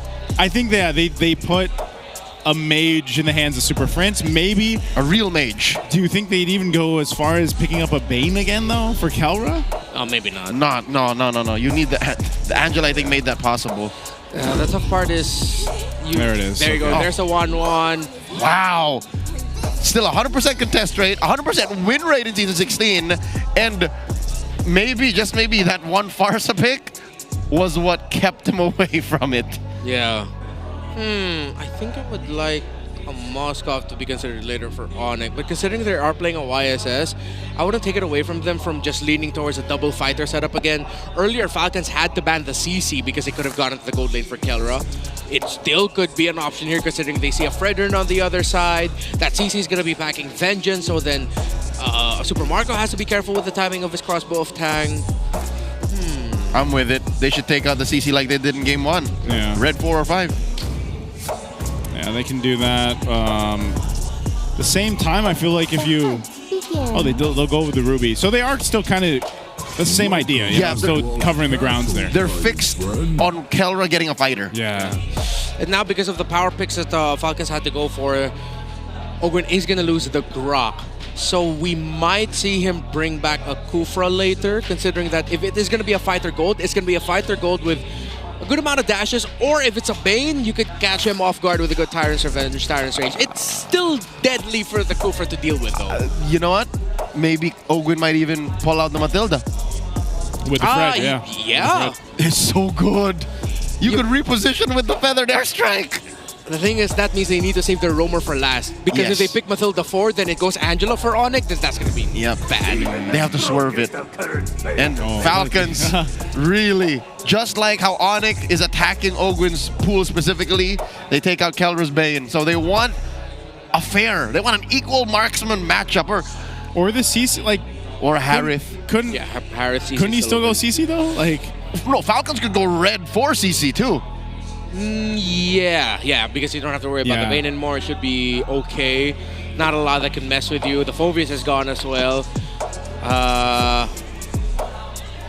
trying to think the Roamer. Are they really going to go for something tanky? Oh, they take out another Suppress. Oh, the Suppress. Yeah. You can still go for Khalid. It's going to be tough, but...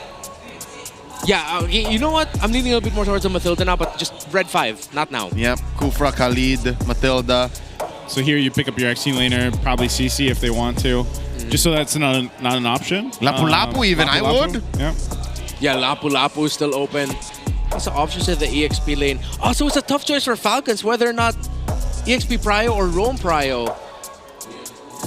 Because ONIC can still surprise, even if it's...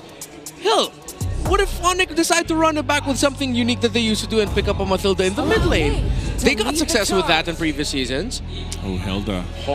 So we don't know if this is a Roam or XP Hilda. That's one of the main strengths to red 4 and 5 get you. Yeah, considering that it is dangerous grass as well, so whether it's XP or Roam, no matter, the Hilda will thrive. So what's the call gonna be here for ONIC? There's a lot of avenues they could go down. I don't think I want mid Matilda. Yeah. You give need him like an Eve or something? You need a real mage. Pop. On Prince. Damage. Kimmy's still open, but there's a Farsa. Juicent's gone.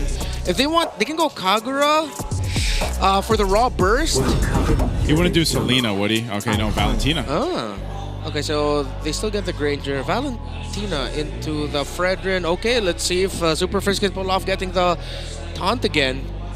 And let's see if he'll be able to do a good job of protecting the jungle if this is going to be a Roam Hilda that will be pestering King Kong a lot. Even if he doesn't get the taunt, like he's still... Quality is still the Feather Airstrike if he wants to, you know? Yep. You can still go ahead and work with that. Kelra getting the Granger here is going to be better than what we saw. Trying to use that Bane in the last game, at least for this matchup. And then the last pick, we'll find out where the Hilda is going and what's going to be an XP. This is going to be very telling, Joseph. Like, when we see what this is, we'll know. We'll know where the Hilda goes. All right, that sounds like... Oh, I was wondering. My goodness. That's got to be an XP lane, Alice.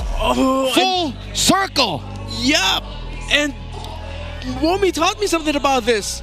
Up until level 2, level 3, theoretically, the Arlot actually has difficulty against the Alice in lane because the Alice will just be healing through the minion waves. Yeah. So that may be one of the reasons why they decided to pick the Alice into this specific lineup, because if it works out, this could be a revelation shown by the pros that the Alice actually beats the Arlot in lane. But let's see if that's actually going to happen. Again, for those who've already forgotten, about a month and change ago, that is when Falcon's downfall began, when they got shot out of the sky trying to play and qualify for the IESF. They played an Alice.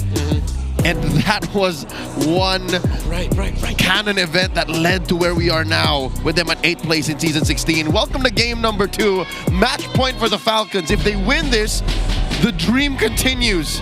If they lose, we go to game 3, and it gets just much harder for them to come back. ONIC PH up against the ropes. FlapTZ needs to item build the hell out of this Alice.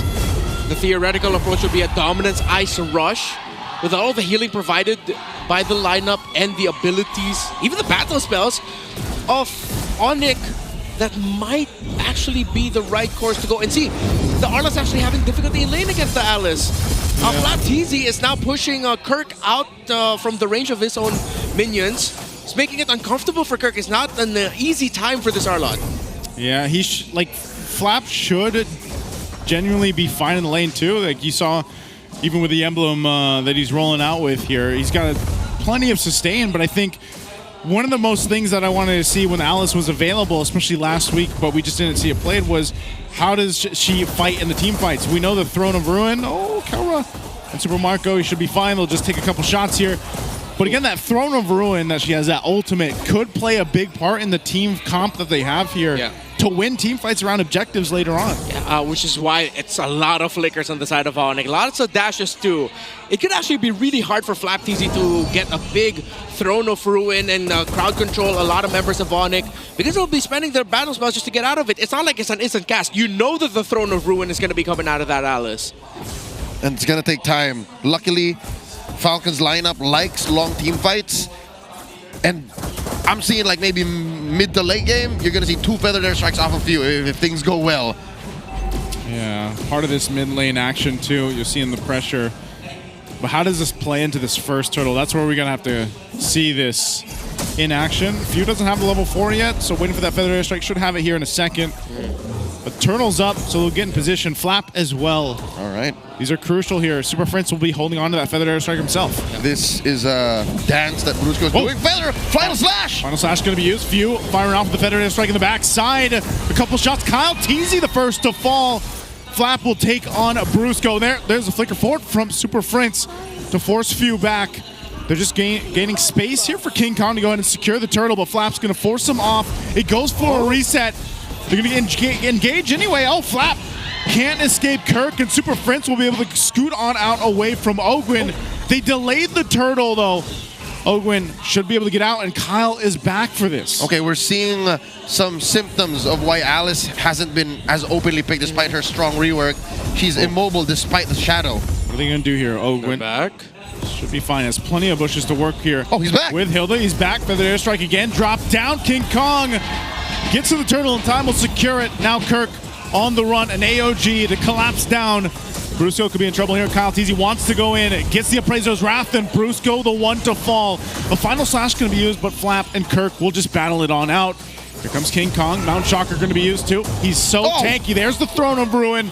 And now waiting for Ogwin under the turret. Throwing out the Gleam. He's going to keep going, actually. Now King Kong dealing with it. Ogwin, what's he going to go for? Kirk now deals with a lot of damage, and this is what the Alice can do here. A Gleam thrown out again. King Kong will be able to get away with the traces. Wow, the mechanics shown by these two teams. Okay, first and foremost, Kyle TZ was not able to hit Retribution in that turtle, unfortunate. But FlapTZ showing off what this Alice can do, giving a lot of difficulty for this YSS, and I think this actually approves the theory of Vomi that he was talking to me about. The Arlot can only do so much against the Alice. It doesn't help that Arlot is a melee hero that has to sit underneath Alice's skills. Yeah. And that helps her all the way. That's all her. Yeah, he has to eat up the Doom Waltz, which is fine for Alice. You might not get the kill on the Arlot, but in the long run, it's like a new version of Esme versus Uranus. It's fight forever up until you realize that Uranus actually just loses. Oh no, FlapTZ is so brazen. He's even bullying King Kong out of his own farm. I mean, look at this. The pressure on this side of the jungle. Flap leading that charge. You never know exactly where he's going to go to with the Gleam, but they're going to go for Kirk. He has to burn the final slash and AOG to help him follow through. Super Prince has his own feathered airstrike. What are they going to do here? Few will drop his first, and Super Prince fires back at Few. Kirk trying to get away. Flap, they go in anyway, burning the flicker. They pick up Kirk. Team Falcons looking for more. Brusco trying to get out of the jungle here, and Ogwin forces him out. Even Brusco has to think twice about pressing the AOG, because as long as Flap's Throne Ruin is off of cooldown and it's ready to cast in channel, they will win that fight about 10 out of 10 times. And the longer this game goes, the problems that ONIC are facing with this Alice of Flap TZ is progressively gonna get worse. Because this Alice is gonna get tankier. Yes, ONIC will have more damage, but then you'll see the Alice health trickle down slowly, then go up very quickly yet again.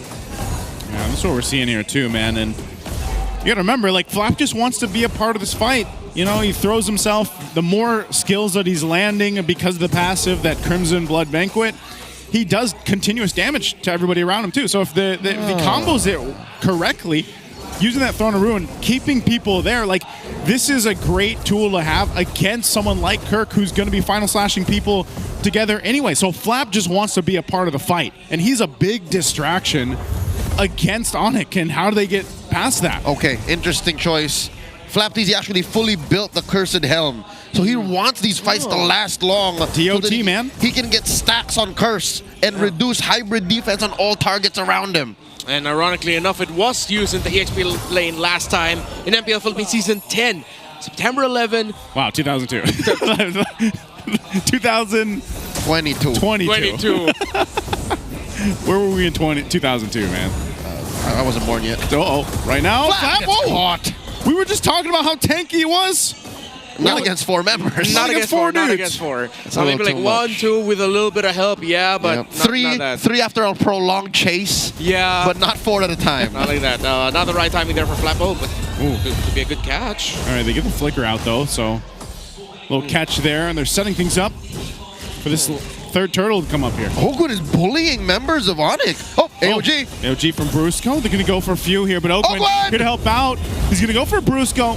He does disengage, so neither team able to cap out a kill. Yeah, it didn't look like ONIC were ready for the jump of Brusco. They jumped in and there was like a lag moment of like, oh wait, we're doing this? And then they just weren't able to actually make the most out of the AOG. That's an ultimate wasted. Either comms issue or Flap. They were really just trying to buy time. Flap pushing back 2 members single-handedly.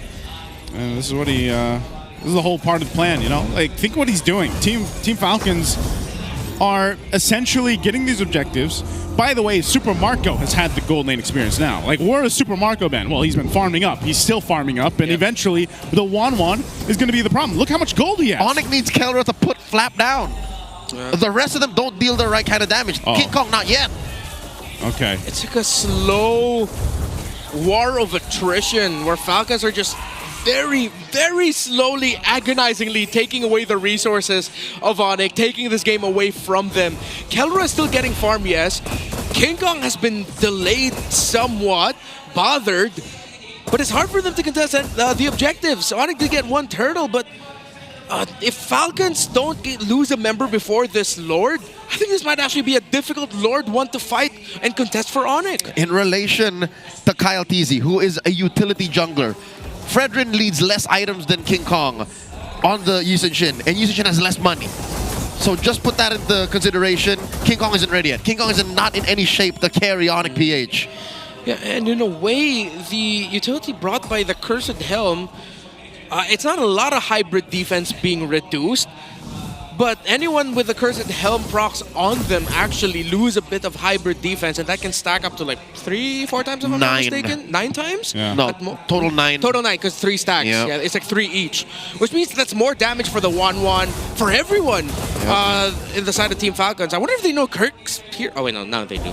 Plus, if you get immobilized, like if you get caught in that Throne of Ruin, like that's the worst case scenario for ONIC, because then you can't really get away if Super Marco's got airtime with that the ultimate. Like, imagine how poetic it would be if Falcons shows to the world, shows to MPL PH, like, huh? Sir, you what? Brusco, yo, tilt or what? Some of the AOGs have been questionable here. Flap, jumping in, already used the Throne of Ruin. He's actually going to get caught, tries to get away, does get bursted down. Error. Not as tanky as we thought, so with Flap gone, even burning the flicker, all this as the Lord is up. Different approach, same result. Yeah. With that AOG from out of nowhere, ONIC still got to pick off. Flap's like, I see that, let me do it. It's a long-term part of the plan, but yeah, I think those were both missed calls by Brusco and Flap. Oh, Super Prince. Burn the flicker. Kyle's jumping the wall. He gets final slashed into the turret, and now Kyle TZ is gone as this Lord is up.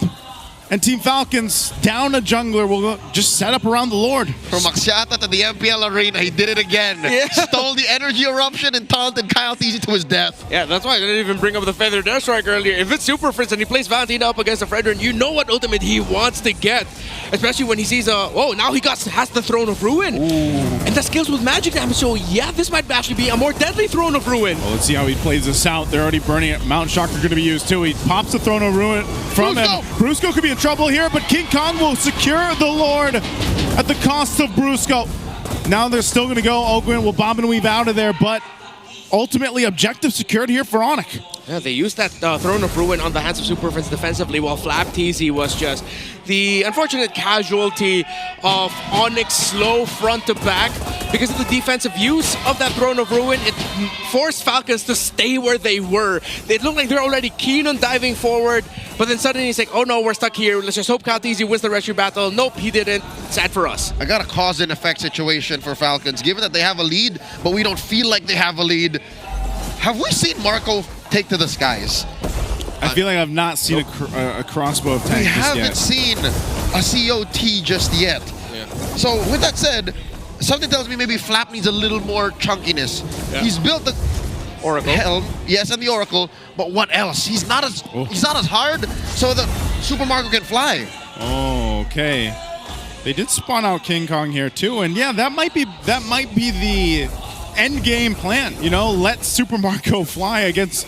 That's why you want this Wan. Part of that, I feel like the Malefic Gun really helps Wan in general to go ahead and get that little bit of extra range to get those weakness points off. The final sash going to be used. Super Marco was the target.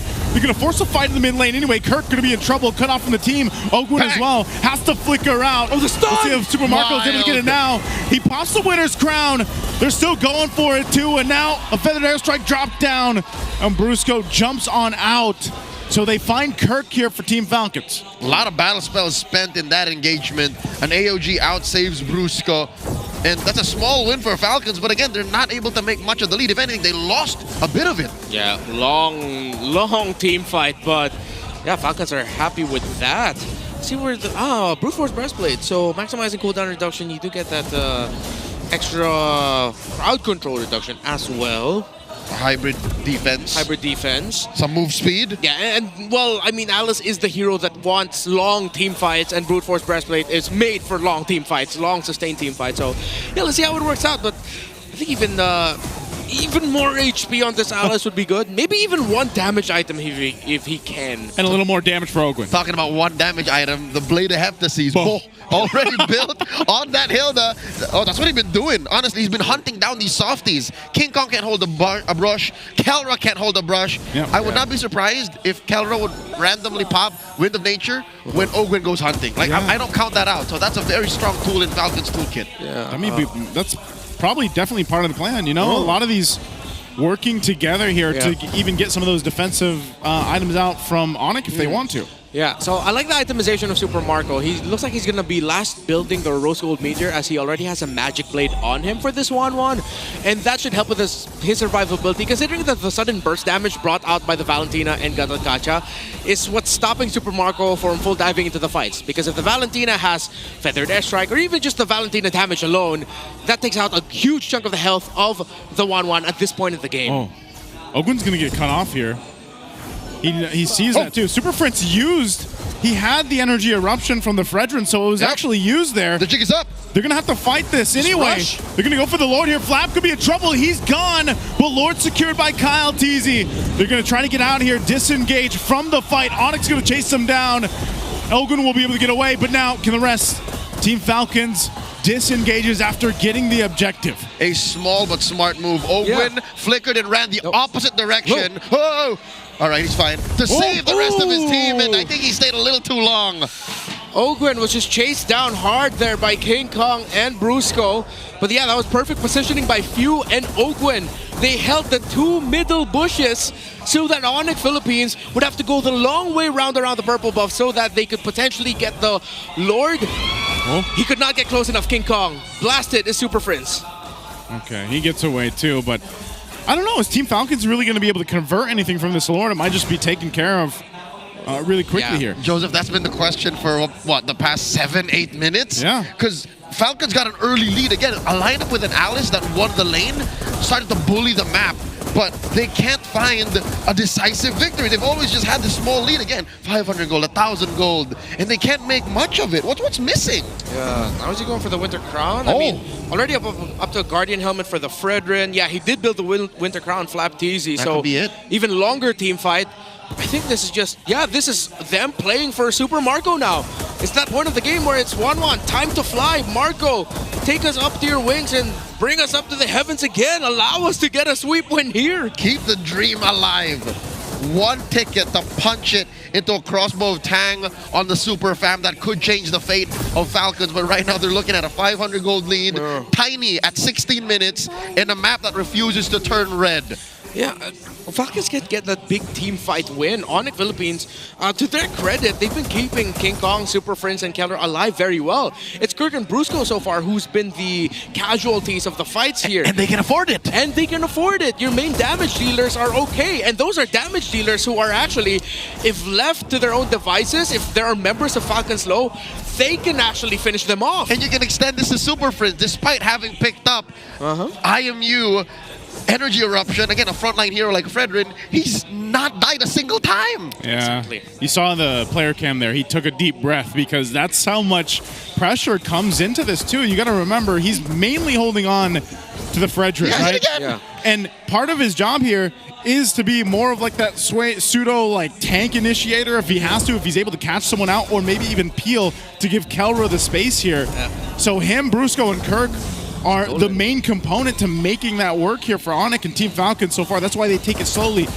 I think when we ask the question, what's been missing for Team Falcons to win these fights, it's Super Marco. We haven't seen that game-changing or team fight-winning crossbow of Tang just yet. It's literally just crossbow of Tang that's missing. Purple buff still secured by King. Few has the purple buff there off the Falcon side. I hate to say it, but you're right. All 9 ults have been cast in this game except for crossbow of Tang. Yeah, one really big, beefy one to win the game for Falcons. Is it a risk? Yes. Kyle could be in trouble here. There's jumping over Flap. He gets a throw of Ruin into the feathered airstrike. Brusco gets by with a sliver of health. Flap jumps back in. And now Kirk on the run. Ogwen's here. Is he going to go for this? He does have that Blade of Heptases. He knows Kirk is there. The Lord is up. Kara will keep him at bay so Ogwen doesn't go in. Now they set up for the Lord. Departure denied once again. Falcons are strapped to the ground. Marco yet to fly. Where's King Kong holding that brush? That's a really good spot for King Kong. Falcons doesn't know. I think they're trying to look for him. This is a dance. Lord gets soft reset. I think Deadly brush. He was seen. Held, and Kyle spots him. Yeah, okay. I was really thinking that King Kong wouldn't let go of that. That was a perfect spot for him. But I think he was worried about that Falcons, a member of Falcons might have already been there. Okay, he can reclaim it. They have Mount Shocker, so they have vision advantage. Super Vince get pushed out of that brush and already uses IMU. All right, so he has time to reset this. Good play by King Kong and Kirk. Oh, look at that brush control by ONIC. Flap TC needs to hunt, and he's hunting, he's checking. He used his flicker for that initiation last time, so they might just stall this out. Full minute?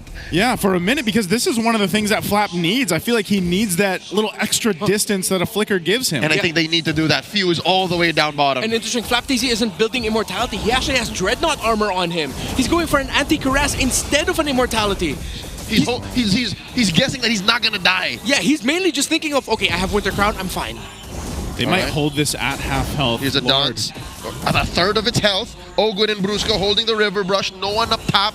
No sneaky positioning. Pixel brush on Prince. Oh, Ogwen, could he be in trouble here? He's taking a brunt of the shots from Kelra. He's going to heal back up. But Kirk gets a 3-man final slash. They collapse down. A winner crown, but a huge throne of ruin. We'll be able to catch him, but now Brusco's still up. He's spacing him out. Kelra gets a double. And Super Marco He actually used the crossbow of Tang. 3 for 3, and the gold laner to the jungle left alive. Kyle running away. Kyle! That's exactly what we were talking about. The heroes of ONIC that can be left on the map are the ones that can completely clean the game up. Marco's gonna try to go for a King Kong. Delay it. He buys the immortality. He wants to face off. This is a bluff. This is a bluff. Mountain Shocker and King Kong. There's still roses on Marco. He does not have a crossbow, but I don't know if ONIC knows that. Oh no. No ultimate. Yeah, he backs off. He sees Kelra. He's gonna back off here. That was a huge fight for ONIC to win here. And King Kong and Kelra, they know it. Massive win for ONIC. Slipping through the cracks, finding that win, taking Kyle out, forcing Marco back. King Kong and Kelra. When you need someone, when you need anyone. How about 2 for the side of ONIC to step up? Perfect final slash, the taunt as well. But the Throne of Ruin turnaround. Brusco got the brunt of the crossbow of Tang, but he dashed away from the other members of ONIC and even popped the Winter Crown as well. Brusco saved that for ONIC. And even on the receiving end of a crossbow of Tang, whether it be through sheer coincidence or through planned execution, ONIC split themselves up. So even if it wasn't all on Brusco, again, the perfect situation for ONIC, they would have been fine. They wouldn't all died to the crossbow. Ogwin gets caught. Flicker out. Yep, Mountain Shocker going to be used. They're going to go for it anyways. Here comes the Gleam from Flap. They keep Ogwin alive. Even with that dangerous bush there, he can go ahead and heal up, but they got a beefy Lord making its way down bot. And this is the spot that Falcons does not want to be in. They are more comfortable in control. But now it's up to the Capitan to few, to maximize his Feathered Airstrike. A Feathered Airstrike the Super Friends also has stolen away from the Farsa. Our Feathered Airstrike.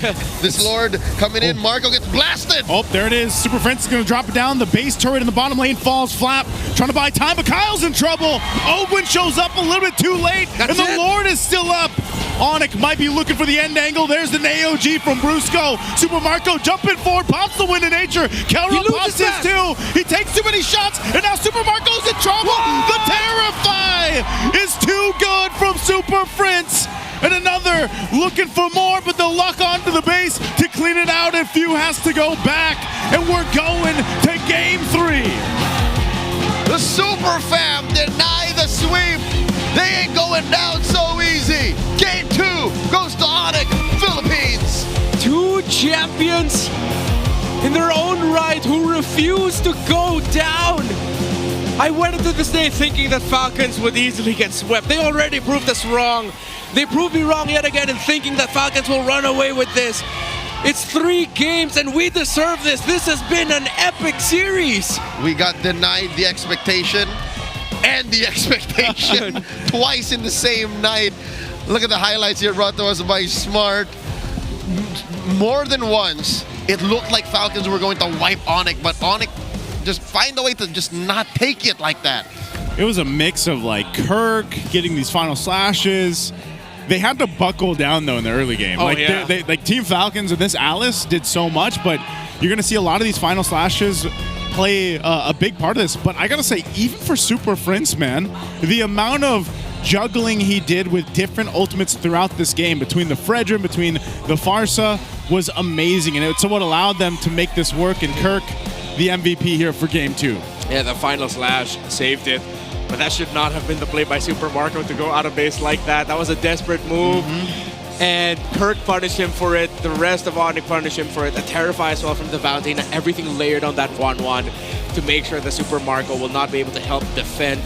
And the final slash was crucial. 2 games in a row, we see why the Arlot is getting prioritized here for ONIC. In Game 1, it was a nuisance with an Angela. And those final slash were big. But in this game, you also even see more final slashes, as it was Kirk who set things up for that long Lord fight that ONIC eventually won to eventually win the series. I'd hate to point fingers and look at the downs of this matchup, but Falcons once again put themselves in a position wherein it's all on Marco. It has to be that 1-1 that gets the job done, because we've seen throughout the first 15 minutes of the game, without Marco's crossbow Tang, Falcons weren't going anywhere. And that's why the decisions and the way that those fights were broken down and split up you know, for part of strategy and maybe just part of instinct too. Like when Brusco was able to go ahead and tank up a lot of the crossbow tank, maybe one of the only, or wait, maybe we saw it 3 times in total throughout this game. It takes away a ton of that damage profile that you take a 1-1 for, you know, in these team fights, and you lose a ton of damage output when that's the case here. So ONIC actually approached a lot of these fights later on when it was supposed to be Super Marco that we were looking for, and kind of dealt with that in their own way. Yeah. I'm wondering now, I'm already thinking ahead for the next one. Are Falcons actually going to give the R-Lot? Are they going to be more prepared for this R-Lot?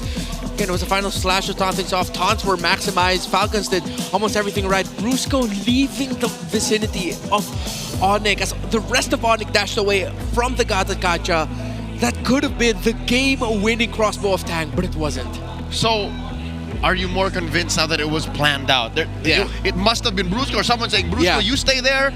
You go this way, we go that way. Yeah, hopefully we'll get to hear the call later. If at least someone shouted out, like, back off, get away from me. Delta split. Yeah. You know, that's my headcanon. Hopefully one of them just yelled out, Delta split, out of all the Tagalog shot calls happening. Yeah. And again, Marco, this was desperate, man. I feel like this was frustration pent up. I don't know whose call it was. Maybe it was a Marco solo call, but that should not have been it.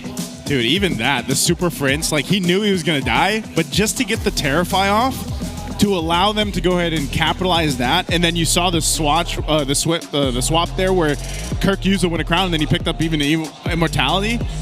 That was good, man. I mean, that's what you expect in those crucial team fights, and maybe that was more of like a last-ditch effort from Team Falcons to not lose that game.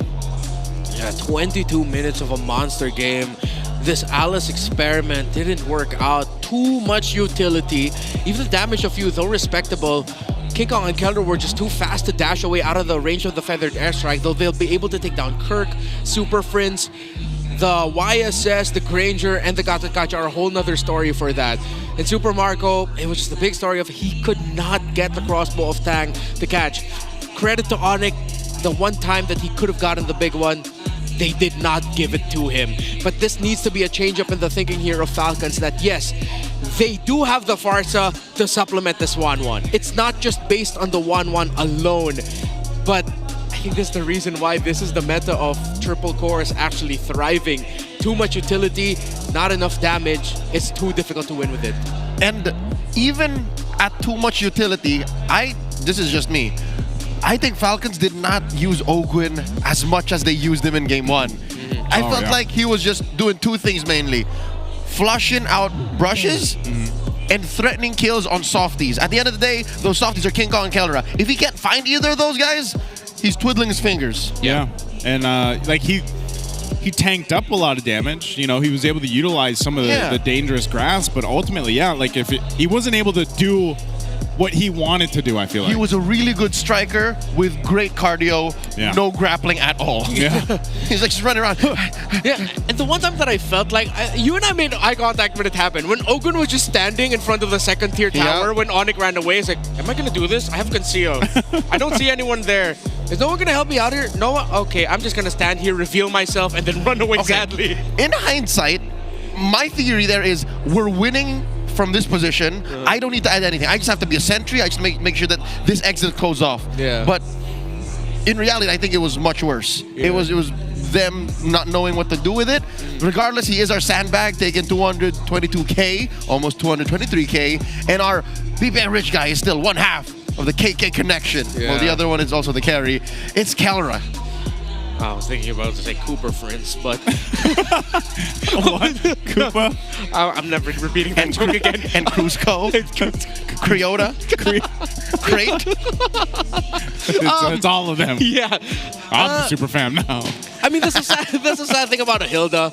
The longer the game goes on, the more you start realizing there's not much this Hilda can do anymore. Yeah. She's really the tempo guy, tempo lady, tempo woman for the early game. A lot of women. And then the hope is She's an Amazon. The hope for the Hilda is that you get to blast someone late game, but with a really good positioning like that, it's really tough to do that. No, not when they're like you're not gonna get that all clumped up together. You're not approaching that. You guys know. You would know. You can't approach a big group like that. It just doesn't work. Yeah, at that point, your ultimate is just like a stun. That's it. That's it. Folks, before we go back into the match, showcase your esports skills and passion for gaming by organizing your own local tournaments through eProject, esports for everyone. Participants in this program will be provided with special access to the tournament modes, in-game items, diamonds, and much more. Visit the MPL Philippines website for more information and how to apply. And I will also plug in the MPL PH Casters Community Show Match that we do twice a week with members of the communities of each team. So if you're a fan of any of the teams, join the groups, find details on how to join so that we can play some quick little tournament-style tournament games. It's fun. Very fun. Yeah, very fun. Got to connect with the communities. Let's talk about the losers of patch 2.1.18, heroes that struggled after Project Next. Mind you, this season we played 69 with the previous patch, and now we're catching up with 37 after Selena just went kaput. Yeah. Even the Kagura, I realized, like there were times throughout the day, I was like, where's the Kagura? But it seems like Kimmy, Jusin, and the Rubes. Yeah. Farsa are the priority. Ruby even, like barely seen now. We did see it get banned out earlier, considering it is a mega flex pick, but I think the times have changed. Well, here are the winners of the past. Look at Chip. Now, of course, because of the adjustments of the map, no matter what map actually you end up with, it's like, no, we don't want to go up against the Chip. Everything is good for the Chip. Everything is good against the Chip even. Some map enhancements are actually overkill. Yeah. Like Chip with flying clouds. Yeah. Yeah, he's already got shortcuts, man. Like he's everywhere, man. Why walk when I can fly? You just have nightmares of Chip just everywhere. Chip here, Chip there. I wouldn't mind. He's kind of cute. He's got chips. He does. We can share. Yeah, we can share. Yeah, he does have a catchy theme song as well. Does he? Yeah, you should look for it. And look for it. Of course, understandably so, because of how difficult it is to jungle. Fredrin suddenly back as like, hey, you guys want a safe jungler? Yep. Why the hell not, right? Bring me back in. He's baby's first utility hero. But I'm very glad it's not the always Fredrin meta. It's the think about the Fredrin meta. Maybe Fredrin. Maybe Fredrin. Also, Novaria has seen more play in the second half of the season after Project Next, so I'd like to see more of those heroes come through, and maybe that's the ace in the hole Coach Treb and Coach Moody might deploy here in their efforts to make it out of the series with the hopes of playoffs alive. Again, it's not a 0% chance, but it's very slim. But they got to first beat ONIC to get there. They choose to go red once more, going into game number 3. So they like that side, man. Yeah. 43% win rate. It has been a tough season for Falcons, but I think it's the Falcons mentality, especially with Trevor Run. He loves drafting from the red side. And this is confirmed the 7th straight 3-game series that Falcons will be playing in. Again, the 7th straight? 7th straight. The last time they were swept was by ONIC PH. After getting swept by ONIC PH in round 1, week 3, they just went on 3-game series nonstop. That's crazy because that's like, you know, they go the distance, but they just can't finish the series in their favor. Yeah. Like that's so unfortunate. Yeah, with it doesn't help the story that's been being built around Falcons that they're just gassed out after playing together for so long, going around the world, the hectic schedules that they played. Yeah. This is even more so proof for the people who, you know, subscribe to that train of thought that they're just gassed. They're out of breath. Yet, many times this season, and even in the past, they would say, we would rather be gassed. We would rather keep going and play ML because it keeps us hot, it keeps us fresh, it keeps us locked in and focused. And more now than ever, on this final game, they have to be focused. With what's at stake? Because you got to remember. Tournament life. Tournament life. Like, if they lose this game 3, that's their playoff hopes are done. Yeah. What's tough here for Falcons is even if they win this series and it's an absolute crawl to win it, their fate isn't completely in their hands. It's in the hands of 7, of 6, of 5. Oof. I hope that's not getting to them, that they're not thinking, well, hope they're not thinking that. Yeah, like even if we win this, I mean, like if TNC win one more, I mean, like it's kind of tough for us, guys. Just get the dub, Falcons, if you can. But ONIC is not going to make that easy, dude. They got to be in the moment, and they'll be playing in this map coming game 3. It's river expansion. ONIC hasn't really won their fair share of river expansion maps, so that's some semblance of hope for Falcons. They played it 7 times. That's crazy. Once. Yeah. They finally took the Fredrin away from Kyle TZ. That's too much. And Kyle. the Baksha. And the box shot. So they want him to play. I don't think Akai. Or an Akai. Yeah, I was going to say, or an Akai. If I could, Falcons just go Akai, make sure the Vanti's not available for Friends. It's going to be an R-Lot here. Dude, it's going to be the same thing. It's going to be R-Lot, YSS, Gatakacha. Yep. And then whatever's good in marksman lane. And then... Because I feel like even if they go Lance here, it's not going to be easy. Definitely, I don't want to see a Hayabusa at this point. There's the Easton Shin stealing it away from King Kong. And they keep the Farsa. All right. Fuse Farsa wasn't bad in game 2.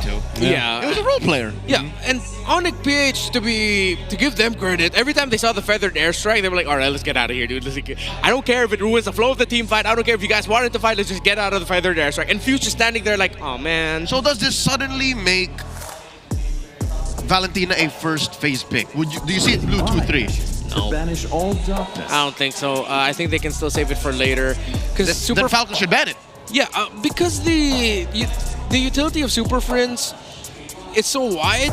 You can go Lo Yi, you can still somehow shock and go Selena if you're really vibing with it.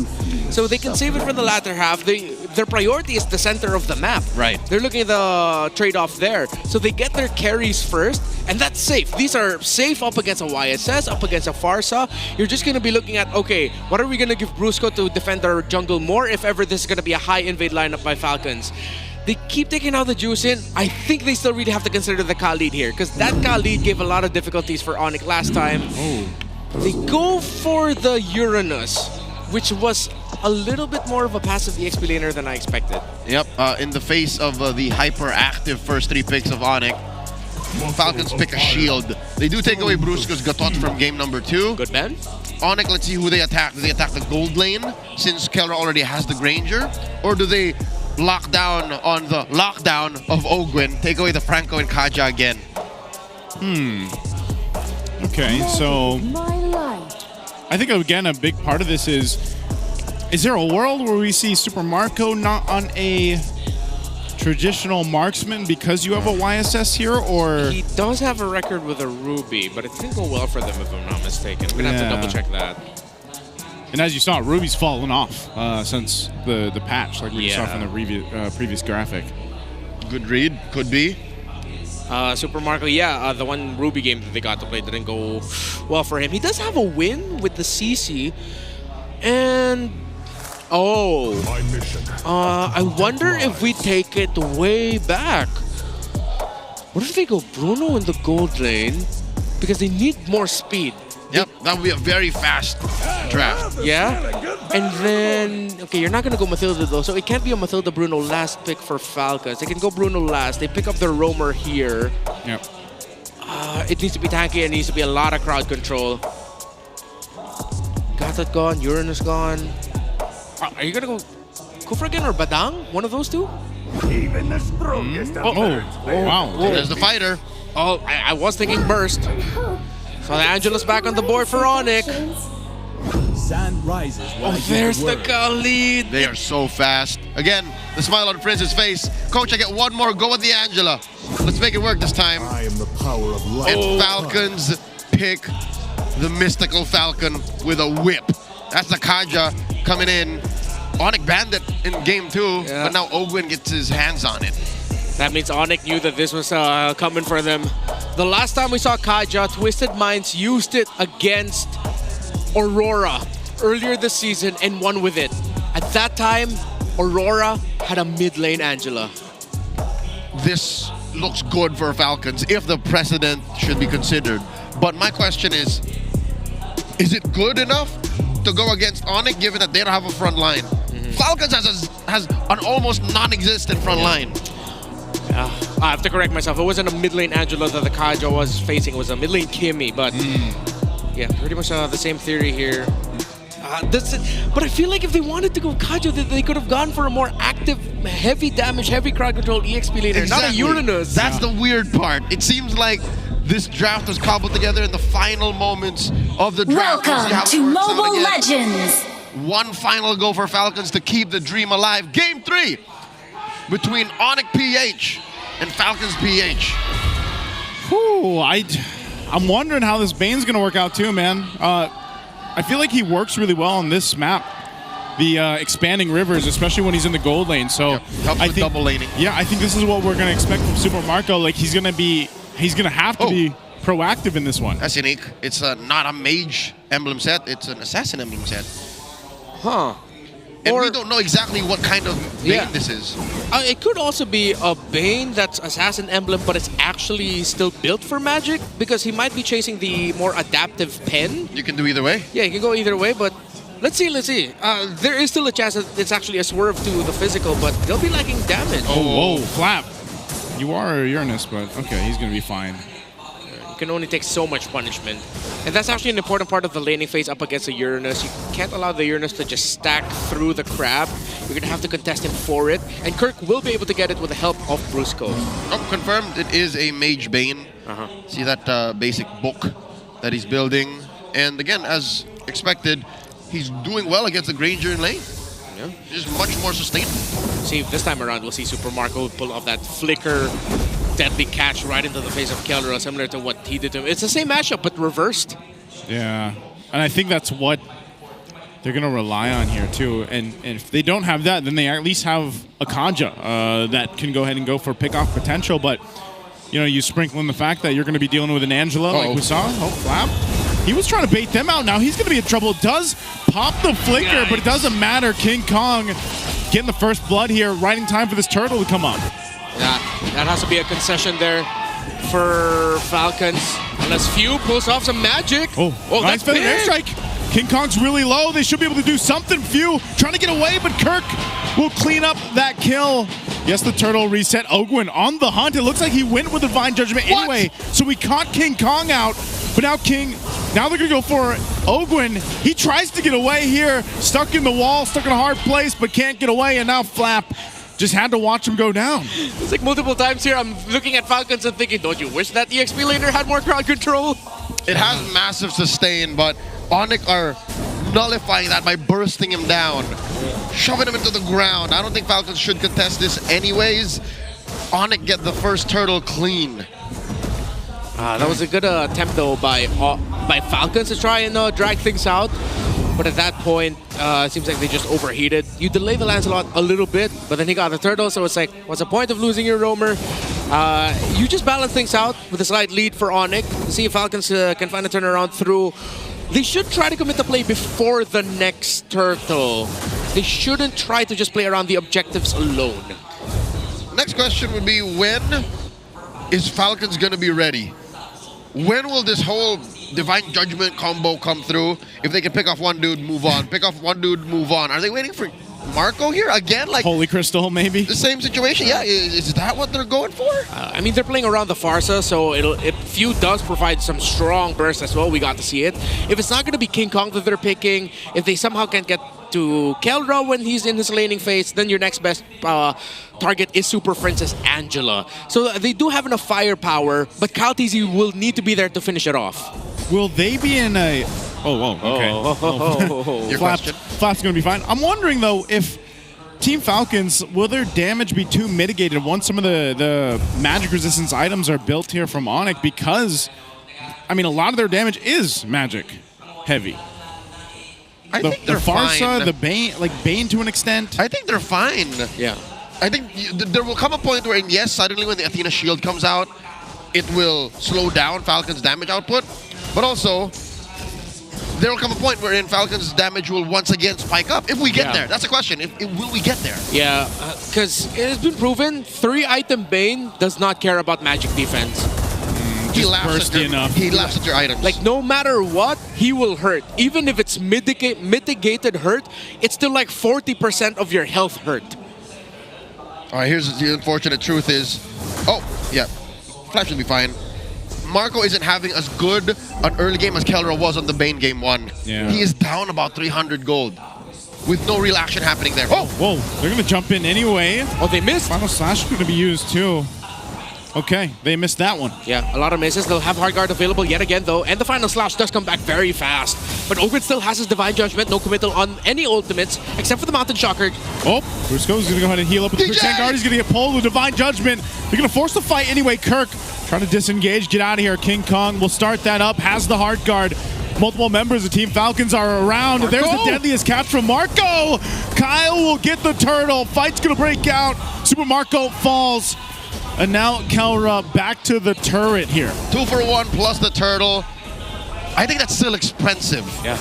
And King Kong being able to get the purple buff, who, by the way, dodged the deadly catch because he was able to iframe Kyle TZ. Did he? Yeah, he secured his own purple buff, it looks like. So no steal there for King Kong. Oh! What? King Kong, okay. Does he get out? He already used that Mountain Shocker here. I think they're going to chase him down. Few does have a feathered airstrike, but they're just going to put pressure here on the bottom side. All right, I think we're starting to see the pain of this Uranus, actually. It's annoying because Flap keeps cutting waves. Yeah, you don't feel him that much in the team fights because he's not giving crowd control, but then the Uranus damage, as it keeps stacking on you and as he keeps getting stacks, is a problem. So good on Flap for being able to dig himself out the hole of, hey, I'm not that much of a use, but now he is. Yep, got to the 6.5 minute mark, switched lanes with Super Marco here, and they're going to wreak havoc on the map. Oh, Super Marco in trouble. Good final slash into the Raging Sandstorm, and now feathered airstrike on the response. Brusco is going to be fine. Will heal up himself alongside Super Francis Heartguard. A good pickup off on Marco. And now we see one major weakness that Falcons have. We did not account for this in the draft. Brusco's quick sand guard is only really stopped by 2 things. 3 things if you're counting Parsa's passive, and 2 of those are ults. Yeah. There's nothing to stop him from just healing in your face. Especially with a heart guard on him, you know? Like, it just makes it even that much harder to deal with. Again, a final slash. Goodness, Kirk. Oh, he'll get the flicker out from Few. Man, Kirk is looking to make it the same case he did in the previous game with the MVP performance. Yeah, 3 straight games on the R-Lot.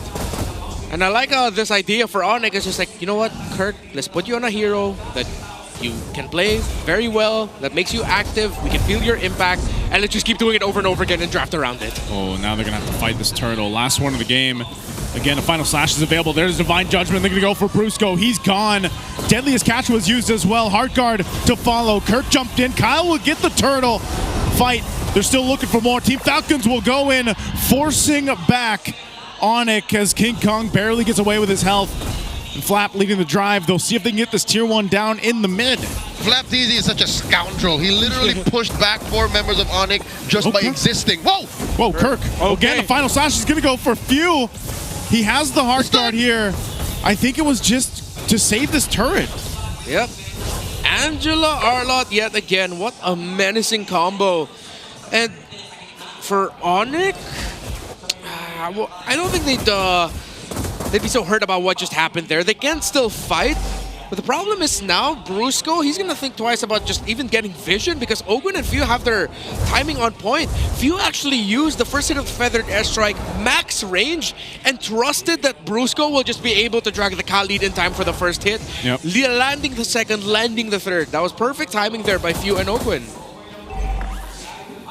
So far, oh, all right. So far, these kills on ONIC were off of coin flip engagements, and I think Falcons have read them. Falcons aren't allowing it anymore. Key example as to why is Super Marco's keeping himself more in scarce. He's just not showing up. Yeah, kind of has to too at this point, man. All he has really is the flicker. Heartguard's going to be used. Or are they going to go for Ogwin? Raging Sandstorm collapsing down. Ogwin's going to be gone now. Few has to pop the flicker again. They pick up a 1 in the mid lane. Super Marco's just around the corner. Yeah. Not sure if they're going to go for much. They'll conceal on out. Kyle's here, pops the Mountain Shocker, but still, all this in the mid lane to be focused on. King Kong leading up in the front. Flap and Kyle are fine. You saw the slow approach that ONIC did to making sure they pick off Ogwin and even almost landed a pick onto Few, is that they were watching and seeing, okay, it seems like no one's quickly responding to this. Then they go for the dive, then they back out. So appreciate the patience and the execution there by ONIC. And in response, Falcons are also being patient. I think Marco was contemplating the flicker deadly catch once again, but again, they don't have a front line, so it's not as easy to take advantage of that. They have to really go off of Ogwin's Divine Judgment, full combo, and pick off 1 more after the initial. Flap TZ gets hit with a final slash, he's fine. Yeah, you're going to need a lot to overload Flap TZ here on this Uranus. He's built up, scaled up pretty well. Glowing Wand and the photo for friends. He's such a pain to deal with. King Kong, though, every time he enters, he loses a lot of health. So even more so now, it's a lot of mechanical pressure on him to maximize his dash. Final slash again. Great timing that time to take out Ogwin. Yeah, great combo there by ONIC. They made the most out of the Raging Sandstorm and Final Slash. And because of that, I think they read the map. The coast is clear. That's a man down for Falcons. They will try to regain parts of it. I don't think they can take the Lord just as quickly. No turrets are down. Flapteasy holding the fort here. Feathered Airstrike. Feathered Airstrike putting pressure on King Kong. Flap also zoning them out. Lord's going to go for a reset at half health. Now Super Marco there with Brusco. Flap taking a burn of damage. Actually have to burn the flicker. So no team committing to this Lord just yet as Team Falcons forced ONIC off. Yeah, Falcons will now have to slow down the pace, wait for Few to get his Feathered Airstrike because you cannot team fight without the ultimate of the Farsa. Yes, Super Marco deals a lot of damage, but you need all the damage you bring to the table, of course, going up against a lineup that has an Angela. But I hope Falcons are also considering that they're not going to blow all their abilities at once because Super Friends again has been perfect timing with that hard guard. And with all the sustainability that ONIC brings to the table, if Falcons use all their ultimates in one go, they might not have enough for a longer engage. Something that ONIC does well because again, they're playing around an Angela.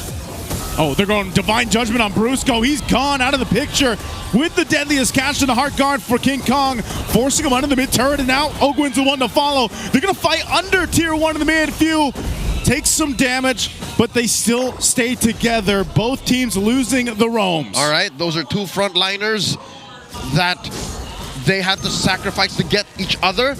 And here's the painful truth. Falcons spent more battle spells, but they do have the damage advantage, and they're going for the blitz here. Yeah, they can. King Kong still at the purple buff. They have the information, but Super Marco helps secure it in. A hard guard with a final slash. Flap leading the charge. Kelra is going to be stopped in his tracks with the Mountain Chakra. Now Kirk could be in trouble as Few picks up the kill with a Feathered Airstrike. Look, just like that, Kelra and King Kong already making work at the tower in mid, and Marco almost fell to King. Oh, the rum, the ale kept them alive. Falcons, an amazing dance around that Lord. Does lose the mid lane tier 1, but they get the big one. Yeah, ONIC are doing really well with the trading though. It seems like for every little win Falcons finds, ONIC finds a win elsewhere through the map.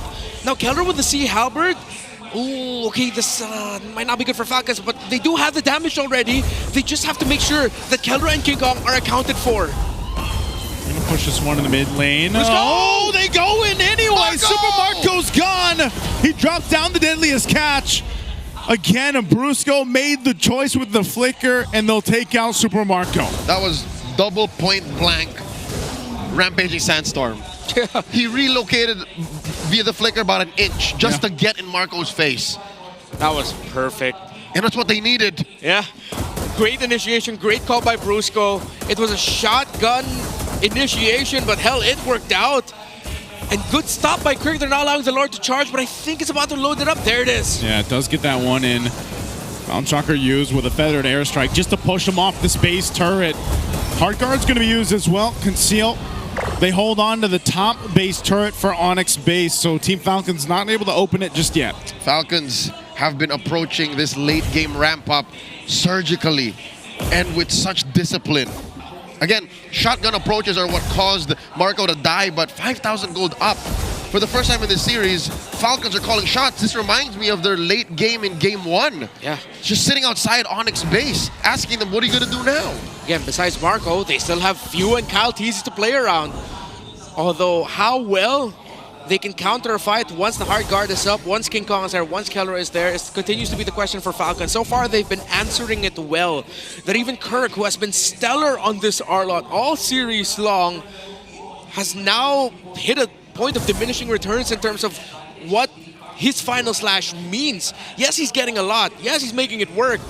But Falcon seems like, all right, you final slash us, we can still recover. My God. In case you missed that last item check, Kyle Teasy is almost 2,500 gold up from King Kong. Folks, quick reminder, King Kong is #1 gold per minute average this season. So that's how hard it has been to farm as a Lancelot. Yeah, Kyle Teasy is actually full built already. King Kong, bit of a chop suey there in the end. There's the Fury Hammer and the Legion Sword. Approaching 3,000 up. Yeah, this has been a great game for Team Falcons to, you know, kind of buckle in and make things work in their favor. Yes, Super Marco struggled a bit here and there, making this Bane work, but the team's making things happen. They're going to fight for this Lord, though. Divine Judgment on Brusco. They cancel.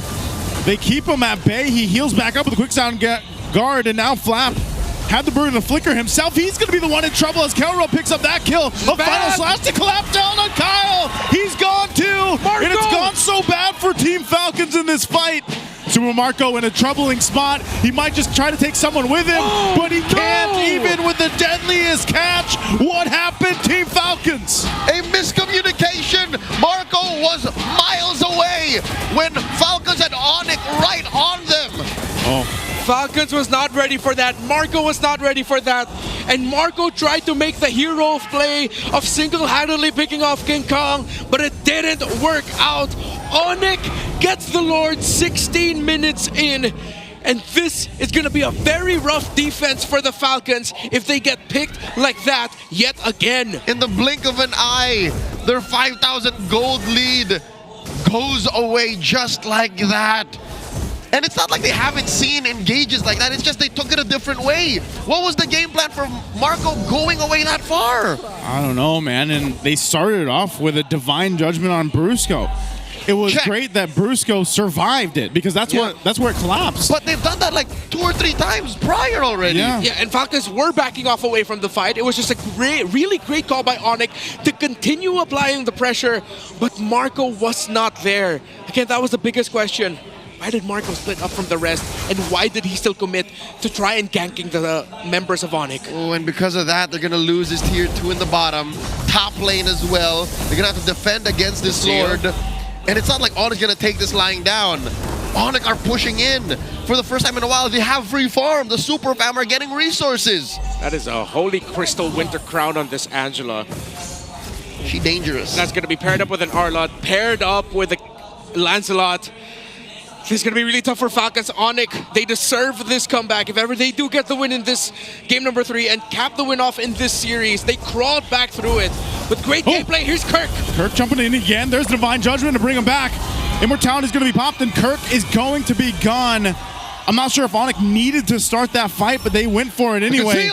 Conceal's going to be used. This Team Falcons put the pressure here. It looks like they'll be stopped in their tracks. Get out of my yard, says Falcons, as they clear all the waves from getting pushed. And now it's all about recovery. Falcons have to turn the map red once again. You see Kirk was really disappointed in himself for that result. I think it was a team call, but it doesn't look like they were just completely right in their timing. Every entry of an Arlott, every entry of ONIC, they have to keep in mind, deadly catch, the Sharks will come out. Winter Crown early! Oh, they want to go for this turret here. Brusco taking a ton of damage. There's the initiation. I'm not sure if King Kong's going to follow through, even with the Heart Guard. So they go ahead and just get on out of here. I think they're just going to clear things out. They wait for Kirk to be back up, and they lose the 1 base turret. That's a small win for Falcons, but anything to recover after that blunder in the Lord should help them get back on track. Yeah, and they needed to get that turret. ONIC, though, really deadly. Good thing that Winter Crown didn't come off at the time where the Sharks were right on Kelra, but both animations ended at exactly the same time so that Kelra was still safe from the deadly catch of the Bane. Because if that was big burst on that Granger, I wouldn't be surprised if Falcons would have just committed that play with Kelra brought down really low already. Tried to take down the front, force Kelra back, and then just take control of this Lord. But now we find ourselves here, 19 minutes in, Evolved Lord, full 5-man stack on both, and now Falcons is trying to go for the cross-map play. Brusco's going to find them out, though. And Kyle setting up for what could easily be answered by the Angela. The conceal by Ogwin. They're going for a false rotation here. They're keeping ONIC honest on their feet, thinking where could that duo be, and then they just circled back to the Lord, and they're going to blitz. It looks like it. They just took the whole way around. The scenic route. The scenic route. They have to slow it down, though, and reset. Yeah, because King Kong can get here just in time. Good call by Falcons, but good read there by ONIC. Finding the position and stopping that blitz play. All the minion waves crashing through top, though.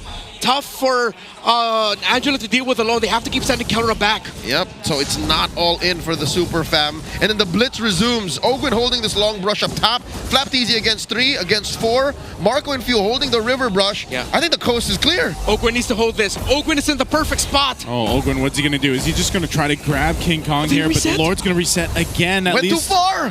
For now, it doesn't go for the full reset.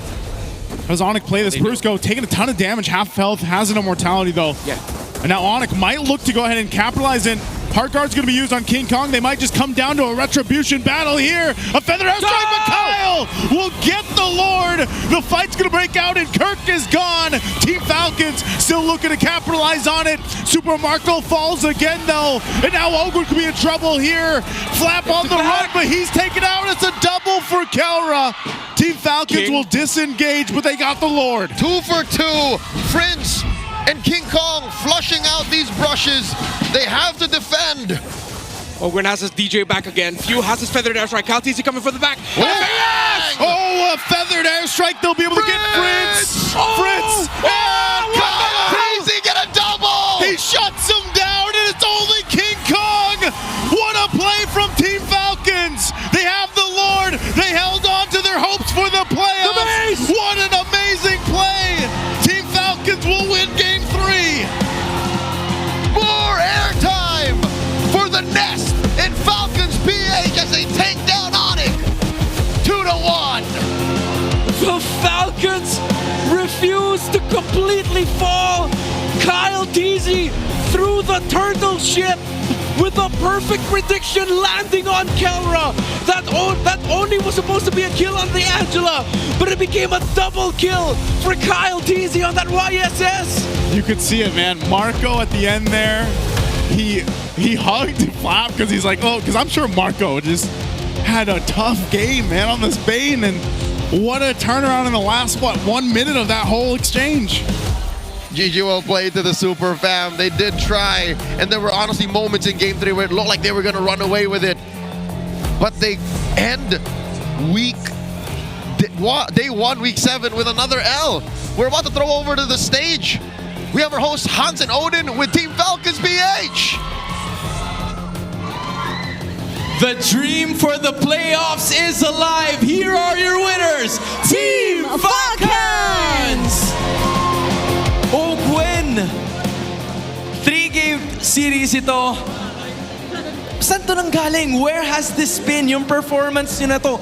Ang daming naghanap nito for quite some time. Saan nyo hinugot to? Paano nyo nakuha? Siguro, nasa brink of na kami. Brink of death na kami, kaya kailangan namin labas yung namin. Nalalaro namin sa scrim. Kaya, yun, medyo rin kami. Nating tulos na rin kasi kami. Kaya, kahit anong ginagawa namin, gagawin namin. Oh, Gwen, it's never too late for Team Falcons. Nakita natin ang ganda ng performance mo. Game 1, Game 3 with that Franco. I would have to commend that performance. And yung game number 3 na Kaja. Ano ba yung pinag-usapan nyo bago kayo pumasok dito sa match na to? Pinag-usapan namin, enjoy na lang namin eh. Parang wala na rin eh. Parang ganun. Nisip lang namin talaga, enjoy na lang yung moment na sa last stage na maglalaro dito. Ganun. And this was such an incredible way para ipakita na talagang ine-enjoy nila yung laro. I want to know more about one of the newest additions, Coach Moody. Hello? Hello. I'm sure that you're very ecstatic with this first win. You were also one of the people na nagsasabi sa boys kung ano yung kailangan nilang gawin and how they would approach this. How was it, being added sa gitna ng season? What did you do to make this happen? Like I said sa mga previous interviews ko na I think sobrang formed na nila, nakalimutan lang nila yung basics and onting disiplina. And I'm more of an addition, or ako mismo yung nag-a-adapt sa kanila eh. So, onting addition lang din sa kanila. Pero sobrang galing pa rin nila actually. Kaya nilang sumabay. Kumbaga pinapaalala lang eh. Now that you mentioned, kaya nilang sumabay, Odin. Gusto ko din yung sinabi ni Coach Moody na pinaalala niya yung mga dati nilang dapat gawin. And gusto ko dapat si Few yung sumagot nun. Kasi ikaw yung for the longest time ay nakasama namin dito sa liga. Ano yung masasabi mo doon sa sinabi ni Coach Moody na kailangan yung alalahanin kung sino kayo? Yun nga, parang feeling kasi namin nung nag-low streak na kami, parang nawala talaga yung identity namin eh. Parang ang mindset namin laging gigil lang bumawi, hindi na namin nagagawa ng maayos yung kailangan namin gawin. Kaya nagtuloy-tuloy yung talo namin. And nahirapan talaga kami makabawi.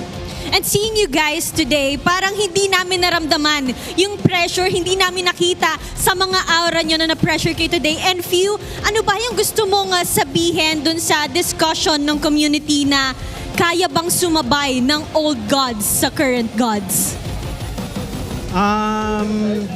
Feeling ko kaya pa rin naman talaga eh. Kailangan lang talaga kailangan makita namin yung puso pa rin namin sa paglalaro na hindi mawawala. Few, hindi magiging madali itong magiging takbo nyo towards the playoffs, but you are still running and your fans are here to support you all the way. Manalo, matalo, you've already said it. Ano masasabi nyo sa lahat ng supporters nyo? Salamat sa lahat ng fans namin na sumusuporta, manalo man o matalo, nandiyan kayo palagi. Still in the running for the playoffs, once again your winners, Team Falcons! Flying high are the Falcons in this one, and you have to give commendations. Nandun yung puso to be able to continue. Talaga namang still alive and still soaring at pinapatunayan lamang ng Team of Falcons na kapag may pusong kampiyon, hindi basta-basta natitinag. Never backing down, that is what the song said. But as of this moment, we're gonna throw it back to our casters. The song that Hans and Odin were referring to, I don't think that was for Falcons or ONIC. Never say never. That's a different song from a different artist. But once again, thank you so much to our hosts. And of course, it's great to hear from Falcons. And of course, their newest addition, Coach Moody. Coach Moody. He took his jacket off, you said? Game 3, was it? Yeah, he took his jacket off. It's like, I'm locked in right now. Brought it back on. It's like, yeah. That's the secret. I like how, again, the humility of like Filipino players and coaches. The fact that Coach Moody just said, hey, they just forgot who they are. And it feels like Caltese remembered who he was and what he could do. I'm him. I am him. The Lord Retry win. Hey, being able to get away from the sequence, still surviving.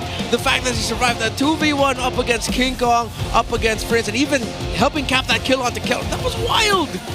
He's my lady's first MLBB crush, and I get it. Really? Yeah. At M5, we had more pictures with Kyle Teasy than with me. Hey, that's okay. You know, sometimes you just got to be the supportive guy. But I get it. Kyle Teasy was a beast this whole series, man. He was. 2 Fredrins back-to-back, and then here. Yeah, and this was a YS aspect that I was very scared for, but he made it work.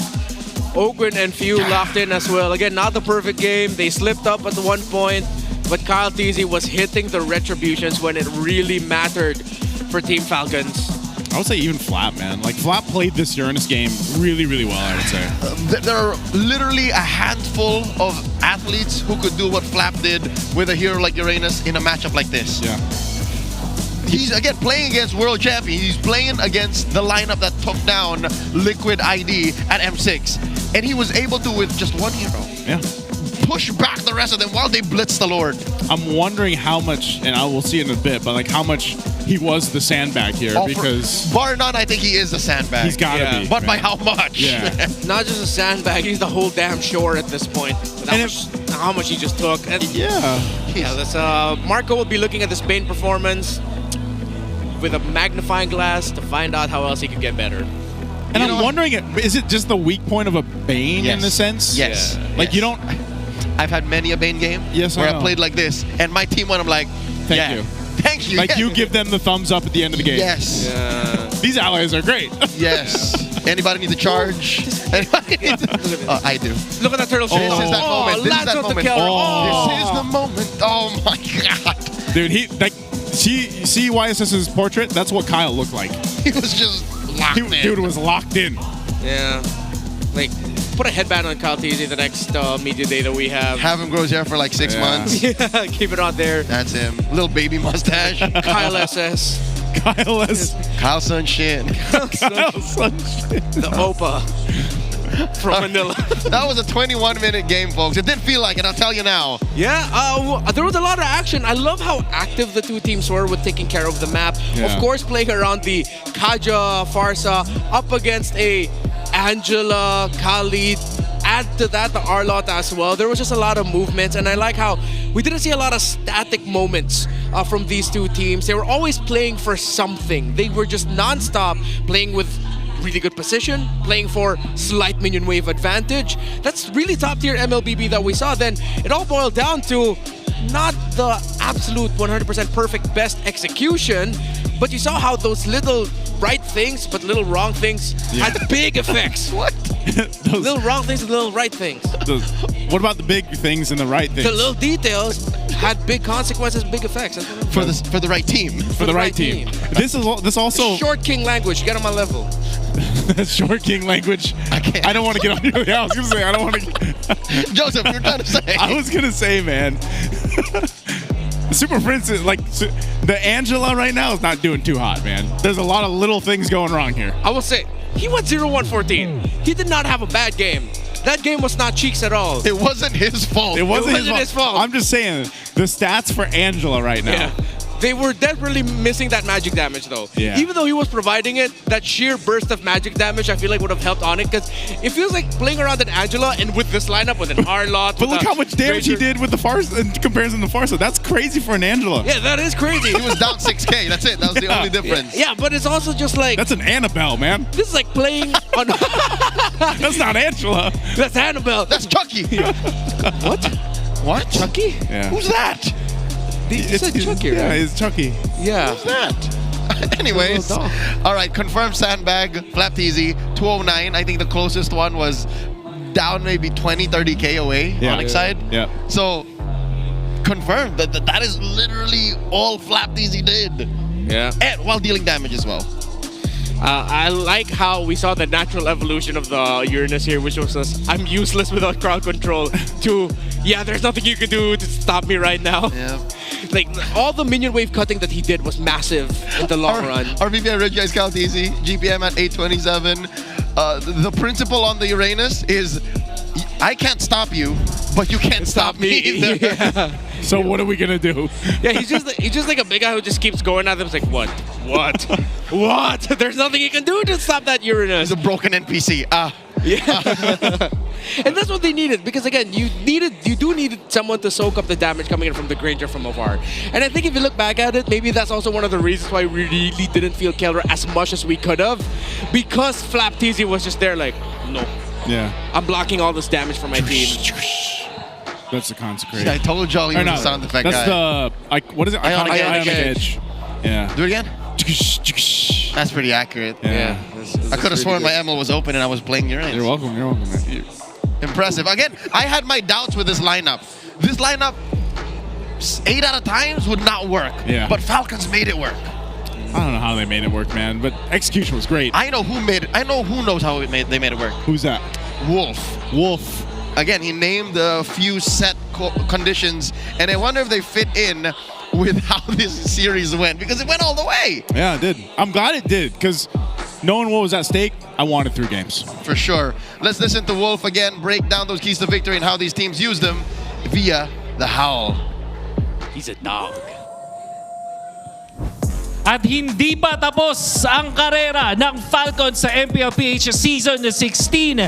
Kyle TZ made sure of that, unleashed the whole series. At hindi natin makakalimutan na sobrang in the zone niya. Nagawa niya yung Mountain Shocker play doon kay Kelra para tapusin ang laban. There would have been a defense mula doon sa double K ng ONIC Philippines, but Kyle TZ made sure na hindi mangyari yun, actually securing this series para sa side ng Falcons. Hindi lang naman yun yung kanya nagawa all throughout. Naging problema siya dito ng ONIC Philippines, at nakita natin finally hindi lang sa gold lane umaasa ngayon ang Falcons when it comes to their DPS.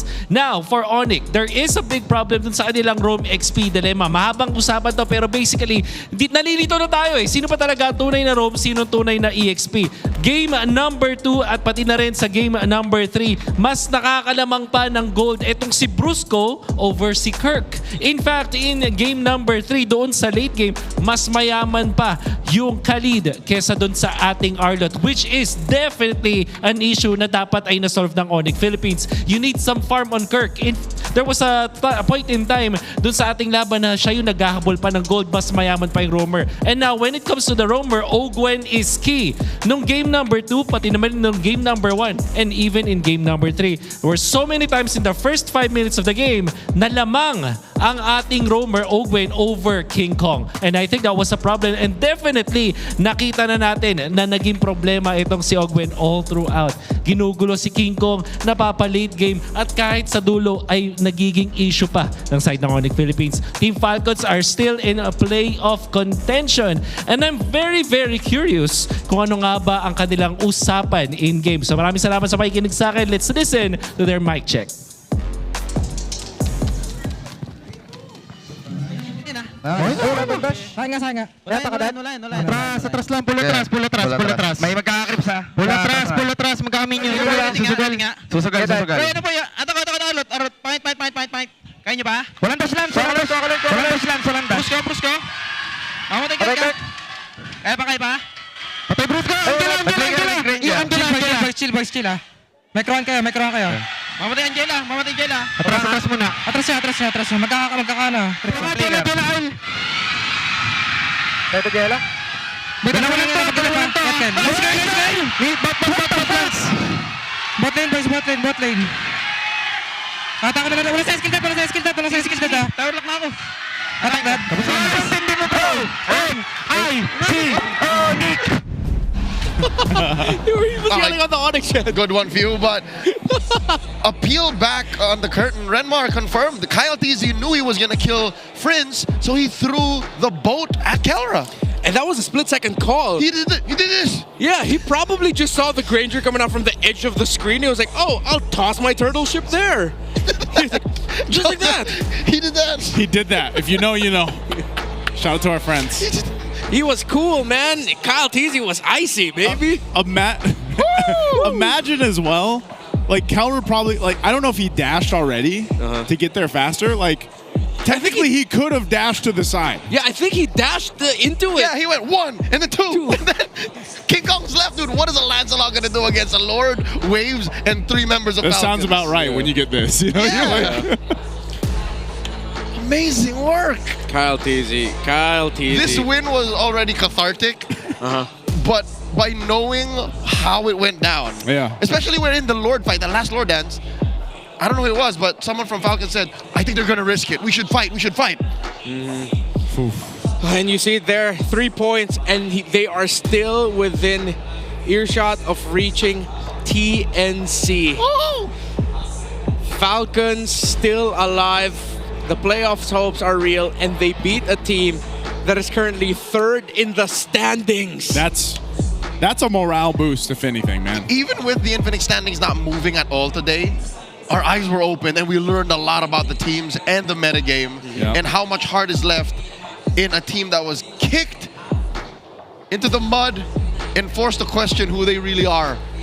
Man, I can't wait for day 2. Yeah, and despite the loss of ONIC here, they can still threaten Team Liquid's spot in the top 2. So they play on Sunday. Right? I'm looking at this. Falcons play again on Sunday against AP Brand. But they will be watching intently tomorrow. If I'm not mistaken, this is upper bracket secured for RORA because no one else can reach 10. ONIC can't reach 10 anymore. They can overtake Liquid, but ONIC can't overtake RORA. We'll have our league operations officials calculate. We will announce as soon as we know, but here's another check at the standings for Fancy Laban. Oh my God, somebody beat the Mines again. Oh, that's another one. And they're really strong. And Cavalry's maintaining a solid standings. A solid place in the standings. RORA real close. Even in Fancy Laban, the race is tight. Despite the Mines running away with it, it's like, again, they are starting to get losses. Might get to them. Still technically, too, like if you look at that, you know, they got the 10 score there. You got the Cavalry at 8. Yeah, it's very close between the Fancy Laban. For about 6 weeks, maybe 5.5, no one could beat the Mines. And then suddenly now they get another loss back-to-back. Ladies and gentlemen, Fancy Laban is bound to be one hell of a feature at our playoffs because we now have the official prizes for the winning team of the Infinix Fancy Laban. That's right, as early as week 7, we have confirmed what these teams are going to be playing for. That's exciting. Last season, I believe it was a bunch of phones. Is it going to be the same night too? Well, let me tell you guys exactly what they're going to be winning. The champions will receive the Infinix GT30, the Metro Zero shirts, and 25,000 diamonds. Ooh, that's a huge haul. But even second and third place will receive Metro Zero merch and 10,000 and 5,000 diamonds respectively. Bang! That's pretty cool, man. Like, you can play Fancy Laban all season long, and you win a phone, man. You win the same phone that we have over here. Yeah, you win a phone, you win the merch, and you win 5,000 diamonds each from each member of the team. That's impressive. I am spent. It's been quite the day for MLBB Esports. Gentlemen, your final thoughts before we wrap it up. I'm a believer in Team Falcon's possibility to go ahead and climb and soar higher, so I'm also happy for you. Yeah. Aurora, terrifying. Falcons, still flying. Twisted Minds and ONIC, they got to find their footing. But that puts us at the end of day 1. Week 7 has just gotten started. Thank you so much again on behalf of Weebay Bros, Renmar, Naisu, and Leo. We'll throw it over to the stage with our hosts to close up the night. Thank you so much for watching. We'll see you tomorrow. Nag-uumpisa pa lamang ang Week 7 but I have to say, Odin, nag-iibang level na rin ang kompetisyon sa MPL Arena. At talagang pinapatunayan niya ng ating mga koponan. And in our match 1, Aurora continues to shine bright and continue their winning streak. And in our second match, the fight is not yet over as Team Falcons rise again, winning their series with an undying heart of former champions. Kaya para masamahan nila ang Northern Lights, pwede pang mag-book ng kanilang ticket towards the playoffs ang natitira nating 7 teams dahil 5 spot pa sa playoffs ang naghihintay para sa kanila. Sino-sino nga ba ang susunod na makakakuha ng playoff spot and which team will secure the upper brackets moving forward? Marami pa tayong dapat makita dahil sakto bukas, Super Fan Saturday, which means a triple header day. Pwede nyo nang yayain ang inyong mga tropahan para sa natitirang 5 araw ng ating regular season. Muli, ako si Hans Galeria. And this is your very own Odin. Sama-sama tayo muli bukas dito lamang sa MPL Philippines Season 16.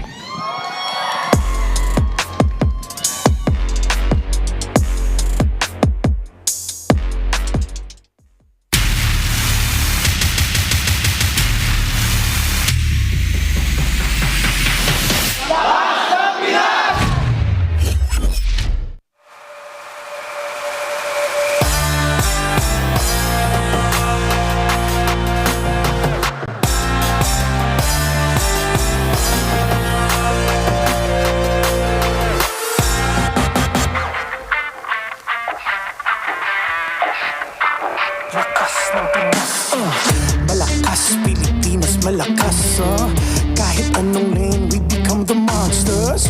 Malakas, Pilipinas, malakas, face the golden sun and repping for the 3 stars. Look at us, to the top, no ifs, no buts, winning any game para to sa PINAS. Di mo matitinag aming boses sa new level. Nasa kalye man o mobile, you know I become a legend. Listen, open fire, we unite, we winners. Pressure like diamonds are made of. Switching the lane na parang gera. HP Racing made a setup. Kakatang buhat ni Hilda. Full dome SS parang Laila. Susundan ko ang iyong bakas. Kasama pataas. Tagumpay natin to. Dahil tayo'y malakas. Para sa Pinas. Nasa amin ang alas. Hindi to atas. Kinikilala sa taas kasi kami ang malakas. Para sa Pinas.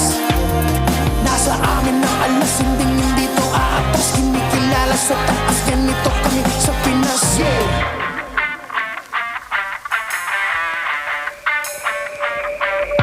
Laging MVP. No surrender, no retreat. Pag nagsama-sama, just imagine what we can achieve. Laging MVP. No surrender, no retreat. Giving 100 on my all, cause we just cannot be defeated. We are unstoppable, immune and invulnerable. Ready ang equipment, lahat frozen, mala, crowd control. Pakita on the jab. East to the southeast. Taas ang matawag, proud and loud, cause every enemy we devour. Susundan ko ang iyong bakas. Kasama pataas, tagumpay na